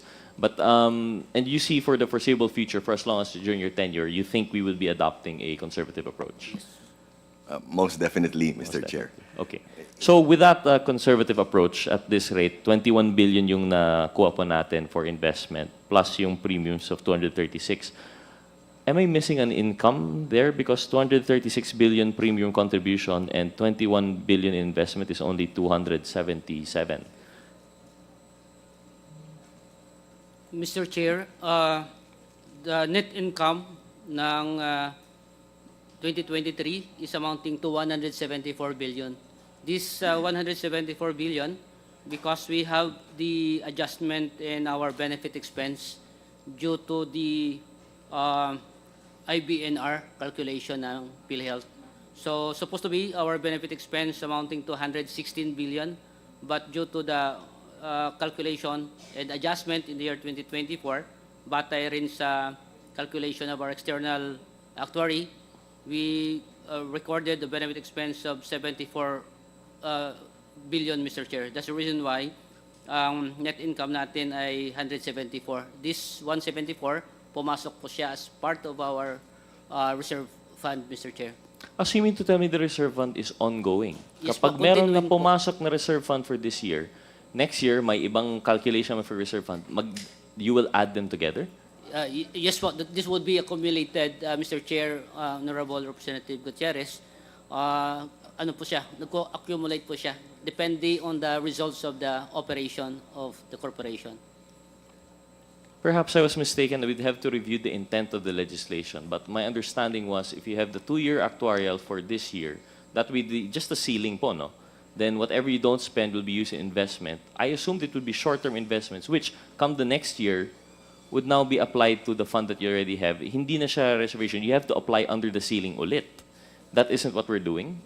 Mr. Chair, At this point, Gutierrez. sorry, before I may train of thought is lost, this means eventually magsusnowball lang po yung investment po natin. Sir, ang sistema, year 2024, because of the special provision of JAA, we recompute our reserve fund to 280.5 billion pesos. So mayroon na siyang surplus ngayon that we are saying at 150 billion pesos by October. Now, on the side po ng investment po natin, meaning ang 280 na reserve fund, mayroon na siyang nakatapat na investment portfolio dito, same amount, and then the surplus natin na 150, mayroon rin siyang katapat na investment po dito because our investment as of December 31 nga, nasa 492 billion po. So now, kung with this calculation of our reserve fund, papasok po yung sobra ng income to our expenses to the surplus, not anymore 150, but as of December 31, we are just completing our financial report.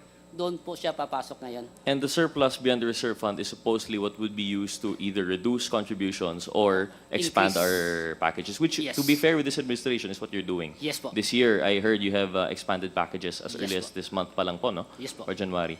So to be fair with it, but I think this was the point that was disagreed upon during our last hearing, no? With the computation po, no, ni Congresswoman Kimbo. But we'll leave that for next time once we have the actual numbers. Kasi ako rin po nalilito doon. But anyway, going back na lang to the principles po, no? So, the decision-making process of PhilHealth, you've already cut out the brokers. Although, in principle, you can employ brokers. Tama po. Yes po. And brokers are purely for stock, or do they apply for are there brokers rin po for these other 3 areas? For example, sa T-bills, sa corporate bonds? Actually po, for corporate bonds, if we were investing even in lower, kasi we only invest in AAA bonds or better. If there were lower than that, maybe we could hire brokers. But for AAA bonds and higher, it's not necessary, Mr. Chair. So this is purely, this is just a direct investment by the board, I suppose. You decide on this? Yes, Mr. Chair. And do they, I'm not sure if it's the proper thing, do they go through bidding or they just give competitive offers? Do you solicit to all AAA? Yes, like what Sir SVP Renet mentioned earlier, we accept proposals from all of them, and then we determine it based on who gives the highest rate of return, sir. So both, whether it's deposits or bonds, yung pinakamataas na rate, dun po namin binibigay po. And so how many groups of companies? I know the different proposals might come from different corporations, but at least if we group them into their conglomerates po, no? So we have the general conglomerates, we know that naman po, no? How many have participated po by submitting proposals to PhilHealth? So I know we have, well, 2 categories is banking and properties. So Sir Renet, for banking and properties, roughly how many conglomerates or companies, please? Mr. Chair, Sir PCO, maraming salamat. Mr. Chair, on the part of our corporate bonds, we have DBP, we have SM Prime, and I'm not mistaken, Mr. Chair, Robinsons. I'm not mistaken kung nandiyan pa yung Robinson, but sigurado ako SM Prime is part of that schedules of ours on the corporate bonds. I'll check, Mr. Chair. Yes, please. Apologies, I meant to ask po yung nag-propose po, no? Not just yung accepted offers. Because if I'm not mistaken, in your AFS for 2020, AFS, yung COA report for 2023, you even had Ayala. You had some Ayala, I think it was real estate pa nga po eh. So we'd like to know po how many conglomerates have participated by giving you proposals since the start of your term. Perhaps we'll just ask this as a document na lang po, no? Actually, Mr. Chair, we will, sorry. Yes. Actually, Mr. Chair, yes, we will furnish with you that. But I just want to let you know, we have very good relationships with most of these conglomerates. So actually, the number is a huge number. But we will give you the exact number, Mr. Chair. Thank you, PCO Ledesma. We just want to make sure po na we have an idea now. There are some perceptions po, no, that there are favored conglomerates, there are favored personalities, and we'd like to debunk that if, you know. So we'd like to see po talaga how many proposals have we received, what rates were offered, and being an attached agency, being a GOCC, I'm sure this should be available to the public naman po. No? So we'd like to request that po for this committee na lang. No? Duly noted, Mr. Chair. Thank you. We will comply. My next question naman po would be in relation po na, a question by Congressman Adyong was yung investment guidelines as required by the UHCA. I understand we don't have it on hand with us now and that you will be submitting to this committee. I likewise would second that request that we be furnished. Is this the same as yung ating PhilHealth CO number 2023-0050? Is that the investment guidelines po? Mr. Chair, Honorable Gutierrez, sorry po, wala kaming dalang reference. Maybe we can see the document po so that we can confirm po. Sige, I'll quote it to you na lang po, no? Yes Because po, I'm sir. reading from the COA report. So Yes for po. 2023, which I believe your office received, it was addressed to PCO Ledesma in September 11, 2024. So tapos na po to. This is talking about 2023. Yes po. And I was going to go into yung recommendations. And one of them was to revise or amend the PhilHealth CO number 2023-0050 and any other related PhilHealth issuances to ensure that the investment of the unused portion of the reserve fund occurs only after prioritizing the projected program expenditures, expanding benefit programs, or decreasing of the premium contribution. So I wanted to know po if itong binanggit na PhilHealth CO number 2023-0050 is yung investment guidelines po natin, or is this some other internal document? Mr. Chair, Honorable Gutierrez, this corporate order number 2023-005, this is PhilHealth guidelines po. This omnibus guidelines on fund investment po, revision 2, Mr. Chair. So this is what the UHCA was referring to as yung mandated na investment guidelines. Yes po, Mr. Chair. Okay. May we ask for this specific version also for this committee? Because I'd like to look into what the COA found. They did not agree with the PhilHealth in terms of the prioritization before the expenditures that came before the reserve fund. If I understand correctly, that was one of the recommendations po. No? So we'd like to request that document. Noted, Mr. Chair. Thank you. Thank you, SVP Limsiaco. And again, as I mentioned, wala po yung representatives natin from COA. We were going to ask, but what kind of coordination do you have po with COA in relation to? Because, do I understand this correctly? The pinaka-top official, of course, is the PCEO, but you answer to the board. There you have the chairman, which is the Secretary of Health. And how many members do we have in that board? It's a 13-member board. I sit as vice chairman, and then DOH Herbosa, Sec Herbosa, sits as chairman. Thank you, PCEO. Then we have like six ex officios, then sectoral and expert panel. Thank you, Mr. Chair. Thank you. So it's a large board, but when you have board meetings, you don't go into the nitty-gritty of the financials po, no? This is mostly executive level. Your decisions on which bonds to invest in, the percentages that you would deem acceptable returns, this is usually in the executive level. Yes, sir. Yes, Mr. Chair. Who reviews your decisions po? is there a governing body? Is the GCG involved, for example, in Yeah, vetting your decisions on where? Mr. Chair, Honorable Gutierrez, our investment portfolio is one of the largest, biggest account in our balance sheet. Mr. Chair, this one is being reviewed by the Commission on Audit, Mr. Chair. So it's directly to the COA lang Yes, po. There's no intervening body, wala kayong special committee to review. So On the part ng investment po natin, we have the risk committee, of course, on the part of the board.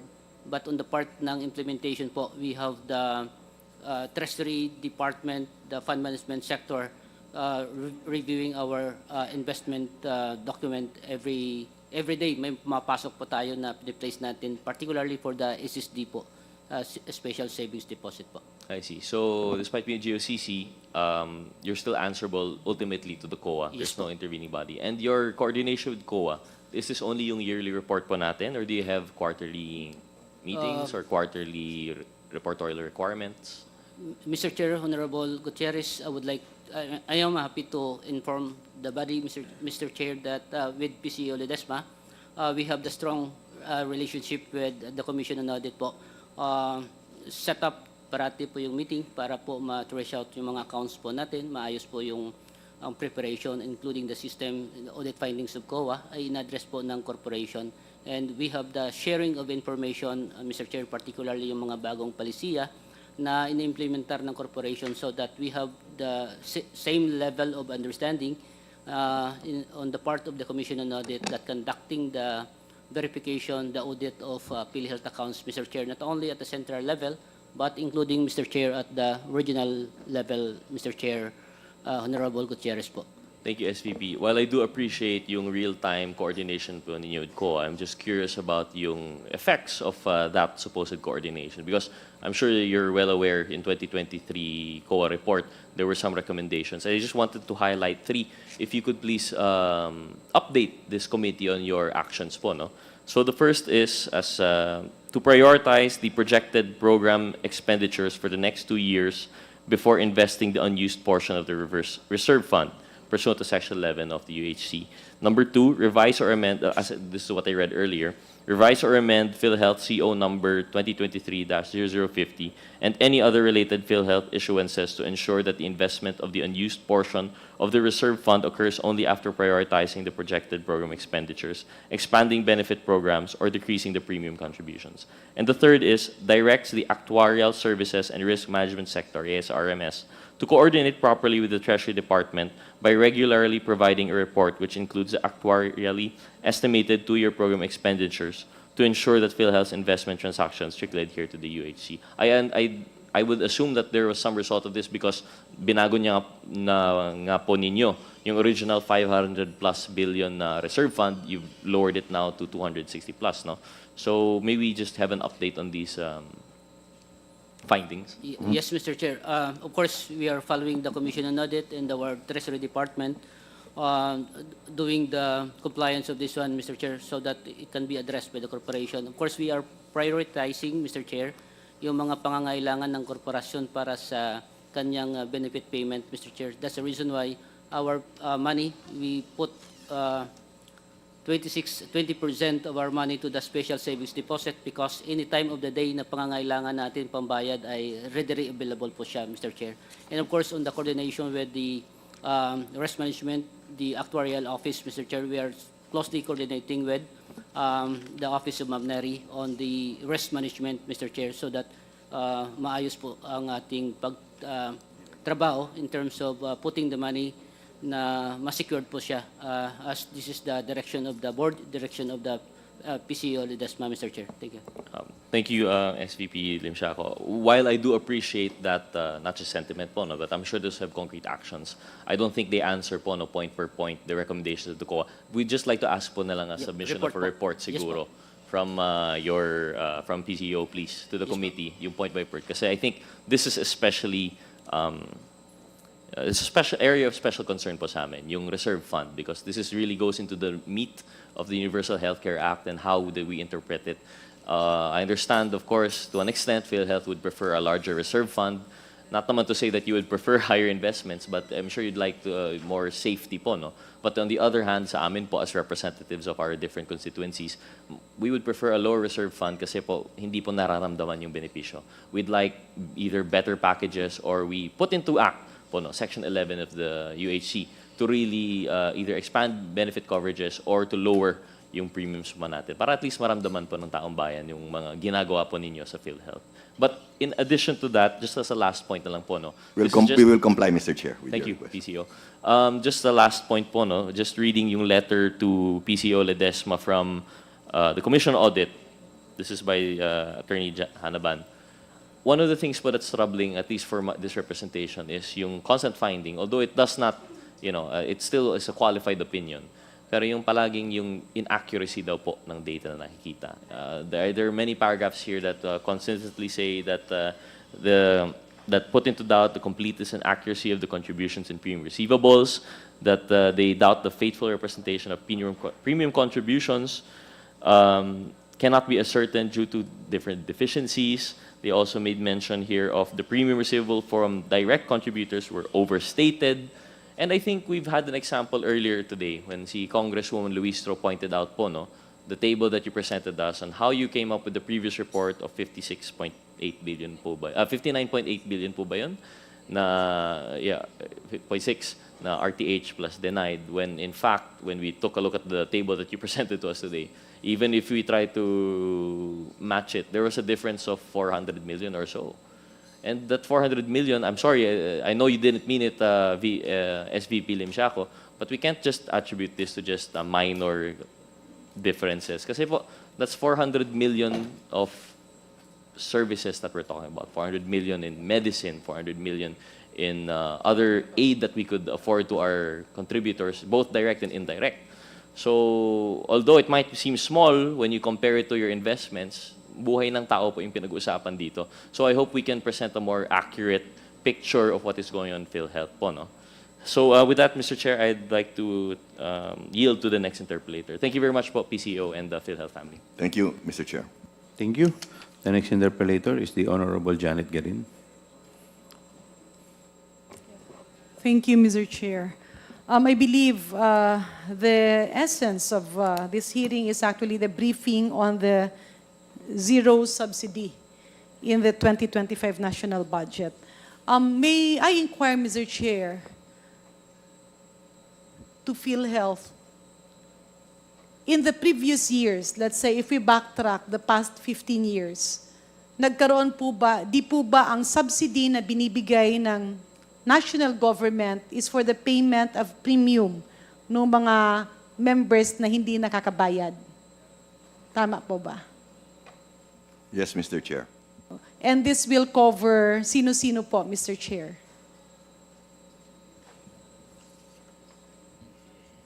Mr. Chair, it will cover senior citizens, indigents, NHTS, and hindi ko makita. Pamana? Pamana, sorry, ang liit ng font. Yes. Pamana, ma'am, and what is this? Wala. Pamana would be the last one, Mr. Chair. Yes, so it's seniors, indigents, NHTS, at saka Pamana. Pamana, yes, Mr. Chair. When we say indigents, are these the 4Ps and the NHTS? Ito bang NHTS at indigents? Ito rin po ba yung mga 4Ps under DSWD? Mr. Chair, can I ask Sir Lem, our head of MMS membership, to address the questions, please? Sir Lem, can you?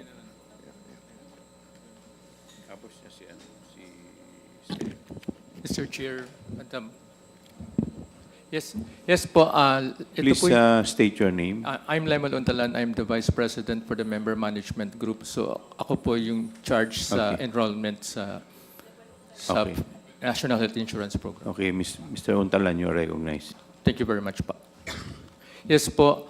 Lahat po ng listahan coming from the DSWD, lahat yung listahanan, ito po yung National Health based on the National Household Targeting System. So the indigents, the NHTS, is based on the DSWD listing, Mr. Yes, Chair. pa. Kasama Will po- you agree with me in saying that this is a moving list? Ibig sabihin, kung may namatay, natatanggal sila sa lista. Tama po ba? Yes, yun pong yung listahanan po is snapshot po as we have learned. It is conducted every 4 years. Ang moving po dito ay yung pantawid beneficiaries. And yes po, na yung list po, possibility kasi affected po yung list for 4 years. So possibly po, within 4 years, meron po namatay doon sa listahan binigay po sa amin.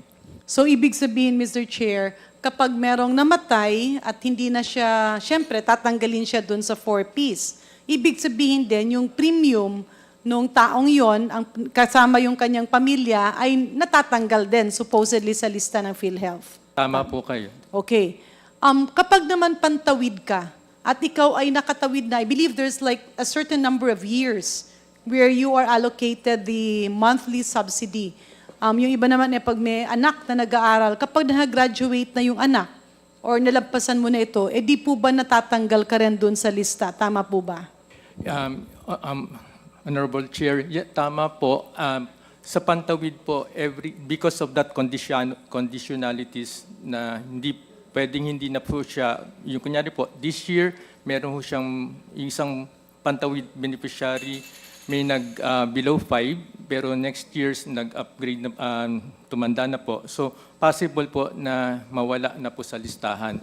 At di po ba, Mr. Chair, merong iba, kunyari 4Ps ka, tapos nalaman na meron ka na palang magandang trabaho, or nalaman na marami kang bisyo, umiinom ka, nagsusugal ka, di po ba natatanggal sa listahan? Tama po ba?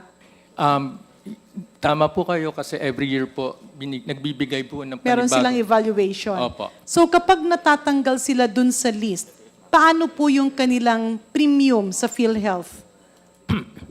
Dahil po every year, binibigay po nila yung updated list of pantawid beneficiaries. So hindi po siya... So in simpler terms, pasensya na po kasi may iba pang magtatanong, paano po ang kanilang bayad sa premium? Kung wala na sila sa listahanan o sa pantawid, ibig po sabihin ay natatanggal na rin sila dun sa lista na binabayaran ng national government in terms of premium payment. Tama po yun, Mr. Okay. Chair. Just to laymanize, Mr. Chair, yung premium hindi po ba yan ay bayad sa enrollment? Tama po yun. Okay. So moving forward, how about the senior citizens? Hindi po ba na ang senior citizens, merong iba dyan, syempre nagtatrabaho, may sariling negosyo, o yung mga lifetime members sila, kasi marami naman tayong working senior citizens. O yung iba, let's say, nagiging elected official, or kagaya ng ating mga kongresista na senior citizen, di po ba yung premium nila ay sariling nagbabayad ang kumpanya, o yung employer, or sila mismo kapag self-employed? Tama po ba? Mr. Chair, tama po yun until they have reached the age of retirement. Kagaya po ako, 63 years old, I'm already a senior citizen, so I continually pay my premium. Hati po From your employer Yes po. and you. Yes So po. ibig sabihin, kunyari, ilan ba yung senior citizens ngayon based sa PSA? It's 7.7 or is it 8 million? Based po doon sa More? recent po na census na binigay po sa amin, roughly umaabot po ata ng 11 million yung Filipinos who are 60 years old and above. Okay, so we have 11 million senior citizens. Tama po ba ang sinasabi ko na kapag pinag-uusapan ang subsidy na galing sa national government, kapag pinipresenta po ng PhilHealth, ang presentation po ay based sa number of senior citizens, kagaya niyan, 11 million. Number of indigents, kung ilan yan. Number of pantawid members, listahanan, at yung mga nasa NHTS, at yung pamana. Tama po ba? Tama po, Mr. Chair. In other words, it is an estimated number. Tama po. Kapag naibigay na yung subsidy ng national government through the Department of Health, nagsisimula na po yung enrollment ng PhilHealth by using actual names and actual people. Tama po ba? Tama po kayo. Kunyari, meron kang senior citizen. Let's say sa 11 million, meron dong 5 million na nagtatrabaho pa. or may sariling negosyo at sila ay amo at nagbabayad din, ano po ang nangyayari doon sa kanilang subsidy? Yung pong subsidy ng gobyerno na dapat gagamitin sa pag-enroll sa kanila. Mr. Chair, usually po yung gainfully employed, existing policy po na sa IRR na kinoconsider kahit senior citizen, they continually to pay. So po yung kanilang dapat allocation ay, kunyari, for the 11 million less the gainfully employed, pati po yung mga lifetime member, yun na lang po yung hinihingi namin for sa subsidies. So let's simplify it. No? Ulitin ko po yung tanong, Mr. Chair.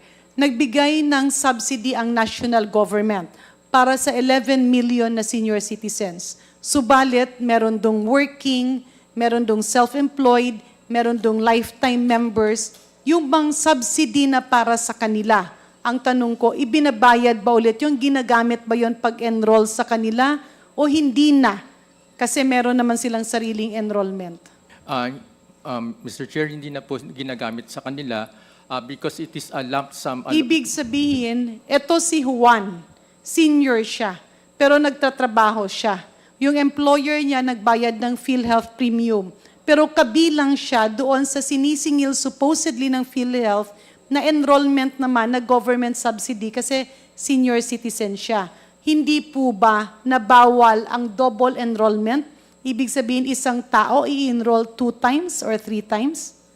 Yes po. Okay. Bawal po yun. Bawal po yun kasi sa proposal po namin, ito po kunyari 11 million po yung senior citizens, tinatanggal na po namin yung mayroong gainful employed during a cut-off. Kunyari, last When year, did this start na tinanggal yun? basically po, during our proposal to DBM, for Filipinos who are already senior citizen, yung proposal ho namin, tinatanggal na po namin yung base sa database namin na gainfully employed tsaka Okay. lifetime. But when did this start? Anong taon po ito nasimulan na medyo nalinis na yung datos? Is it not that it was just recently? Apparently po, mga past 3 years po. Okay. Pero nagsimula po ang ating senior citizens law, correct me if I'm wrong, was it sometime in 2014? Na-approve po siya way back 2015 po. Late December po yun. 2015, 2014 po, tama kayo. Okay. 2014 last quarter po, signed into law po yung... So, napirmahan yung batas ng senior citizens 2014. Pero di po ba, Mr. Chair, maski may batas na, kailangan ng IRR or Implementing Rules and Regulations. Kailan po nagsimula ang IRR ng Senior Citizens Law? If I remember po, mga early 2015 po yun. Tapos na siya? Or was it in 2000? Kasi po, it was signed into law in late 2014, last quarter September po. of 2014, to be Tapos exact. may IRR po yun. Ang lumabas po sa amin na circular is about late that year din po. 2015. Okay. And when we talk about the budgetary processes, Mr. Chair, hindi po ba kapag pinag-uusapan ang budgetary process, kapag ginagawa mo ang budget, ay that's for the succeeding year. At ito ay sinisimulan between the months of March and April. Usually March nagsisimula. Ibig sabihin kung yung IRR ay nagawa noong 2015, pero napag-usapan na yung batas. Kasi 2014, inapprove yung batas. 2015, may RRR. Hinabol. O, lagay na natin 2015 para umatras, although it was 2016. So, dahil may IRR na, dun ka papapasok sa budgetary requirements. So, magpro-propose ka pa sa DBM at dun pa dadaan hanggang kabinete, hanggang Kongreso at Senado. Subalit, kung kunyari nangyari ito, natapos na yung proposed budget or yung tinatawag natin na NEP or National Expenditure Program at hindi siya nasama doon, so maghihintay na siya sa next year. Hindi po ba ganon? And that's very basic to the members of Congress who are actually involved in the budgetary process. Ang tanong, Mr. Chair, kung kunyari na pondohan yan, sa taon na napag-usapan at napasok na ng DBM, pwede ba yung retroactive membership? And maybe I can address that to Dr. Ish Pargas, who was active during those times. Dr. Pargas.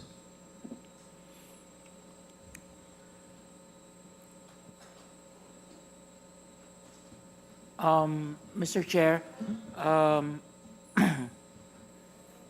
I am not so sure membership. Pakiulit po, Mr. Chair. Mr. Chair, I am not so sure if there is a retroactive membership. Because, Mr. Chair, definitely there is none. No, para lang po malinawan. Ang nangyari po kasi sa PhilHealth, nung inapprove pa lang yung batas, inapprove pa lang on third reading sa Kongreso at sa Senado, nag-start na silang magbilang.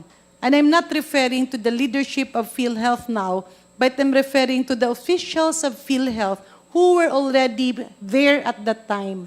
And I can clearly remember Dr. Pargas was one of them. He was there. At kasama rin siya dun sa mga gumawa ng ganitong kwento na sa pananaw ko na personal, Mr. Chair, ay mali. Bakit?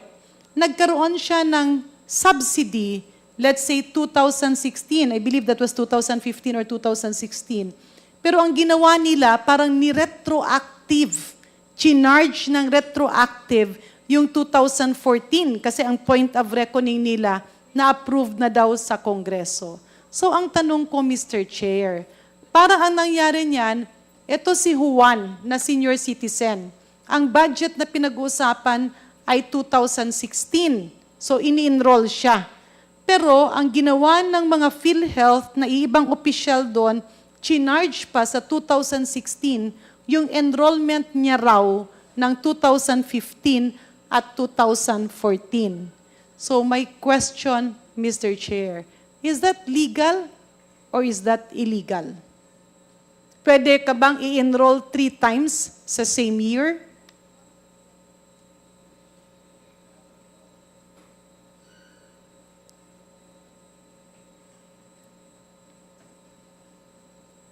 So anybody from PhilHealth who can answer Sino this? pong po pwedeng sumagot?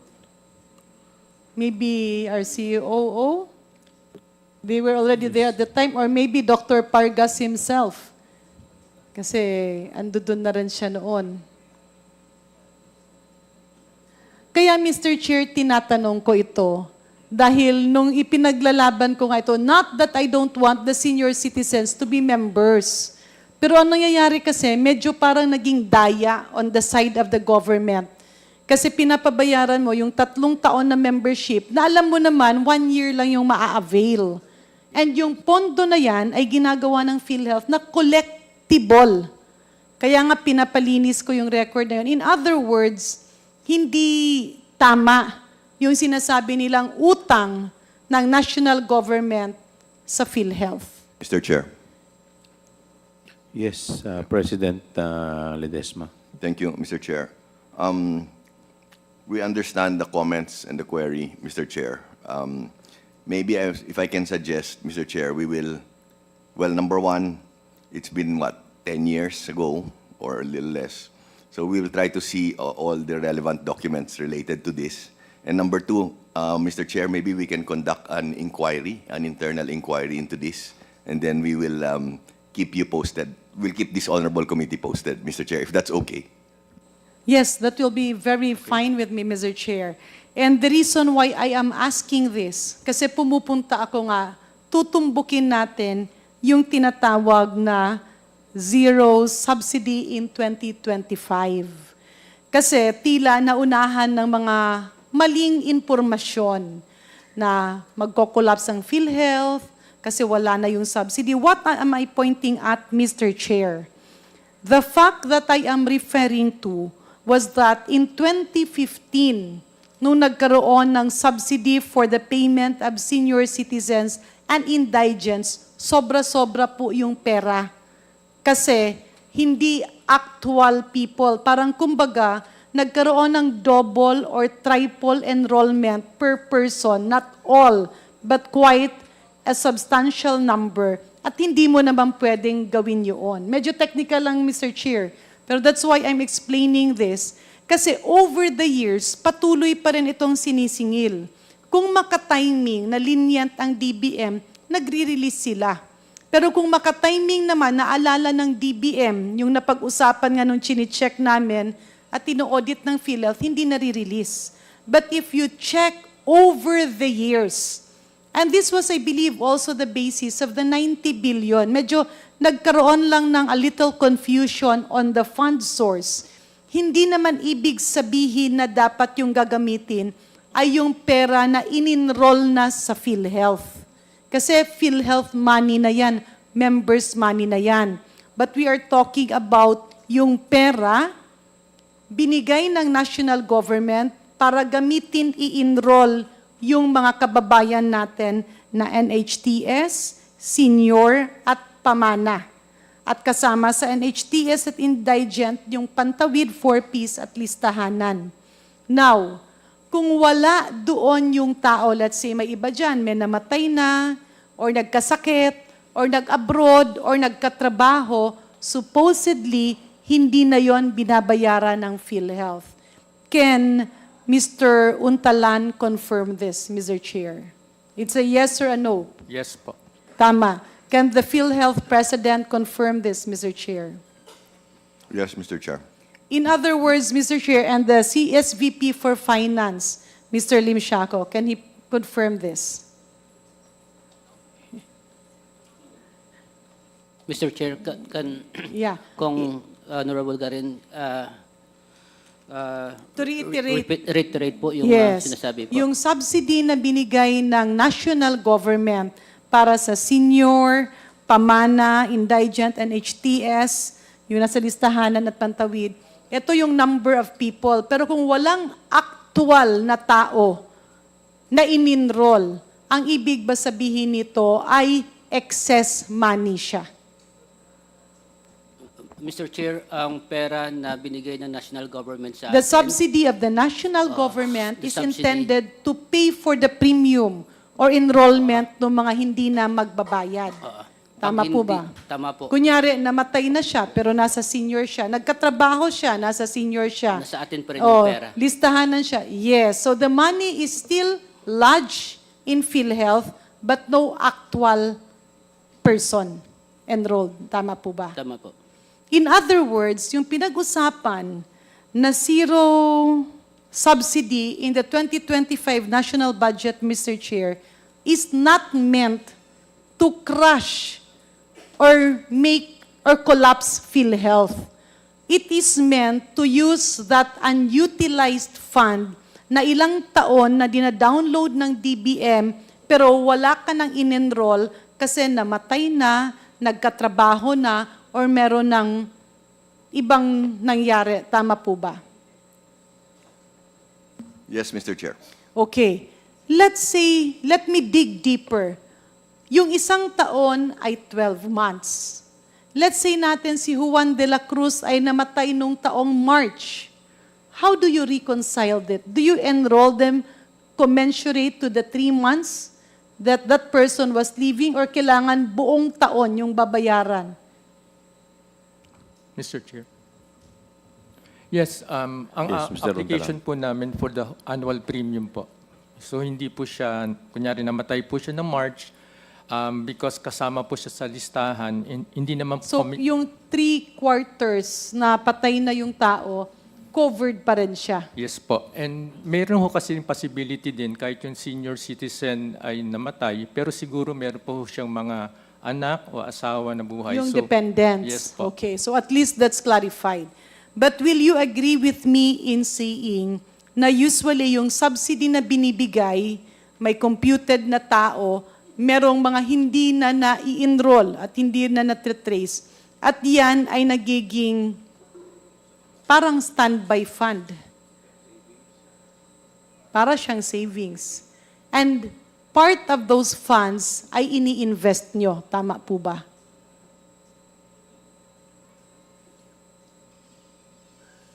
Yeah, but Mr. Chair, yes po. Yun po yung possibility. So in other words, hindi totoo yung mga malisyosong comment na magko-collapse yung PhilHealth dahil dun sa zero subsidy.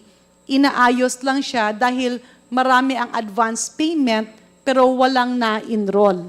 Pero of course, kapag mga ilangan naman ng pera ang PhilHealth, ay may sources na pagkukunan, especially the automatic allocations coming and mandated by various laws. That's clear, Mr. Chair. Tama po ba?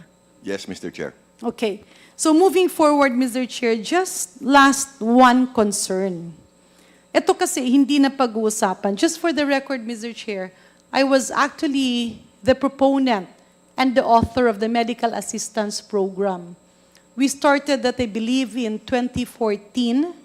I was then Undersecretary of the Department of Health. And coming from Congress, we realized na yung ibang packages ng PhilHealth, maski ini-increase mo, yung impact sa pasyente ay hindi ganun kalaki. So the purpose of PhilHealth is actually to reduce the out-of-pocket expenditures of the patients. Mabawasan, maibsan yung gastusin sa kalusugan, lalo na't kapag yung sakit mo ay makakapagpapulubi sa'yo. And these are, what do you call the term? Ano po bang tawag doon sa mga sakit na yan? Mr. Chair, catastrophic diseases. Catastrophic illnesses. Ibig sabihin, dun po dapat ang concentration ng PhilHealth. Subalit, meron po kasing nakita. And just to reiterate why I propose the Medical Assistance Program. First, yung deduction ng PhilHealth hindi ganun kamalaki. Kasi nga marami akong nakita na mali ang ibang case rates. Maraming mali dun sa case rates. Second, it was very surprising, Mr. Chair, but a very clear realization tuwing mag-aakyat ng coverage ang PhilHealth. Example, noong time na yon, I believe the coverage of medicines was 2,400 pesos, no, sa isang admission. In-increase ngayon ng PhilHealth, example, to 3,500 pesos. So in effect, supposed to be, meron kang 1,100 pesos na dagdag na benepisyo na gamot. Tama po. Pero, nakita ba ng PhilHealth na yung 1,100 ay hindi nararamdaman ni Jose, ni Juan at ni Maria dahil merong iibang ospital na kaakibat ng pagtaas ng coverage ng PhilHealth, ini-increase nila ang presyo ng bawat gamot, commodity, or laboratory. To explain further, Mr. Chair, example, IV fluid, or in layman's term, dextrose. Sa government hospital, example, 80, 40 to 80 pesos. Pag sa private hospital, pagpalagay natin, 100 pesos. Pag service cases, 120. Kapag semi-private, pero kapag PhilHealth enrolled, nagdadagdag sila ng plus 25%. Ibig sabihin yung presyo ng bawat item ay tinataasan kapag charged to PhilHealth. Ang katwiran ng iba dahil daw utang at matagal magbayad ang PhilHealth. But what is more surprising is that nung i-expand ng PhilHealth ang coverage, ang ginagawa nila is tinataasan yung presyo. So yung example, I just can't remember the exact figures. Example, yung coverage ng medicine was 2,400. Dinagdagan ng 1,100, naging 3,500.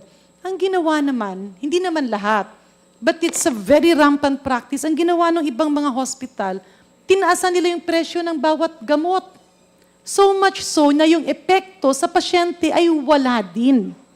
In other words, this is an issue that should really be looked into. Kapareho po ito ng medical fees and professional fees that we referred to Secretary Herbosa and to ASEC Domingo that was supposed to be complied for 1 month. Pero hanggang ngayon ay wala pa rin pong report or they have not reverted kung ano na po ang nangyari doon. That's why earlier I was emphasizing the phrase, walk the talk. Hindi po pwedeng magaling tayo sa salita, marami tayong binabatawan na magagandang salita dito sa mga hearings or briefings ng Kongreso. Pero pag lumabas na tayo sa fence or boundaries ng Kongreso, ay wala nang nangyayari. So can PhilHealth appraise us, are they observing the same pattern? Ibig sabihin, walang uniformity. Kunyari, ito, bibilhin ng pasyente. The same hospital, the same brand, the same generic, the same hospital, bibilhin ng 100 pesos. Pero dun sa chart, kapag charge to PhilHealth, magiging 150 pesos.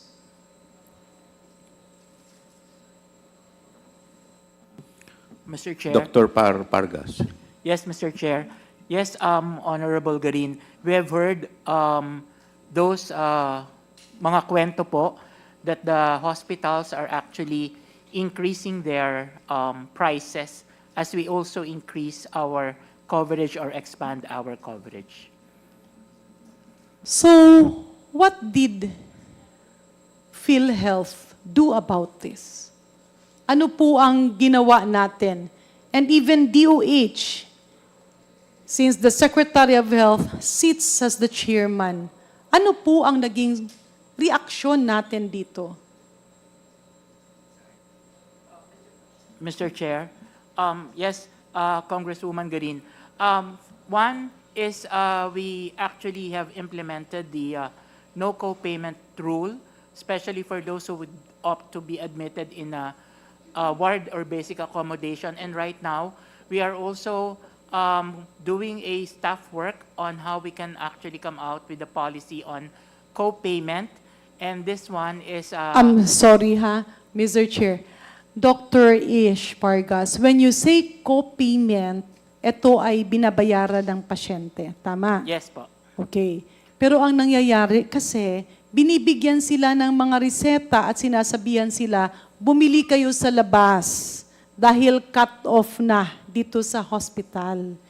So it does not serve the purpose. Hindi siya solusyon sa problema. Kasi no co-payment, walang charges, pero hindi po ba bumibili sila sa labas? Yes, Mr. Chair. Yes, Congresswoman Garin.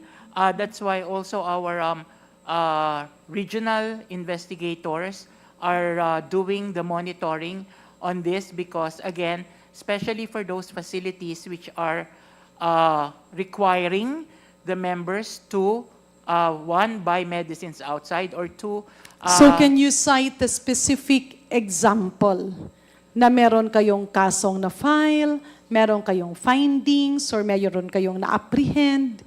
Kasi sa pagkakaalam ko, parang wala, Mr. Chair eh. We will provide a report, Mr. Chair. Meron coming ba? from our legal. Thank you. Pero meron ba, Mr. Chair? I mean, it's okay. Kung sabihin yung wala, we will propose solution. Kagaya nga kanina, ang sabi ni Congressman Acop, unang-una, we should know the problem. Number two, we should accept the problem.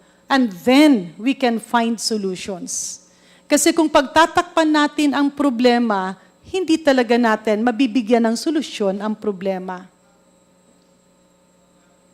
We will check, Mr.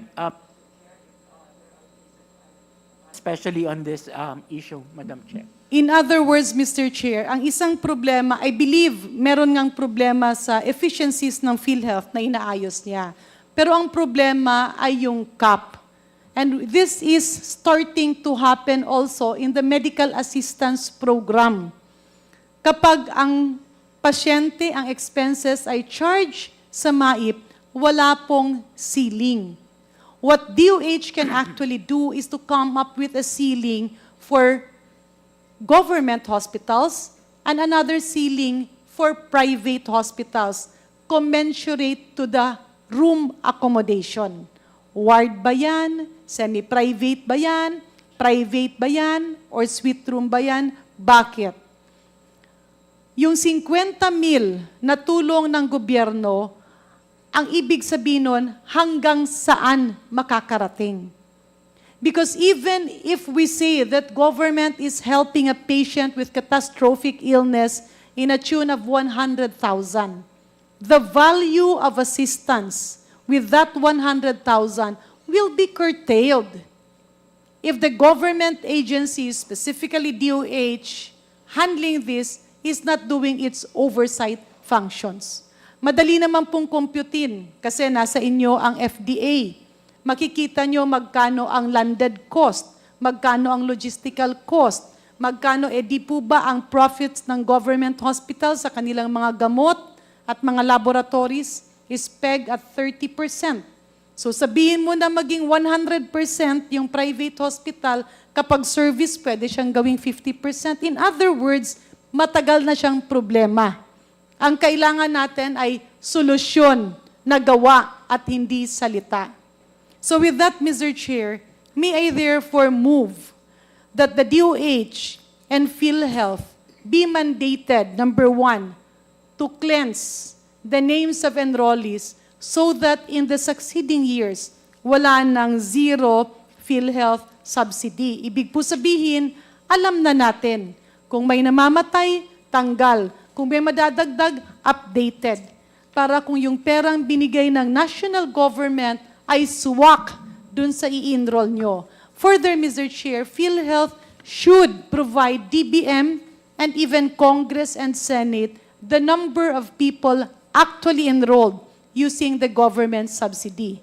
Next, Mr. Chair, PhilHealth and specifically DOH, but do not follow what the NCPAM did before, na gumawa naman ng presyo na imposible. No, dapat naman, yung totoo naman, na included naman yung taxes, reasonable profit of the businessman, and logistical cost, including breakages or wastage.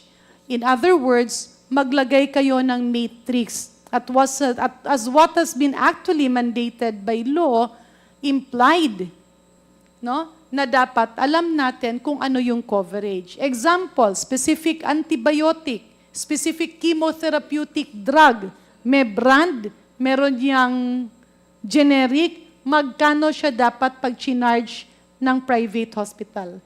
Magkano siya dapat pag-charge ng government hospital? Huwag nyo rin namang gawin ang kapareho sa COVID testing na pineg nyo at 8,500. Pero buong mundo, ang testing ay nasa 1,500 to 2,000 lang. You see the difference? It's value for money. Para kapag pinapalawak nyo ang kailangan, ang coverage ng ating mga miyembro ng PhilHealth, ay talagang may benepisyo. Hindi na yung benepisyo ay mapupunta lang sa increase in charging dun sa ating mga stakeholders. So lastly, Mr. Chair, and I believe it can be complied with, no, ASEC Domingo? Yeah, DOH can comply with that. Yes, Mr. Chair. Do you think that can contribute to the solution of the problem? Short of a price cap, Mr. Chair, which needs legislation, this is a very good solution kasi it reminds me of a suggested retail price, kung tama po yung pagkaintindi, Mr. Chair, SRP. Pero if you remember, ASEC Albert, ang nangyari, yung ginawa nila Dr. Guerrero na SRP, mas mababa pa kesa sa production cost. So, syempre, it was impossible to implement. No? Wag naman na ganun. Lastly, Mr. Chair, the reason why I was interjecting earlier, kasi minsan, hindi na nade-delineate yung DOH at PhilHealth. What's the difference between DOH and PhilHealth? Maybe I can ask the DOH first, and then later I'll go to PhilHealth. In terms of functions. Thank you, Mr. Chair, Honorable Garin. In general terms, national government agency po yung PhilHealth, line item budgeting, technical lead and oversight of the health Let's sector. talk about public health and illnesses. Ang DOH po, by the UHC law, yung in charge sa population-based interventions, so yung mga preventive Will measures. you agree with me, Mr. Chair, when I say that DOH is more of the promotive and preventive healthcare? Tama po ba? That is correct, Mr. Chair, Honorable. A little bit of outpatient care. That is correct, Honorable Green, Mr. Chair. While PhilHealth is actually in charge of curative healthcare, catastrophic illnesses. That is Tama po. correct, Mr. Chair. Ibig sabihin, karamihan po ng ating public health programs ay pinupondohan ng DOH. At ito naman kapag ikaw ay nagkakasakit na nasa ospital ka or kailangan mo ng outpatient intervention na mga mahal, kagaya ng MRI, CT scan, radiation therapy, chemotherapy, and catastrophic illnesses, yun naman ang gagawin ng PhilHealth. Because as an insurance, ayaw natin na mamulubi ang isang taong nagkakasakit. That's very clear. The delineation is clear, right? Yes, Mr. Chair, Honorable Garin. I believe, Mr. Chair, ang isang problema, minsan nakakalimutan ito. At ang nagiging problema, minsan may mga pumapasok at nagbabago ang administrasyon na ang PhilHealth ay ginagawang pampolitical programs.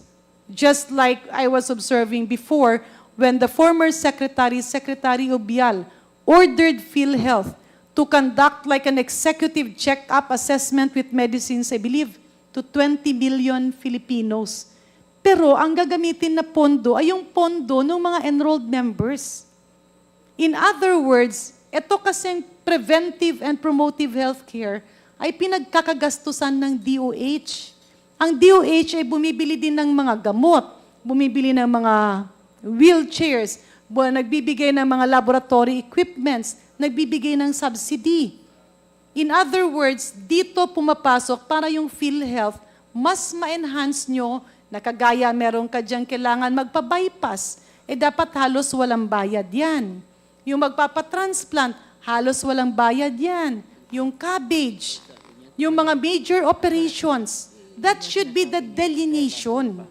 Kasi nag-overlap na eh.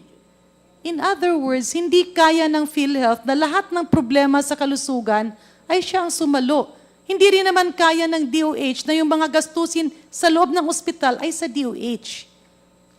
So if PhilHealth and DOH can delineate the tasking to avoid overlapping and duplication, then, Mr. Chair, we will have a more effective public healthcare, even private healthcare. So those are just my requests and recommendations, Mr. Chair. At sana dun sa next hearing ay mabigyan tayo ng update where we are in those requests para po matugunan na ang problemang yun. Ay, sorry Mr. Chair, last comment na lang. Earlier kasi si Asek Domingo mentioned the revival of the FEC. But the Formulary Executive Council, when they were also operational, nasa mga minimum of 3 years din eh. Yung decision nila for inclusion in the PNDF. In other words, history will tell us na hindi rin ganun unless time-bound at hindi sila consultant lamang na magmi-meet kung kailan lang. My question is, will it not be a violation of the UHC law? Kasi sa UHC law, although mali yun, I'm not saying I agree to that, masyadong in-empower yung HTAC. Tapos linagay pa sila sa DOST na hindi na ngayon mapupukpok ng DOH. Mr. Chair, some of our legal analysts have been saying that there is no violation on the basis na yung lilagay na provision dun sa HTAC, parang silent siya when it comes to the inclusion in the formulary. Ang sinabi lang po kasi dun is yung investments in, yun yung nakalagay dun sa UHC law. Pero yung inclusion in the formulary is not mentioned. But actually, Mr. Chair, when you say investments in healthcare, yun din yun eh, yung mga gamot na bibilhin, tama? Kasi yung HTAC, yung ina-analyze nila, yung mga gamot na bibilhin, that can be done when you are listed in the PNDF. FEC will do the same task. So I believe it will just be a duplication of inefficiency. I believe the solution there is to get a yardstick. At sabihan yung HTAC, ito yung deliverables nyo. Kapag hindi nila ma-deliver, they should be accountable. Kasi hindi naman pwede, Mr. Chair, na sasabihin nila, hindi kasi busy pa kami. And then ang gagawin nyo is mag-create ng another body. The solution there is for HTAC to have time bounds. Now, kung hindi nila ma-approve within such a time frame, it will be deemed approved. So what they should do is kung hindi compliant, i-disapprove. Huwag yung pabayaan ng ilang taon. In fact, it's not really a problem, Mr. Chair, because actually the Secretary of Health can issue an exemption. Kaya lang, ang problema nga, sobrang mabagal ang HTAC that was basically comprised of the former FEC. So we should not duplicate the inefficiencies. And it should also be clear kasi yung FEC naman, nagkakaroon naman ng confusion na hindi na nila alam na hanggang generics law sila and they do not actually deal with safety and efficacy of drugs, devices, and vaccines. Because what's happening is, when the FEC was created under the Department of Health, akala nila nagkakaroon kasi ng power play. And they were trying to do the task of the FDA. And FDA is by law mandated to deal with safety and efficacy. While FEC was created by virtue of the generics law. In other words, hindi sila yung mga Diyos. So the problem is when they lord it over, public health suffers. So Mr. Chair, just to put it on record, I don't agree that creating the FEC will be the solution. It will just be another layer of inefficiency. I believe the best problem here is to push HTAC to deliver. Let it be time-bound because they are regular employees and they can hire consultants that is actually equivalent to an FEC. Ngayon, sa mga sinasubmit sa kanila, let them give solutions in 1 year or 2 years at the maximum. It should even be 1 year. And kasi sa totoo lang, wala naman silang ibang gawin. Lessen the travels and all meetings can actually be conducted here in the DOH office or in the DOST because what happens is they travel to all these touristic destinations in Bohol, in Palawan, in Boracay, and conduct the meetings there, which becomes very difficult to get a quorum. Kasi lahat naman nanggagaling ng Manila. So, pasensya na, Mr. Chair, I took some time, but I believe I have to speak up because public health is actually a matter of urgency that should be tackled by all of us. Maraming salamat po, Mr. Chair. Thank you. The next interpellator is the Honorable Congresswoman Stella Kimbo. Salamat, Mr. Chair. Magandang hapon sa PhilHealth and DOH family. Sana hindi pa kayo nagsasawa sa akin. Magkasama kami hanggang halos alas 10 kagabi. Anyway, Anyway po, unang tanong, in 2024, tama po ba na gumastos ang PhilHealth or nagbayad ang PhilHealth ng 165 billion pesos in benefit payments? Mr. Chair, Honorable Kong Stella, tama po. And para naman sa taong 2025, ang plano ng PhilHealth is gumastos ng mas malaki. Tama po? Tama po, Mr. Chair, Kong Kimbo po. At dahil na rin sa mabigat na pressure mula sa Congress, sa kulit po natin, Mr. Chair, nakailang committee hearings na tayo dito, pati na rin sa Committee on Health, pati na rin sa amin sa Committee on Appropriations. Pasensya na po sa kulit namin, pero pinapakinggan lang talaga namin ang aming constituents. So, dahil dyan, mabigat ang pressure, nag-increase kayo ng case rates sa para sa maraming mga sakit. Tama po? Yes, Mr. Chair. Yes po, Congresswoman Kim. At dahil dyan, ang plano po ninyo na gagastusin para sa taong 2025 ay 271 billion pesos. Tama po? Tama po, Mr. Chair, Kong Kimbo. So una sa lahat, kami po ay nagpapasalamat. Malaki po ang increase from 165 last year to a planned spending of 271 billion for 2025. Pero ang tanong ko sa inyo is, paano po ninyo mapapatupad yan ngayon na zero subsidy mula sa Congress? Mr. Chair, Honorable Representative Kimbo, the sources of funds for year 2025 are the following.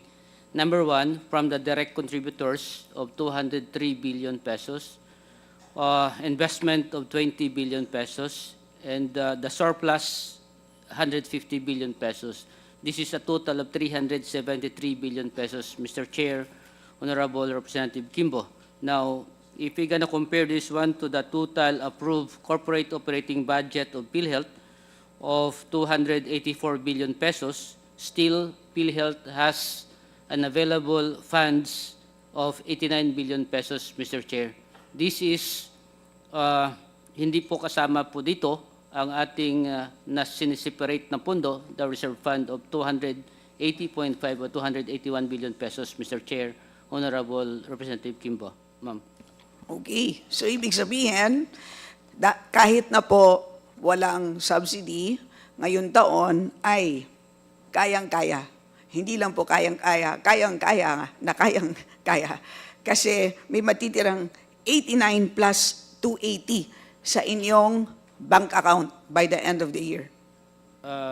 At hindi pa natin binibilang ang investment income for the year 2025, which would be roughly, if we are to make the same amount of money, so conservative na po yan, 20 billion, so meron kang 389 billion by the end of the year sa inyong bangko. Mr. Chair, Honorable Representative Kimbo, of course, this one is the available resources for our corporate operating budget.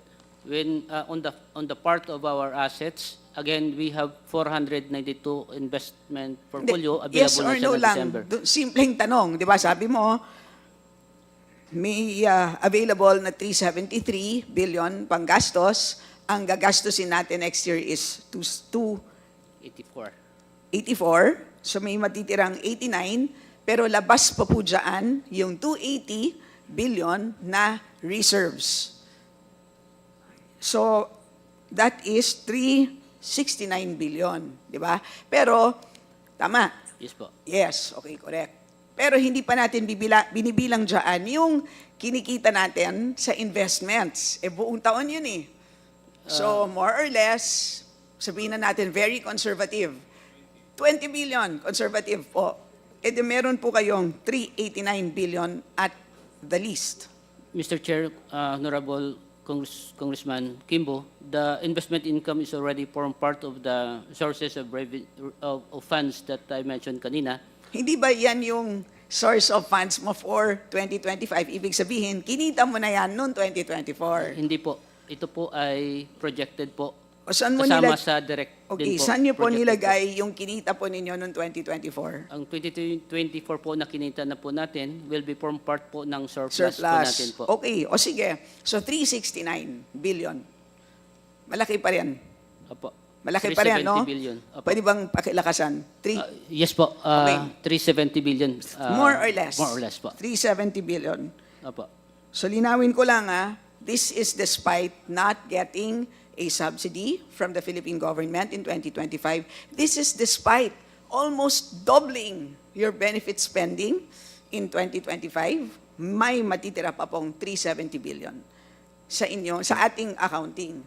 Opo. Pero meron ka pang hindi kwento sa atin dahil meron ka pang kulang-kulang 101 billion na unused na SARO. May 80 billion na unused SARO at may 21 billion na unreleased appropriations. Tama po? Mr. Chair, the 101 billion, these are receivable of the corporation from the Department of Budget and Management. These are allocation, part of the GAA in the year 2023 and in the year 2024. Meaning, kasama na po siya sa calculation po natin. Particularly, Hindi siya kasama sa 203B kasi premiums yun. Hindi siya kasama sa investment income, obviously. Hindi rin siya kasama sa surplus. Sa surplus po kasama na siya because again, Binilang niyo siya sa surplus? on the part of our accounting for the premium, we are adopting the accrual basis, Mr. Chair, Honorable Kimbo. Pero so, hindi- kasama na po siya doon. So receivable na lang siya po on the part of the asset. Now, if we're gonna get that money, will be form part of our asset and then ma-add up po siya doon sa ating investment portfolio po. Okay, sigurado po kasi Apo. nung huling hearing, hindi po ganyan ang aking pagkakaintindi. Kasi every time na lang tayo nagkikita, may panibago tayong interpretation kahit na the same numbers. Okay, so ngayon, ang sinasabi niyo po ay yung unused na receivables na manggagaling sa gobyerno ay sinama mo na sa 150 billion na surplus. Okay, so, pero gayon pa man, malaki pa rin ang 370 billion na matitira by end of the year. So, good news. Mr. Chair. It's a good news for everyone because makakaasa tayong lahat ng very much improved service from the PhilHealth. So thank you for that. And then at the same time, panatag ang loob namin lahat na Pilipino na buhay ang PhilHealth in terms of funds, financial viability. Tama po? Tama po. Iyon ang gusto natin marinig na para sa akin, that's the gist for me para sa issue na to. Kasi ang dami-dami pong, tama po si former Secretary Garin, ang dami pong natin naririnig na kung saan-saan. Pero gusto kong naririnig from you directly, SVP Limsiaco, kasi kayo talagang tagahawak ng records, financial records ng ating korporasyon. So that's good news for everyone. Okay, next po na tanong is, ano po ba ang basis for computing our premium subsidies from the national government? Can you confirm that it is the sin tax law? The train law, kasi na-amend na pala. So una, sin tax law. Should I ask ASEC Albert, sino bang mas nakakaalam? Maybe ASEC Albert, no? Yes, we confirm that, So Madam it Chair. started with the sin tax law. Just as a background, we moved from ad valorem taxes, 12 pesos per pack. We moved it to a high uniform specific tax in 2013 to 25 pesos per pack. Anong dahilan? Dahil gusto natin to curb smoking. Tama? That's correct, Mr. Chair. And not only that, win-win siya para sa gobyerno because at the same time, nakakapag-generate tayo ng mas maraming tax revenues. Tama po? Tama po, Mr. Chair. Okay, so yan ang actually ang original basis sa pag-compute ng kung magkano ang maibibigay ng gobyerno sa PhilHealth taon-taon. Tama? Tama po, Mr. Chair. Of course, na-amend siya ng train law and so on and so forth on exactly how to compute, but that is the basis. It That's really correct. comes from the idea that we want to prevent smoking, and as a result, we increase taxes on cigarettes because to make taxes artificially expensive with high taxes ay makakapag-prevent tayo ng smoking, especially sa kabataan. So yun, pero dahil mas marami tayong nakakolekta, ang sinasabi natin, ibalik natin yan sa health system na kung saan maraming nagkakasakit dahil sa smoking. Tama ba yun? Tama po, Madam. And you can confirm that yung mga diseases caused by smoking are nasa top 10 causes of morbidity and mortality. Tama ba yun? Yes, Mr. Chair, Honorable Kimbo, yung ating stroke, heart attack, cancers, nasa top 5 nga po ng ating causes of death. Okay, so in short, taon-taon, yung kinokolekta natin na buwis galing sa benta ng sigarilyo, ayun ang basehan ng premium subsidies sa PhilHealth. Tama? Tama po, Mr. Chair. Okay. Ang tanong ko sa iyo, ASEC Albert, alam ko ikaw ay isang eksperto sa health policy. Sa iyong pagkakaalam, yun ba ay kung yan ang ginamit na computation ng isang private health insurance company, ay yan ba ay typical? Kasi nagko-compute ka ng premium contributions, ang basihan is tax collections. Ganun ba ang mga private health corporations? Halimbawa, may mga Sun Life, etc., etc. Ganun ba sila mag-compute ng mga premium contributions na charge sa kanilang miyembro? Mr. Chair, Honorable Kimbo, hindi po ganun sa private. Hindi ganon, di ba? Ang nangyayari po sa atin dahil No, so kinocompute let's just do it slowly, no? So, hindi ganon. So, tama, Hindi po. I agree with you. Ano ang basehan ng typical na health insurance program or corporation sa pag-compute ng premiums nila? Anong mga basehan? Kahit na broad terms lang. Sa pribadong sektor, tinitignan po ng kumpanya yung mga tinatawag na risk tables, kung ano man ang mga pwedeng ikadahilan ng sakit o ikamatay ng mga tao. Titignan nila kung magkano ang kailangan para masalba yung magiging miyembro nila. Tapos yun po ang sisingilin nila. Siguro may konting patong para sa kita nila, pero dun po sila nagbabase. Yun. So it's really lahat ng mga factors na nagde-determine kung ano ang magiging expected na health spending ng tao. Tama? Tama po. So, ilan kaya ang magkakasakit? Ilan kaya ang mga hospital? Ano kaya ang mga sakit nila? Ano ang average cost ng mga sakit na yon kapag sila ay may ospital? Tama ba? Tama po yun, Mr. Chair. Yun ang nagiging basihan ng tinatawag na actuarially determined premiums na siya pong ginagamit ng mga typical na health insurance programs. Tama? Tama po, Mr. Chair. And as you can hear, very different siya doon sa kukunin mo ang tax collections at i-multiply natin by a certain number, yan ang ibabayad ko na premium sa PhilHealth. Tama?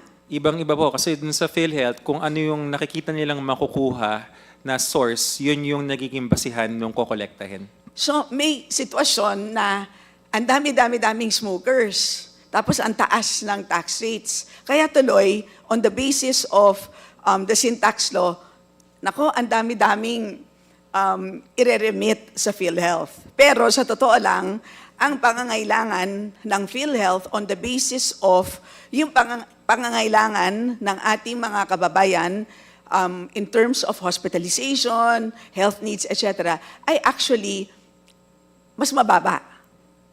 Tama? Tama po, Mr. Chair. So, ito ay isang dahilan kung bakit nagkakaroon talaga in the end ng surplus funds. Tama ba? Tama po, Mr. Chair. Ibig sabihin, kasi lagi na lang namin sinasabi, pasensya na lang po PhilHealth, na naku, ang dami niyong pondo, pero dahil for some reason or the other, ayaw niyong gastusin or mabagal ang paggastos, ang dami niyong denied claims, ang daming return to hospital claims, etc., etc. Tuloy, ang daming natitirang pera. Di ba lagi naming sinasabi yon? Pero hindi namin napapoint out na ang isang dahilan din kung bakit maraming natitira taon-taon is because may ganoong disconnect na pataas ng pataas ang tax rates at gayon pa rin kadami ang smokers. And in fact, recently on the basis of the 2023 FNRI survey, dumami unfortunately ang smokers natin. So we can just imagine ang laki ng tax collections. Therefore, if we use the sin tax laws as the basis, talagang it should be not a surprise na magkakaroon talaga ng malaking pera ang requirement na i-remit na national government sa PhilHealth, and that would be much, much bigger than what is actually needed or what PhilHealth is capable of spending at this point in time. Do you agree with that?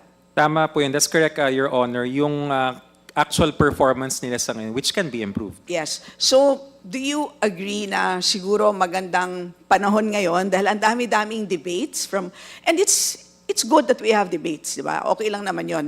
But siguro ang isang take-away natin lahat is panahon na i-review natin ang basehan ng magkano ba dapat ang i-remit ng gobyerno sa PhilHealth for purposes of fully supporting the National Health Insurance Program. Kasi kami sa Kongreso, kami, mga members, kami po ang nakakasagupa talaga ng mga nangangailangan ng hospitalization support every day of our lives. Kaya po, this is that's why emotional kami pagdating dito sa issue na to.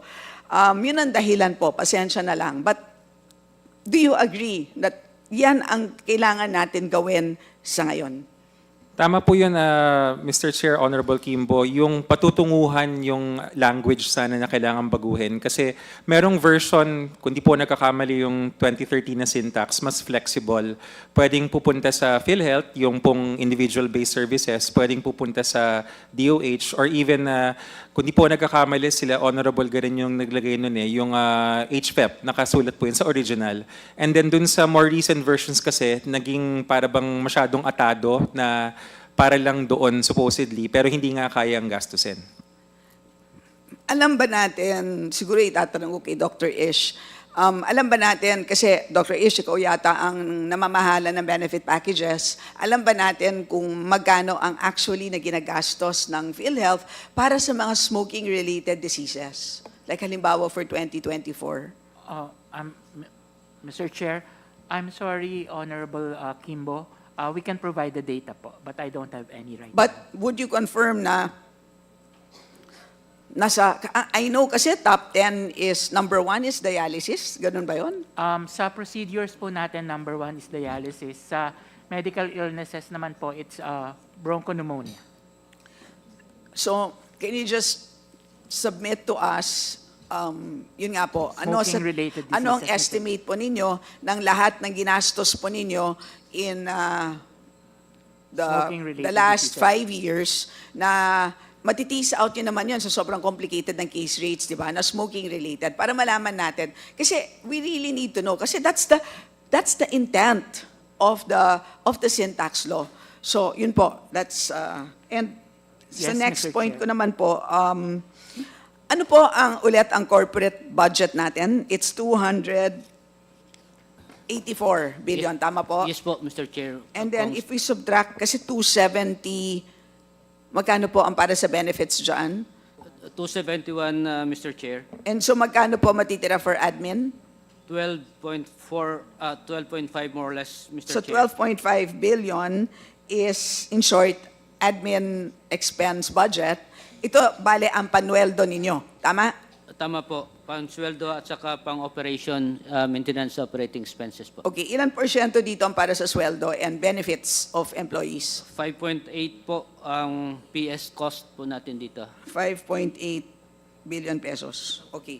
So, and ayon sa batas, merong ceiling na pwedeng igastos para sa admin expenses. Tama po? Which is, Tama po. magkano po ngayon ang ceiling?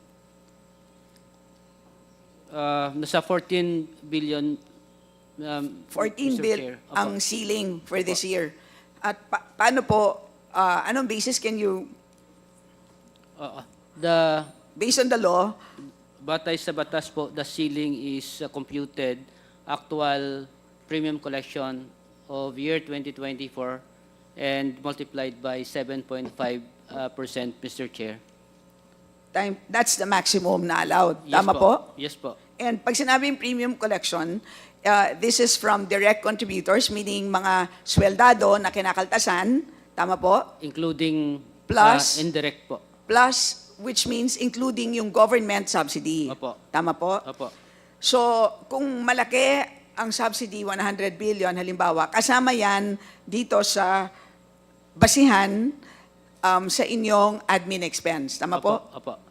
So, Mr. Chair, Kong Stella, the actual collection year 2024 based on our cash position report, nasa 203 billion pesos po. 203 billion multiplied by 7.5, nasa 15 billion po siya, not 14. so that's the maximum na pwede. Pero Yes po. ang nilagay nyo lang is 12.5. Opo. And of that, 5.8 is for your salaries and benefits. Yes po. Okay. So nakabase pala siya sa premium collection. Yes po, Mr. Chair. So, iyon din ang dahilan kung bakit tuwing nagpupunta kayo dito sa Kongreso ay talagang pressured kayo na kailangan malaki ang makuha natin na subsidiya mula sa gobyerno. Tama? Tama po, Mr. Kasi Chair. kung halimbawa na zero kayo, ang laki ng ibabagsak ng inyong admin expense. Tama? Kasi ngayon 12.5 billion ang pwede. Zero kayo this year. So next year, magkano ang magiging maximum? Ang maximum ngayon, sorry, is 15 billion, right? Mr. Chair, if we can collect the estimated 203, Yes. and ito po yung pinaka-base po Okay, natin. times times 7.5, more or less nasa 15 billion pa rin po. Oh, okay. So, yun ang maganda. Dahil sa, well, kumbaga, looking at the glass half full rather than half empty, ang isang magandang effect ng zero subsidy is that ngayon, nape-pressure kayong mangolekta ng premiums na direct. Tama ba ako? Kasi last year, magkano ang kinolekta ninyo na direct premiums? Sa direct po ay nasa 100, it's definitely less than 203, tama? yes po. From the hindi to. The other one. Madam Chair, if I may. 200 ano na lang, Madam Chair, 204 minus 9. That's from the direct, Madam Chair, Mr. Chair, 195 more or less, Madam, Okay, Mr. Chair. so pressured kayo to increase your premium collections by about 9 billion pesos so that you're able to at least maintain your maximum ceiling. Tama po? Yes po. Yun. So, yun ang something that kailangan natin abangan. By next year, wala na po ako dito. So, iniiwan ko po na baon sa inyo na sana tanungin ninyo next year kung ano nga, or by the end of the year, kung ano magiging premium collections nila if indeed na-hit nila yung target collections. Ang next ko po, Mr. Chair, is para lang maliwanagan tayong lahat, no? Yung ano nangyayari sa premiums kapag hindi magamit? Kasi halimbawa ako, madalang po ako hospital. Pero taon-taon, nagbabayad, kasi salaried kami, di ba? So kami po ay subject to the 5% times 100,000 ang maximum ceiling, di ba? So, 5% of 100,000 per month, naghuhulog kami ng 5,000 pesos. Times 12, 60,000 pesos. However, hindi po ako halos na ospital. So, yun ang siguro ang palaisipan ng maraming tao, especially yung younger workers. Ano ang nangyayari doon sa unused premium ko sa taon na to? Mr. Chair. Maybe, sige po, sino pwede magpaliwanag? Pwede bang si Asek Albert? Yes, Mr. Chair, Honorable Kimbo, sa isang pay-as-you-go system or parang paluwagan, kung di ka nagkasakit sa ngayon, may iba pong dapat na gumamit nung inyong binigay. Dahil ang usapan ay, pag tayo naman ay tumanda at lahat naman tayo ay tumatanda, babaliktad, merong ibang mas bata na siya namang malakas sa pangangatawan na nagbibigay ng sweldo na siya namang gagamitin natin. Or para mas madaling tandaan, sa loob ng pamilya natin, kung meron tayong lolo't lola at lahat tayo ay meron, siya yung gumagamit nung hindi natin nagagamit na hinuhulog natin. Okay, in other words, good night na yon para sa akin, right? Opo. At iniisip ko na lang na sinasubsidize ko naman yung lolo at lola ko Tama na po. maaaring na-hospitalize, di ba? So, ganon. That's, Congresswoman, yun ang ibig. Yes, Can I just give you 2 more questions? yes, I'll just very quickly. Okay, pasensya na po at medyo Yes. may ano lang po. May Yes. kompromiso lang po. How many Thank you po. minutes? 5 minutes? Okay, sige. Okay, thank you po. So my point being, para lang naiintindihan ng tao, kapag for 1 year naghulog ka at hindi nagamit, yun ay hindi naaasahan ng members na makuha as savings. Tama ba yun? Tama po, hindi Because pwedeng that's how- savings. Because hindi that's pwedeng how an insurance system works. Tama po. So ganon. And if in case, like in the situation of PhilHealth, ay meron pang excess funds at the end of the year, ang tanong is, paano yun mapapakinabangan ng mga Pilipino? Yun ang tanong, di ba? Opo. So, kaya, ayon sa batas, there are 2 things. One is, dagdagan mo pa ang benefits or babaan mo ang kokolektahan mo na premium sa susunod na taon. So, tanong, alam naman natin na nag-expand kayo ng benefits at ginagawa niyo yan, especially this year, na bonggang-bonggang pag-increase. Pero tanong, nagbaba na ba kayo ng premiums? Press Mandy? Not yet po. Not yet, Mr. Chair. So, yun ang dapat natin lalong isipin, di ba? Lando na nga sa batas yun eh, di ba? So, in fact, panawagan nga yun ni Speaker, sabi niya, pag-isipan ninyo, di ba? Pwede naman mag-moratorium dahil sa totoo lang, ang dami pang natitira na pondo. So, kasi nga, ang isang health insurance program, pero social health insurance program kayo eh. Asek Albert, magkano ba dapat ang tubo ng isang social health insurance program? 0 po ang tubo ng isang social health insurance program. Wala dapat tubo, di ba? In fact, may reserves kayo na 280 billion, pero maximum reserves ito sa ilalim ng batas. So, a few more minutes, ubusin ko na po.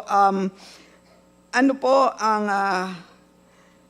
sa ating, may special provision po tayo sa GAA 2024 na you are required to undergo or to have an actuarial validation.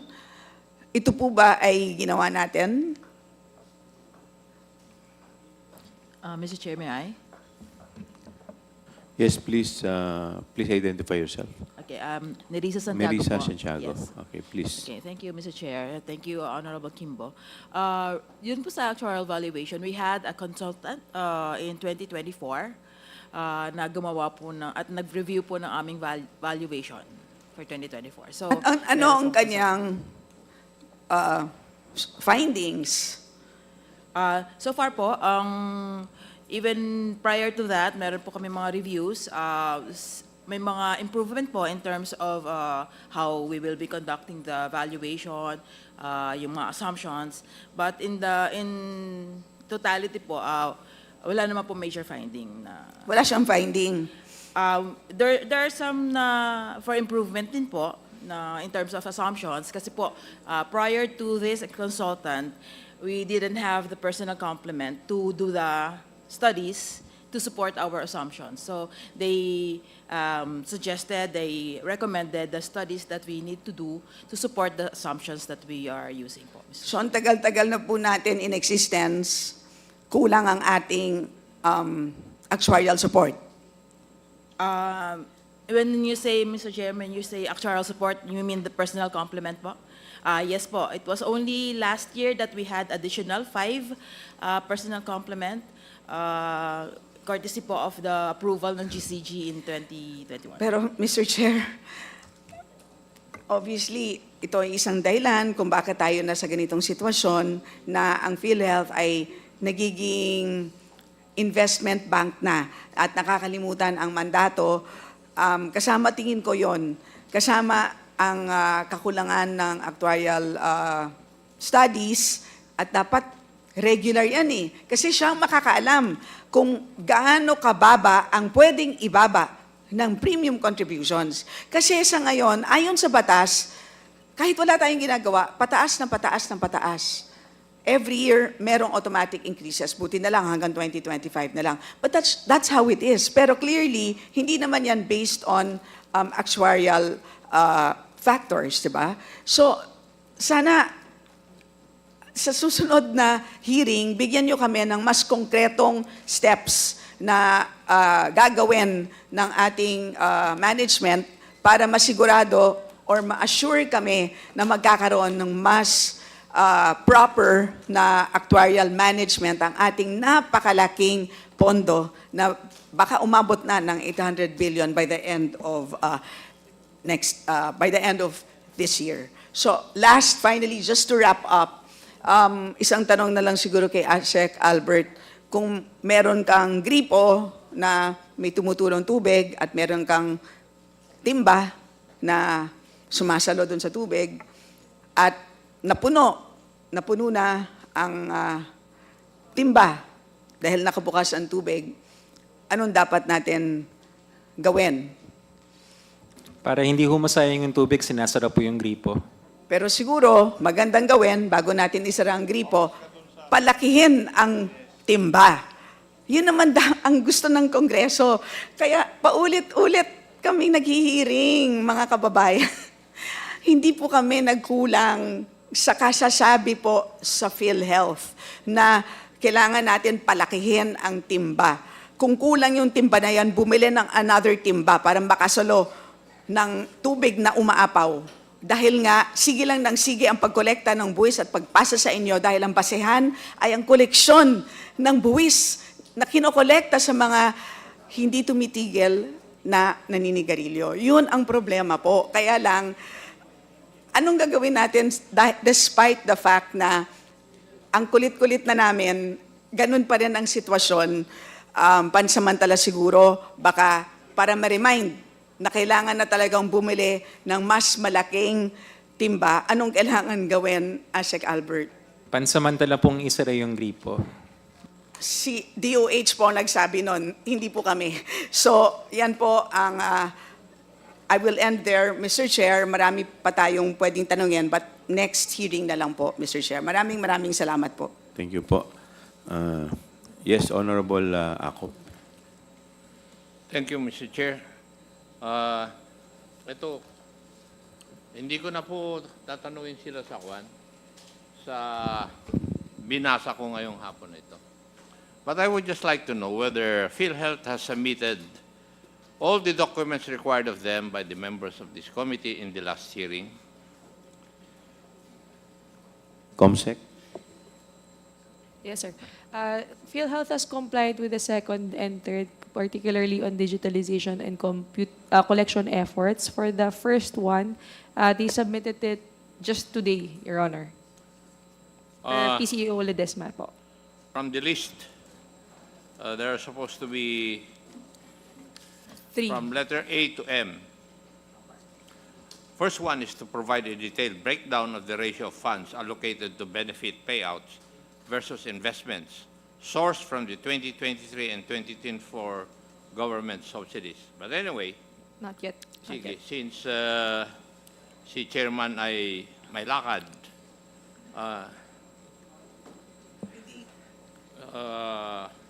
may I ask the head of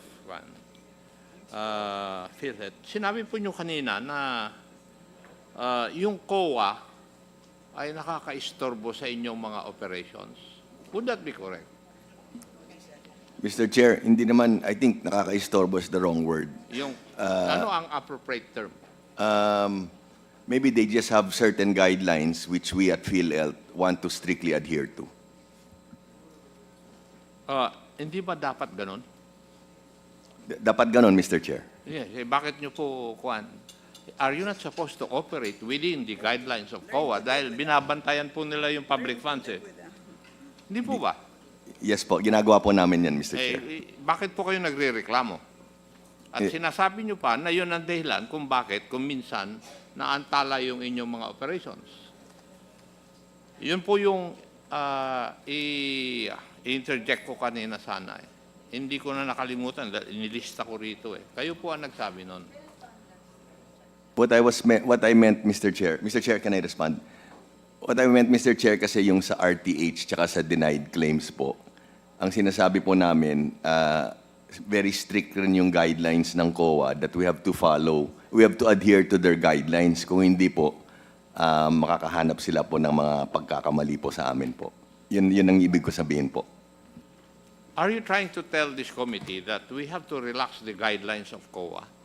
We're speaking of public funds here. Hindi ba dapat mas mahigpit, mas maganda? Yes po. Actually po, more on compliance lang po. No? Not relax the guidelines po. Okay. Thank you po. Thank you. There was an issue before. Ito, hindi na po galing sa akin. May nag-text na po sa akin na ito ang tatanungin ko po sa inyo. Nakalagay nga rito, pwede ask mo kung because in 2020, if I remember it right, merong controversy yung IRM. Tama po ba? Yes po. Yes. And cases were filed. Is that correct? Yes po. Yes. May I know the status kung na-close book na ito, yung issue na ito? Mr. Chair, if I can be allowed po, kasi wala pa po ako nung 2020, no? I know. So, Mr. Chair, if I can be allowed to maybe ask one of my colleagues to address the queries. Please. Okay lang ba po? Kasi nakalagay dito, pwede ask mo kung kumusta na yung mga nakasuhan sa IRM? Ano na ba yung status? May Attorney Santos, nanagot would na you po like to ba respond? Para sa close book na ito?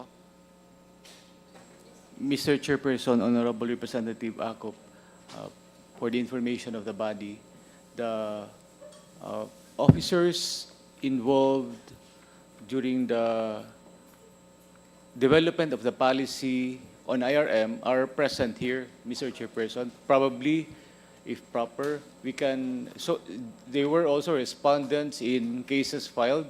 Probably, Mr. Chairperson, we can request them to update on the cases filed against them. Mr. Chairperson, please. Yes, asan po sila? Are you not supposed to know that? Mr. Chairperson, Honorable Representative Acop, I'm not a party to the cases filed, Mr. Yeah, but Chairperson. that involve the funds, insofar as PhilHealth is concerned. Yes, Mr. Legal Chairperson. ka, di ba? No, Chief Mr. Operating Chairperson. Officer. Dati. Yes, Mr. Chairperson. I understand, Mr. Chairperson, but I do not, I am amazed why a high-ranking officer of the PhilHealth doesn't know what happened in 2020. May mga kaso na na-file dito. Yung ang constituent ko, sinasabi nga niya hindi ko na nga kayo tinatanong doon sa inihanda ko. Ang tinatanong ko na lang para masatisfy ko yung nag-text sa akin, tanungin ko kayo. And you're not going to give me an answer? Ha? yes, Mr. Chairperson, Honorable Representative Just, Acop. just give us the status of the case. Honestly, Mr. Chairperson, I do not have information as to the status filed against the respondents or those involved during the development and implementation of IRM.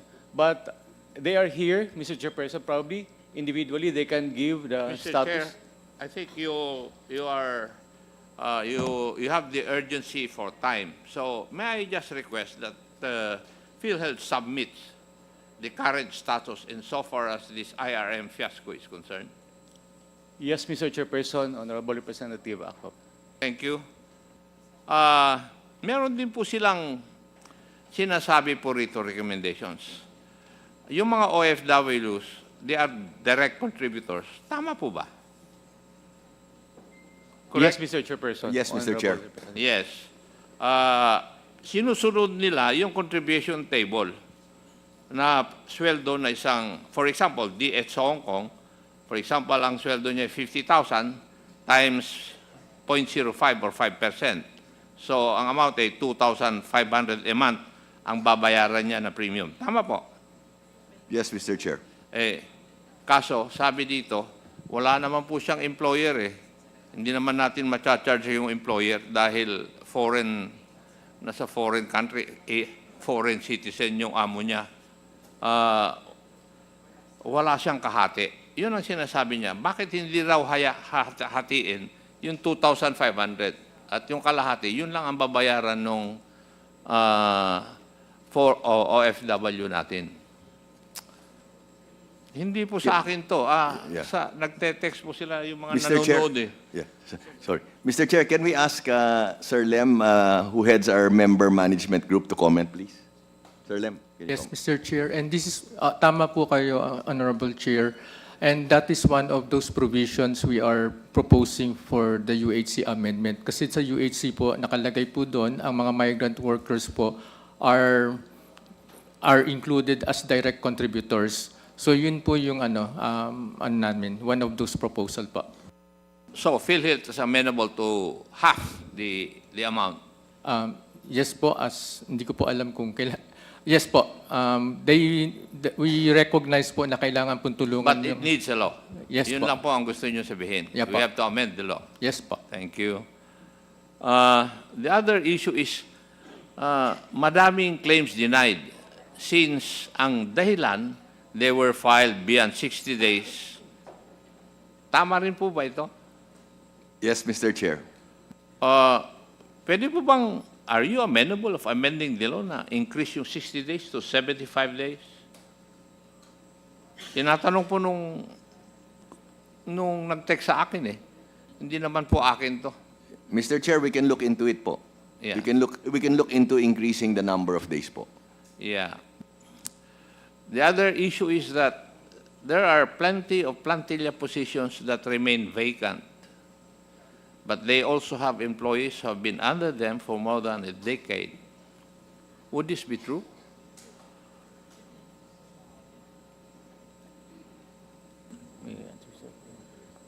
May I answer? Yeah, go ahead.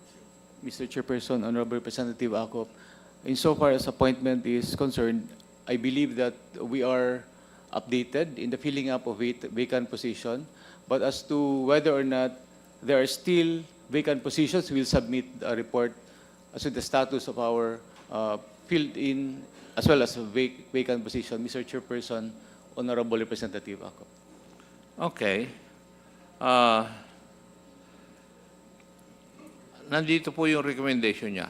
PhilHealth is long overdue for a reorganization since the last impactful one was around 2007. I do not know if this is true. Tama? Mr. Chair, we currently have a pending major reorganization with the GCG. Mas Manny, pakisagot lang po yung kwan. Hindi ko Yeah. po katanungan Yes, Mr. ito. Chair. Yes.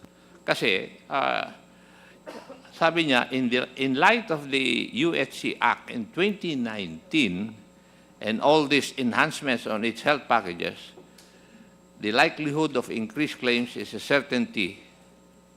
How would the top brass of PhilHealth plan to address this? Kasi, kaya ko po sinasabi sa inyo ito yung galing sa ground na eh. Hindi na po galing sa amin. Ito yung kanilang observation. Mr. Chair, so we would address it by our pending reorganization, wherein we will increase the number of manpower by 30%. And we also are moving forward with our full digitalization, Mr. Chair. Thank you, Mr. Chair. Thank you. Mr. Chair, kailangan nyo umalis eh. That would be all. There will be another hearing where I can ask my official questions. Thank you, Mr. Chair. Thank you po. There being no other matters to discuss, do I hear a motion to suspend? May I move that we suspend the meeting on PhilHealth, Mr. Chair. So move. Is there any second to the motion? Duly seconded. Is there any objection? Hearing none, the motion is carried. The committee hearing is now suspended until further notice. Thank you. Sayang yung basa ko. Sayang yung basa ko. Stock knowledge. O, pati COA report, nandito eh.